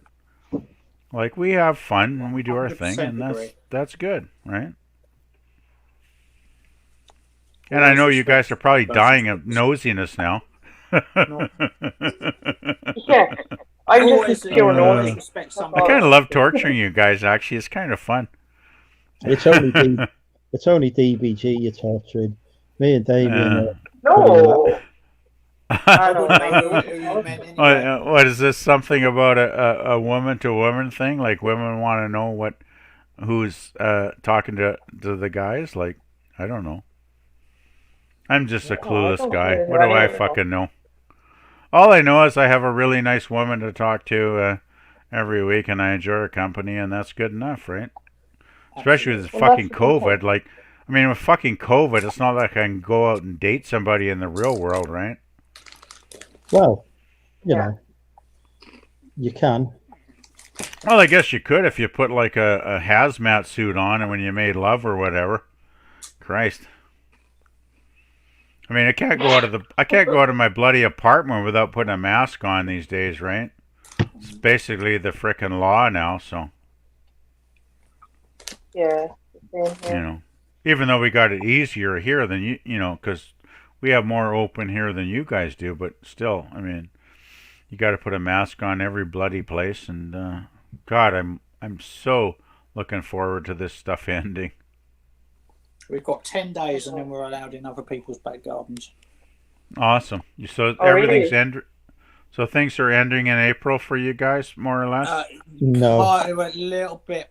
From 29th of March, we can meet in outdoor spaces. Cool. Up to a group of 6. That's not bad. It includes people's private gardens, so that'd be okay for Easter. 12th of April, non-essential retail will open. This is England, by the way, not Scotland or Wales. Right. So Andrew's not gonna. Yeah. Then pubs, I think, is May, and then the penciled-in date for the complete unlocking of everything is the 21st of June. So, so it's going to take a couple of months then. I only care about the boot sales and the charity shops. Couldn't give a shit about any pubs or anything else like that. Natasha. Was my date. Yeah. PVP's talking to Natasha. We have. I've never heard of Natasha. Sorry. She tells me it's her. Jeez, I'm loving. Well, hey, jeez, tell Natasha. Hey, put a link in to Natasha in the chat. Then I'll talk to her. Who's Natasha? Hey, I live alone in my little apartment. I'll talk to any lady and chat her up. Why not? It's not like I got nothing to lose. She's probably like a 40-year-old guy that drives a truck or something, though, right? You just crap. You just literally 2 minutes ago said it's better to not hit on people and get to know them. I don't hit on anybody. No. 2 minutes later, it's I'll chat her up. I'll chat up anyone. I'll chat with her. That doesn't just because I'm chat. Hey, I chat with DBG, but that doesn't mean I'm chatting her up, right? It's a different thing. Chatting and chatting up are two different things, Andrew. But your words were. Don't you agree, DBG? Your words were, "I'll chat up." Yeah, well, I'm different though. I'll chat with anyone. That doesn't mean I'll chat up anyone. There's one word that's a difference there, and it makes a major difference, right? You said I'll chat up anyone. That was your word. I'll chat with anyone. It's changing his story now. I'll chat up certain ladies that want to be chatted up. Hey, let's put it this way. You know, DBG, if you meet a guy, well, you're married, so I mean, this is hypothetical, right? If you meet a guy and he's nice and he's friendly and you have a good time and you laugh and you enjoy each other's company, you know, and you chat with him, maybe, you know, after a while when you get to know each other, maybe you do chat each other up a bit, but that doesn't mean it's a bad thing, right? Okay, she's gone silent. I've confused her now. Oh, fuck. No. No, I'm just thinking, like, it's been a long time since I was... You've been married too long. Yeah. Married so long you've forgotten what it's like to have the boys chat you up. Okay. Oh, that's cool. No, she bloody hasn't. She knows full well what it's like to be chatted. Don't even start. God, how did we ever got in this bloody topic? Can we talk about something else? Oh, God, I'm getting embarrassed almost now. I've chatted up DBG many times, so she can't deny. Well, she's not been chatted but that's different, though, Andrew. Like you do it to me like as if, like I'm just one of the lads, you know, and you do it to me like practicing for the real thing.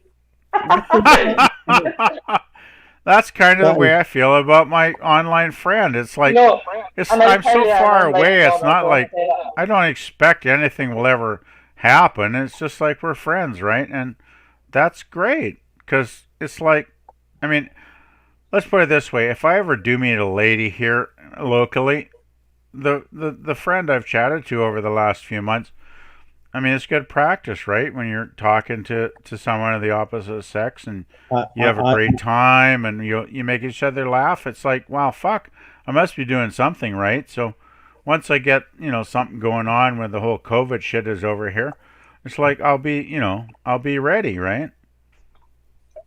Yeah. If that makes any fucking sense at all, I don't know. I don't practice with ladies. I'm always hopeful they'll say yes. Well, I think getting your talk on, so to speak, and knowing how to speak with a woman as a person and relate to them and find out their interests and they find out your interests and you get to know each other.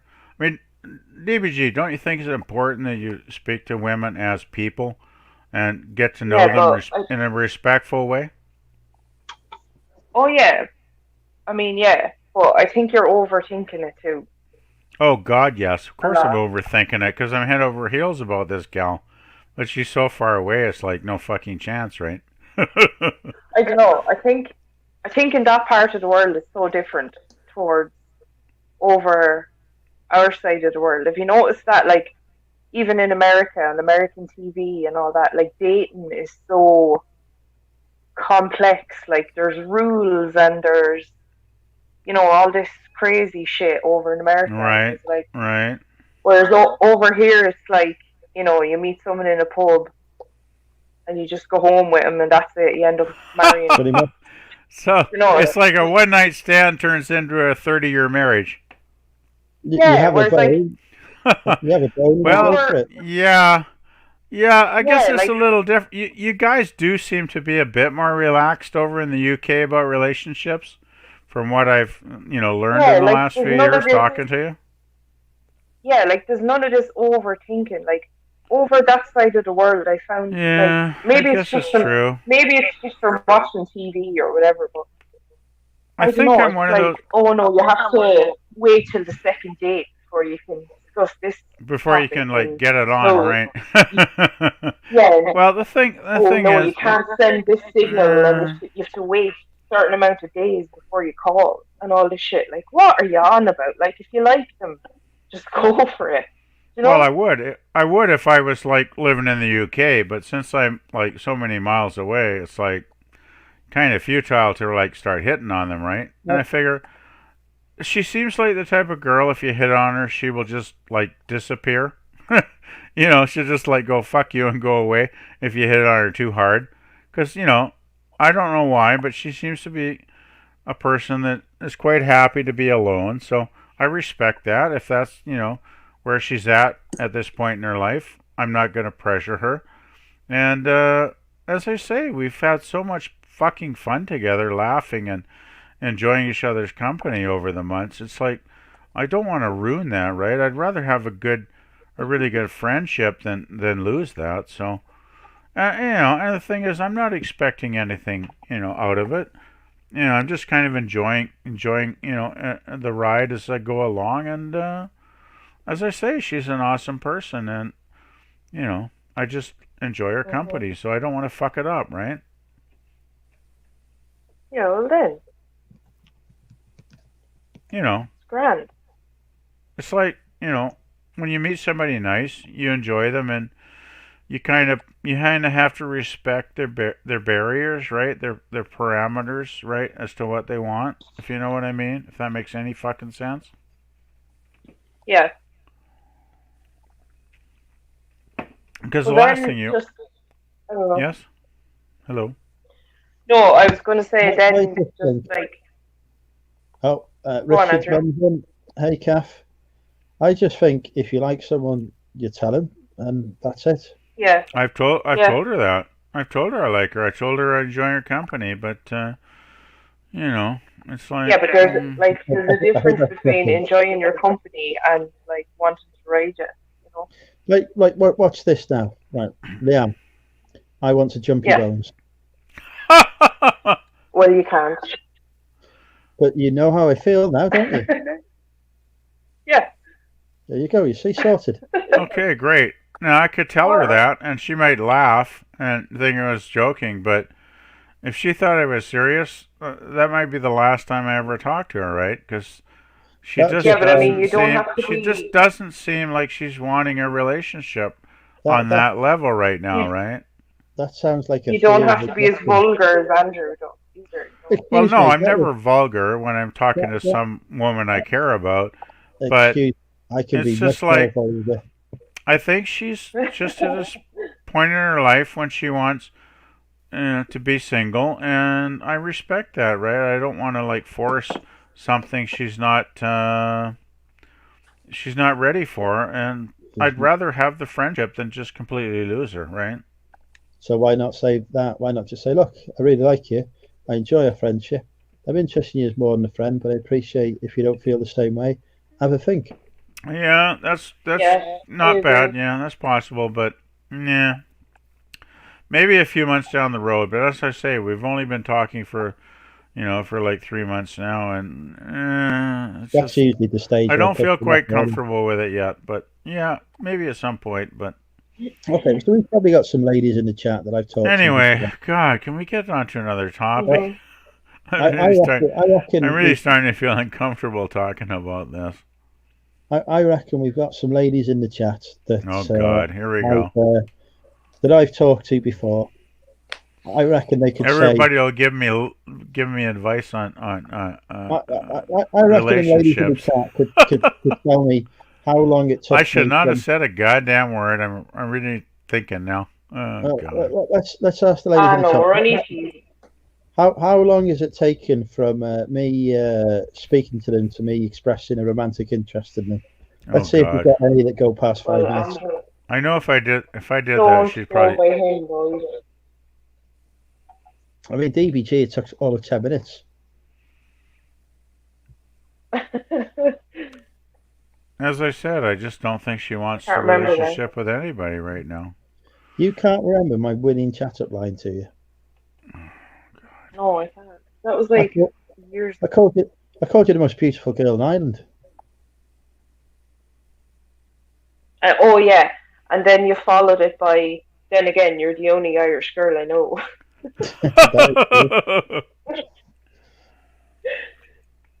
Thanks. The thing is, you got to understand, guys, when we talk, we've been talking for 3 months now, and when we talk, the conversation just flows naturally. It's, when you like, what's that? No, nothing. Sorry, I'm talking to myself. Go on. When you meet somebody that you just connect with and you like click, you click with someone, and it's just like, I feel like I've known this person for like 10 years, and your conversation just flows, effortlessly, and you don't even think about it, right? And it's just like it's just so fucking good, right? And you laugh, you make each other laugh, and it's just all good, and that's the way it's been, right? So I don't know. I don't want to ruin that. Right, I'm just going to boil the kettle, so just hang on. Okay. She's going to fill it with her tears. Put the kettle on. But yeah, I just don't want to jeopardize a relationship that I think is really great and does have a lot of promise. And who knows, maybe in 6 months it'll be different. And, you know, it's just like when you meet somebody nice, you don't want to get too aggressive and scare them away, right? You know, sometimes it's good to go slow. You're probably speaking to the wrong person, to be honest, because I just go for it straight away. Well, maybe that's why you're single, Andrew. No, you know, with all due respect, I think sometimes some people need a slower approach. I'm single because I don't like commitment. That's cool. Hey, no problem with that.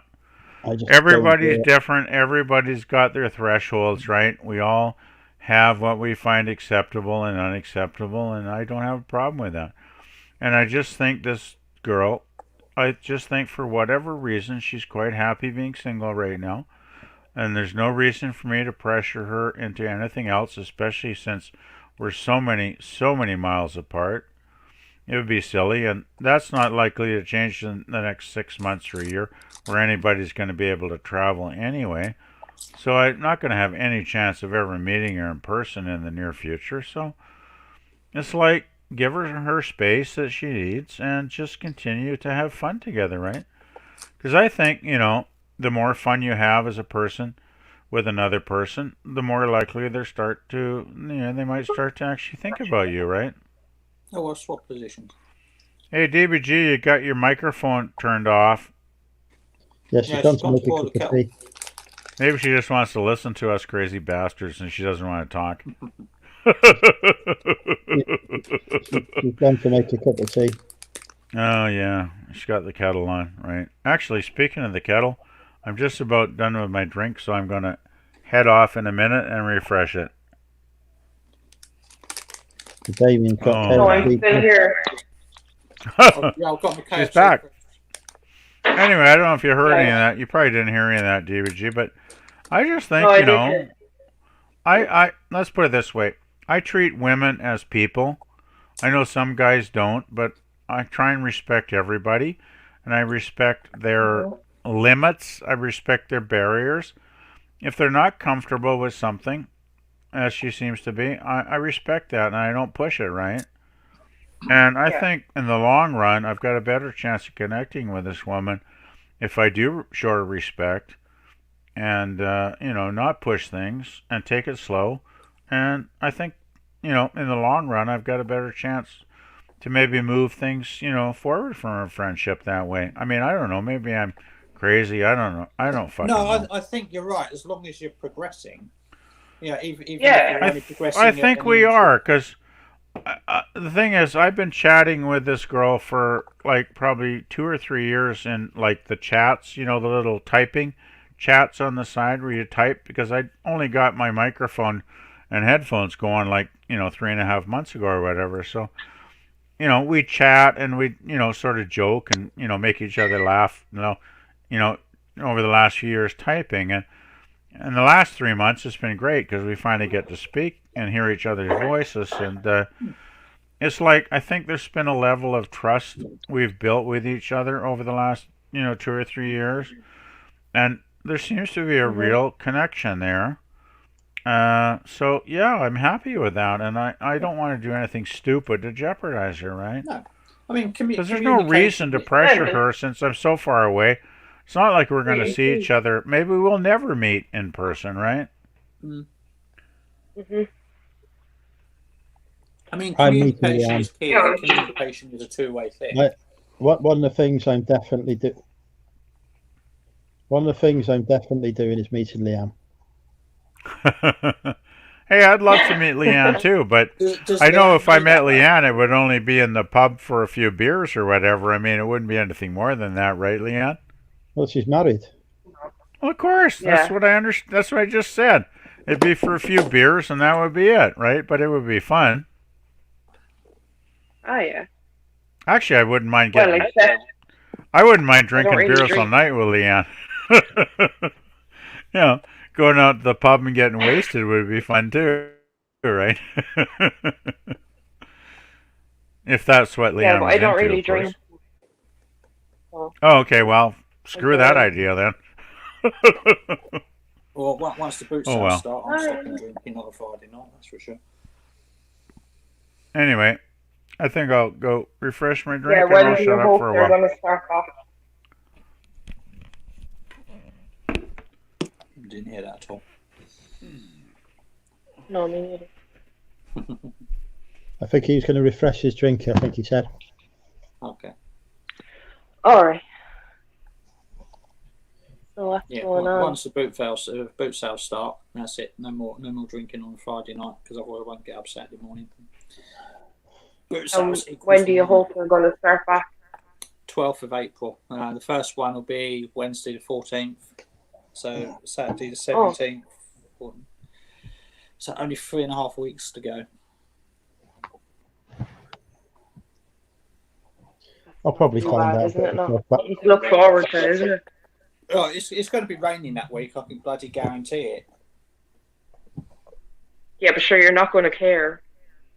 Well, I will care if the boot fair's rained off. It's like, oh, it's raining. We're not opening today. Was, yeah. And it's a 25-mile drive as well, so because that's the closest one that's opening up first. Oh, I wish we had them over here. So, which part of Ireland are you in? Right in the very centre, in the Midlands. But we don't have anything like that over here. They have a Midlands in Ireland. I know where Ireland. Dublin is, and I know where Limerick is, and that's about it. I'm an hour from Dublin. Okay. So we're literally in the very we're in the very, very centre. I've been to Dublin. It's lovely. Leanne made the mistake once of telling me where she lives, so she knows now. It's being more cautious about who she lives, and don't worry about me. I'm very I moved. Married.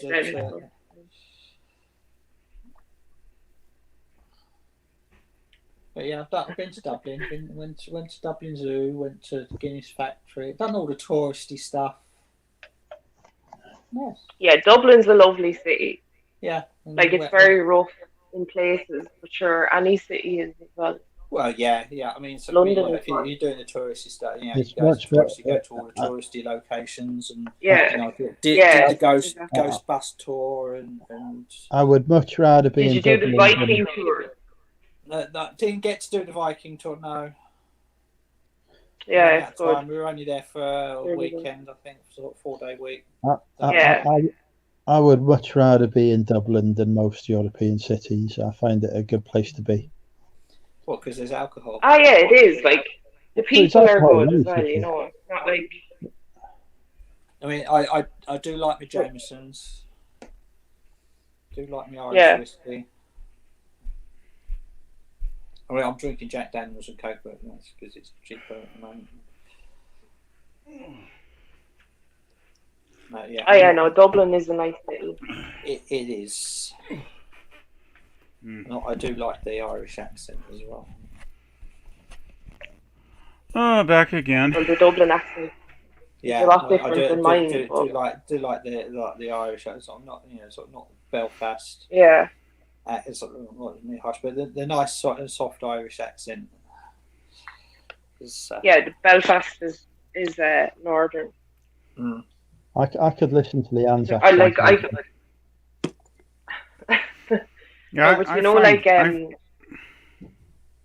Go on, what? I find UK accents fascinating because there's so bloody many different accents. I mean, as an ignorant Canadian, I mean, you know, a few years ago before I got on YouTube and started hanging out here in the community, you know, we have the stereotypes, right? We've got like the upper class twits, like, you know, the Queen, or we've got like, you know, we've got like the Cockneys, you know, the working class Cockneys, but that's like the stereotypical what we thought of you guys, right? We never, you know, I never realized there were like dozens and dozens and dozens of different accents. When you watch sort of British, it's fascinating.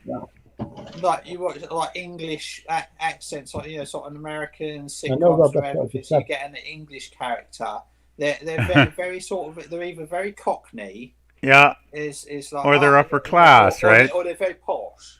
It's like, we live in it seems, like in TV shows here, it's like they're either like working class or they're like, oh, I'm so special, you know. It's like, you know, it's like the Queen or you know, some guy with dirty hands, right? So, you know, Cockney is very much Mary Poppins and like Dick Van Dyke, right? And like, or it's very posh, you know. So if you that's the two stereotypes we get here a lot in films and stuff, right? Like you've seen Friends, haven't you? It's like, do you I've seen some of Friends, some episodes. Remember Emily, the one that Ross married? Oh God, I haven't seen enough. I've probably seen like 30 or 40 episodes, but I meant to miss those. Yeah, it's like she sounds. I mean, she's an English actress, but she doesn't sound like that. It's a very posh English accent that she does. Okay. What's her name? Do you remember, Damien? Do you remember Emily's? Was it her uncle, who was Rachel's boss? He was ever so. Oh yes, rather yes. Like he was really posh. I can defeat you with my little finger, you know. Yeah.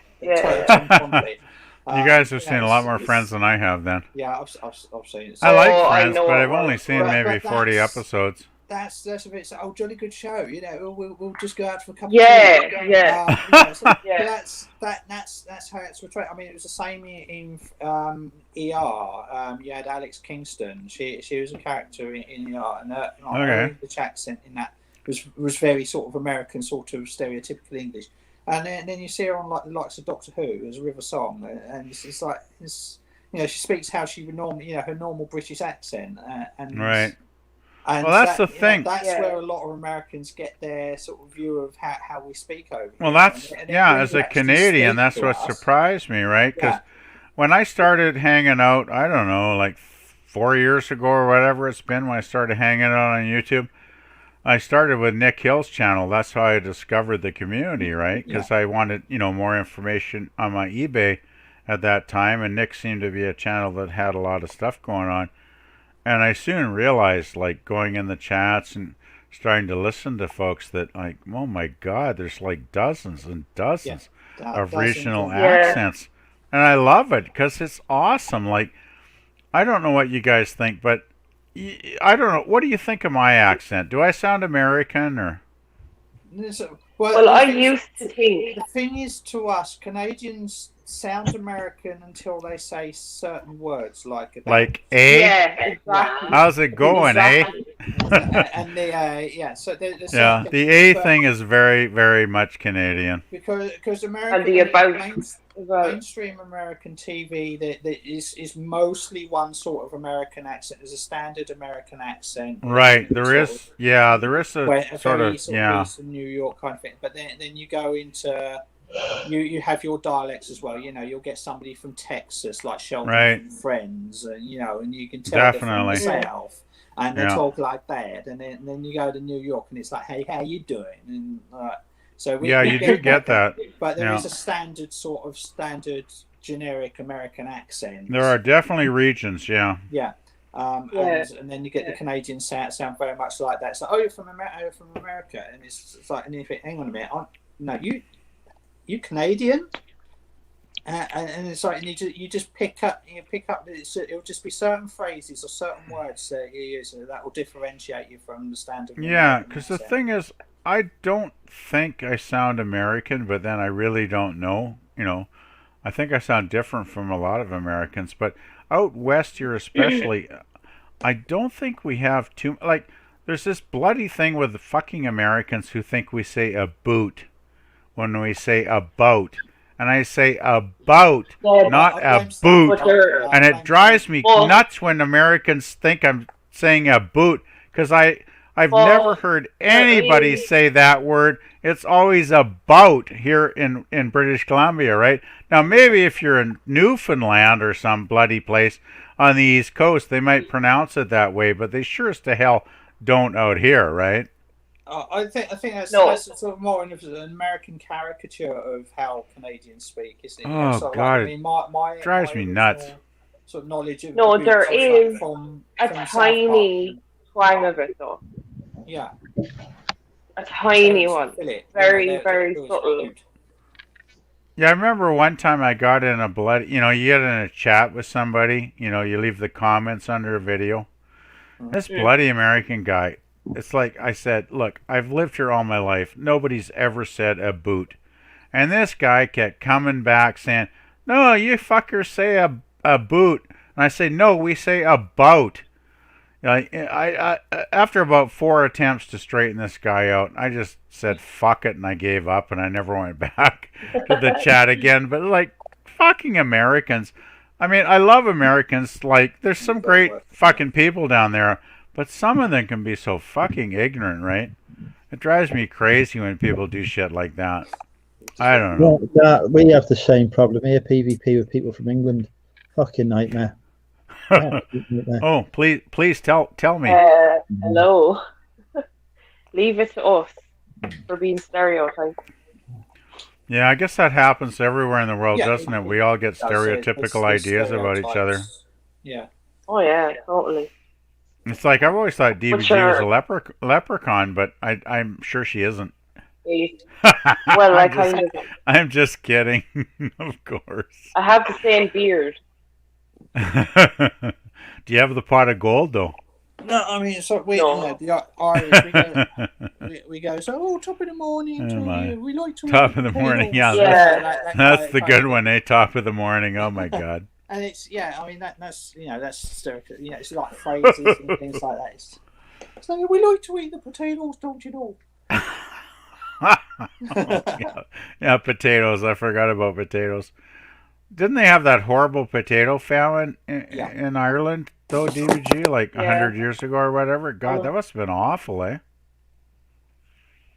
Well, I wasn't there, but I heard it was. Well, no, I know you weren't there, but I wasn't there either, but I've, know my history, and it's like, my God, the Irish people must have bloody suffered back then. Mid-19th Yeah, sure, most of the population either died or hopped on ships. That's one reason we have so many Irish here in North America, I think, DBG, is because a lot of folks immigrated just to survive, right?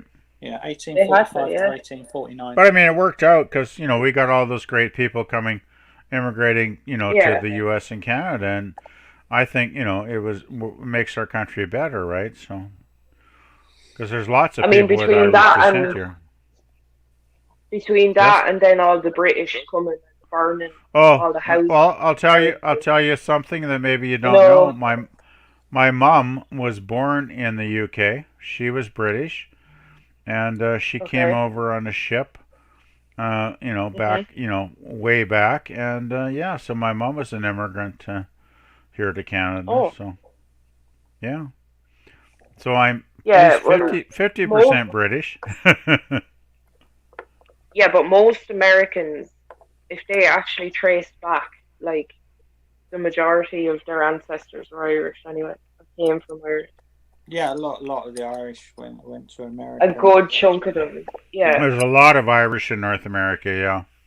Well, hey, I don't know if you know this, Leanne, but have you ever listened to the East Coast Canadian music? There's a lot of, like... oh God, what would I call it? These sort of Irish influenced music. God, what's the name for it? I'm drawing a blank. Oh shit. Oh, there's a word for it, but it's like a folk music type of thing that's based on Irish music, and there's a lot of bands on the East Coast that really do some great. Actually, there's one really great band out here that They're not going anymore, but they're called Spirit of the West.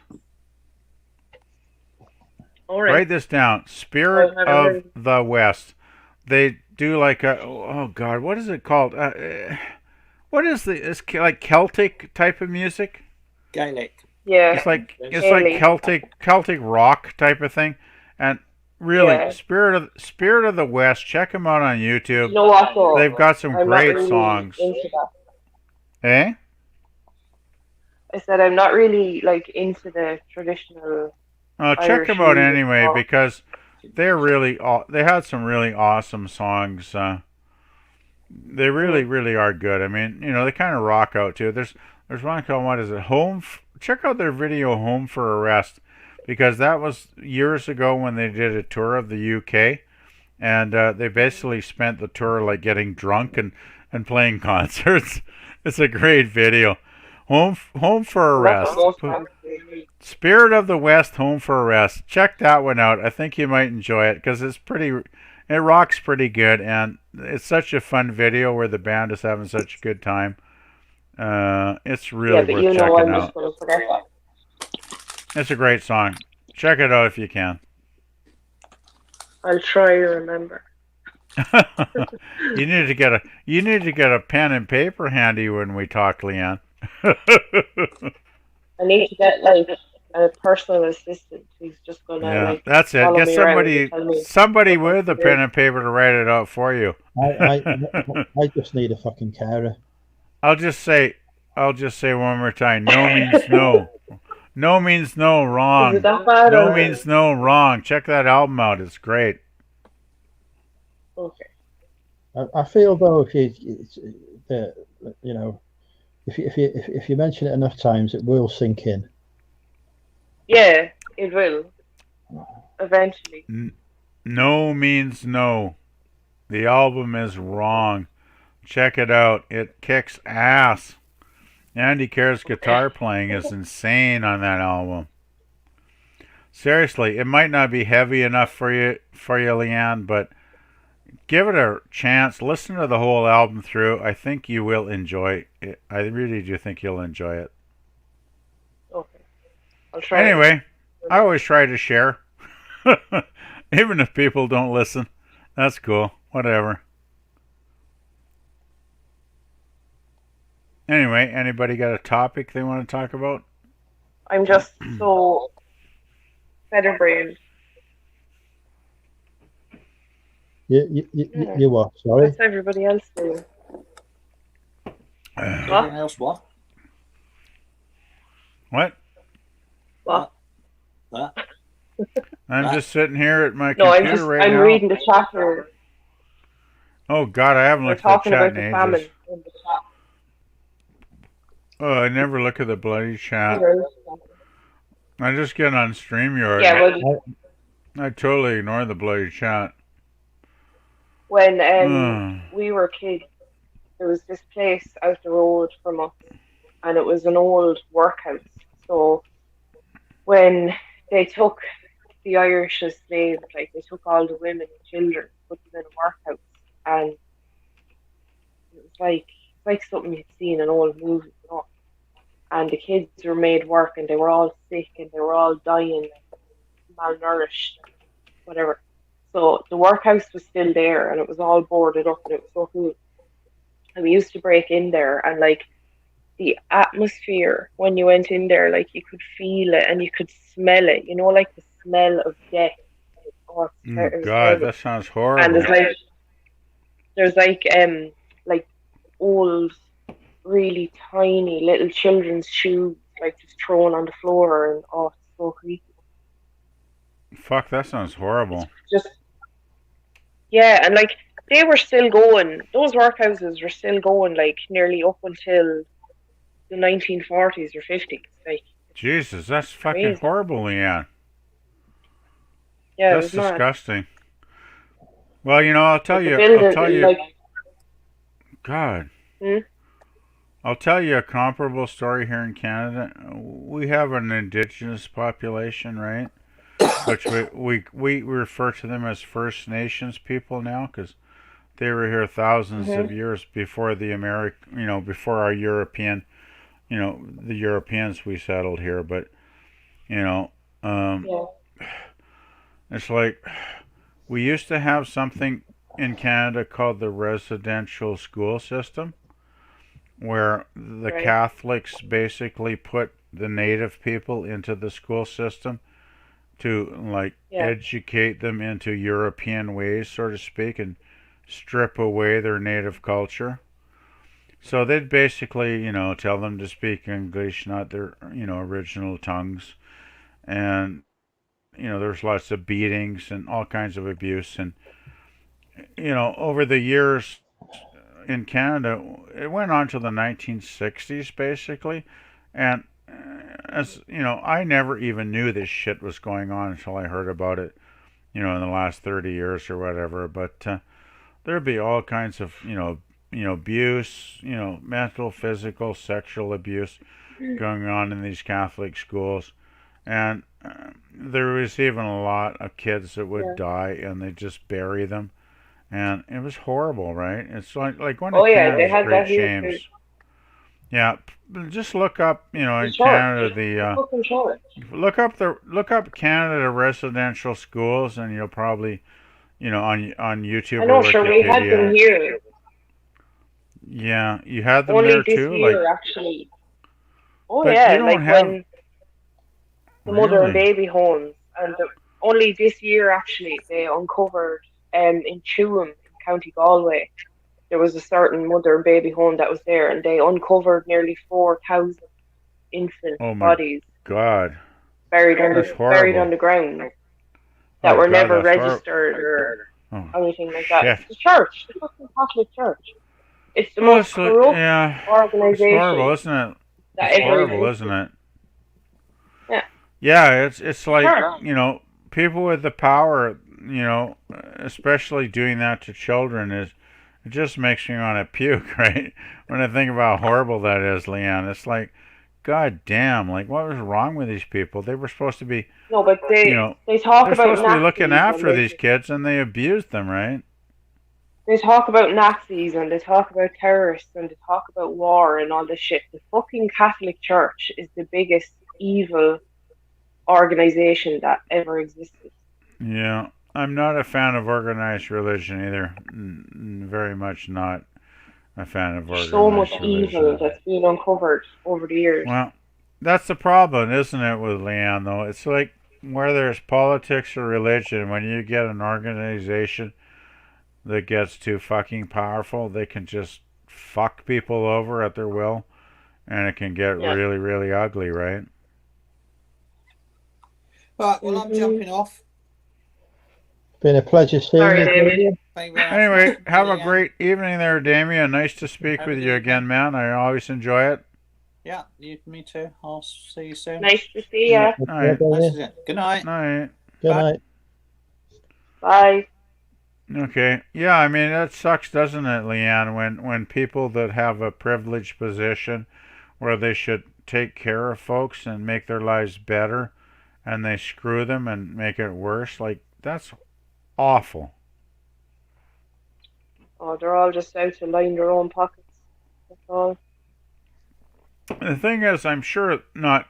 I mean, I know, you can slam an organization, but I'm sure there were some, priests within the Catholic Brotherhood that, were good people, and some of them probably tried to do, the right thing and be good priests, but it's like, damn, like when this shit happens, they get a really bad reputation, right?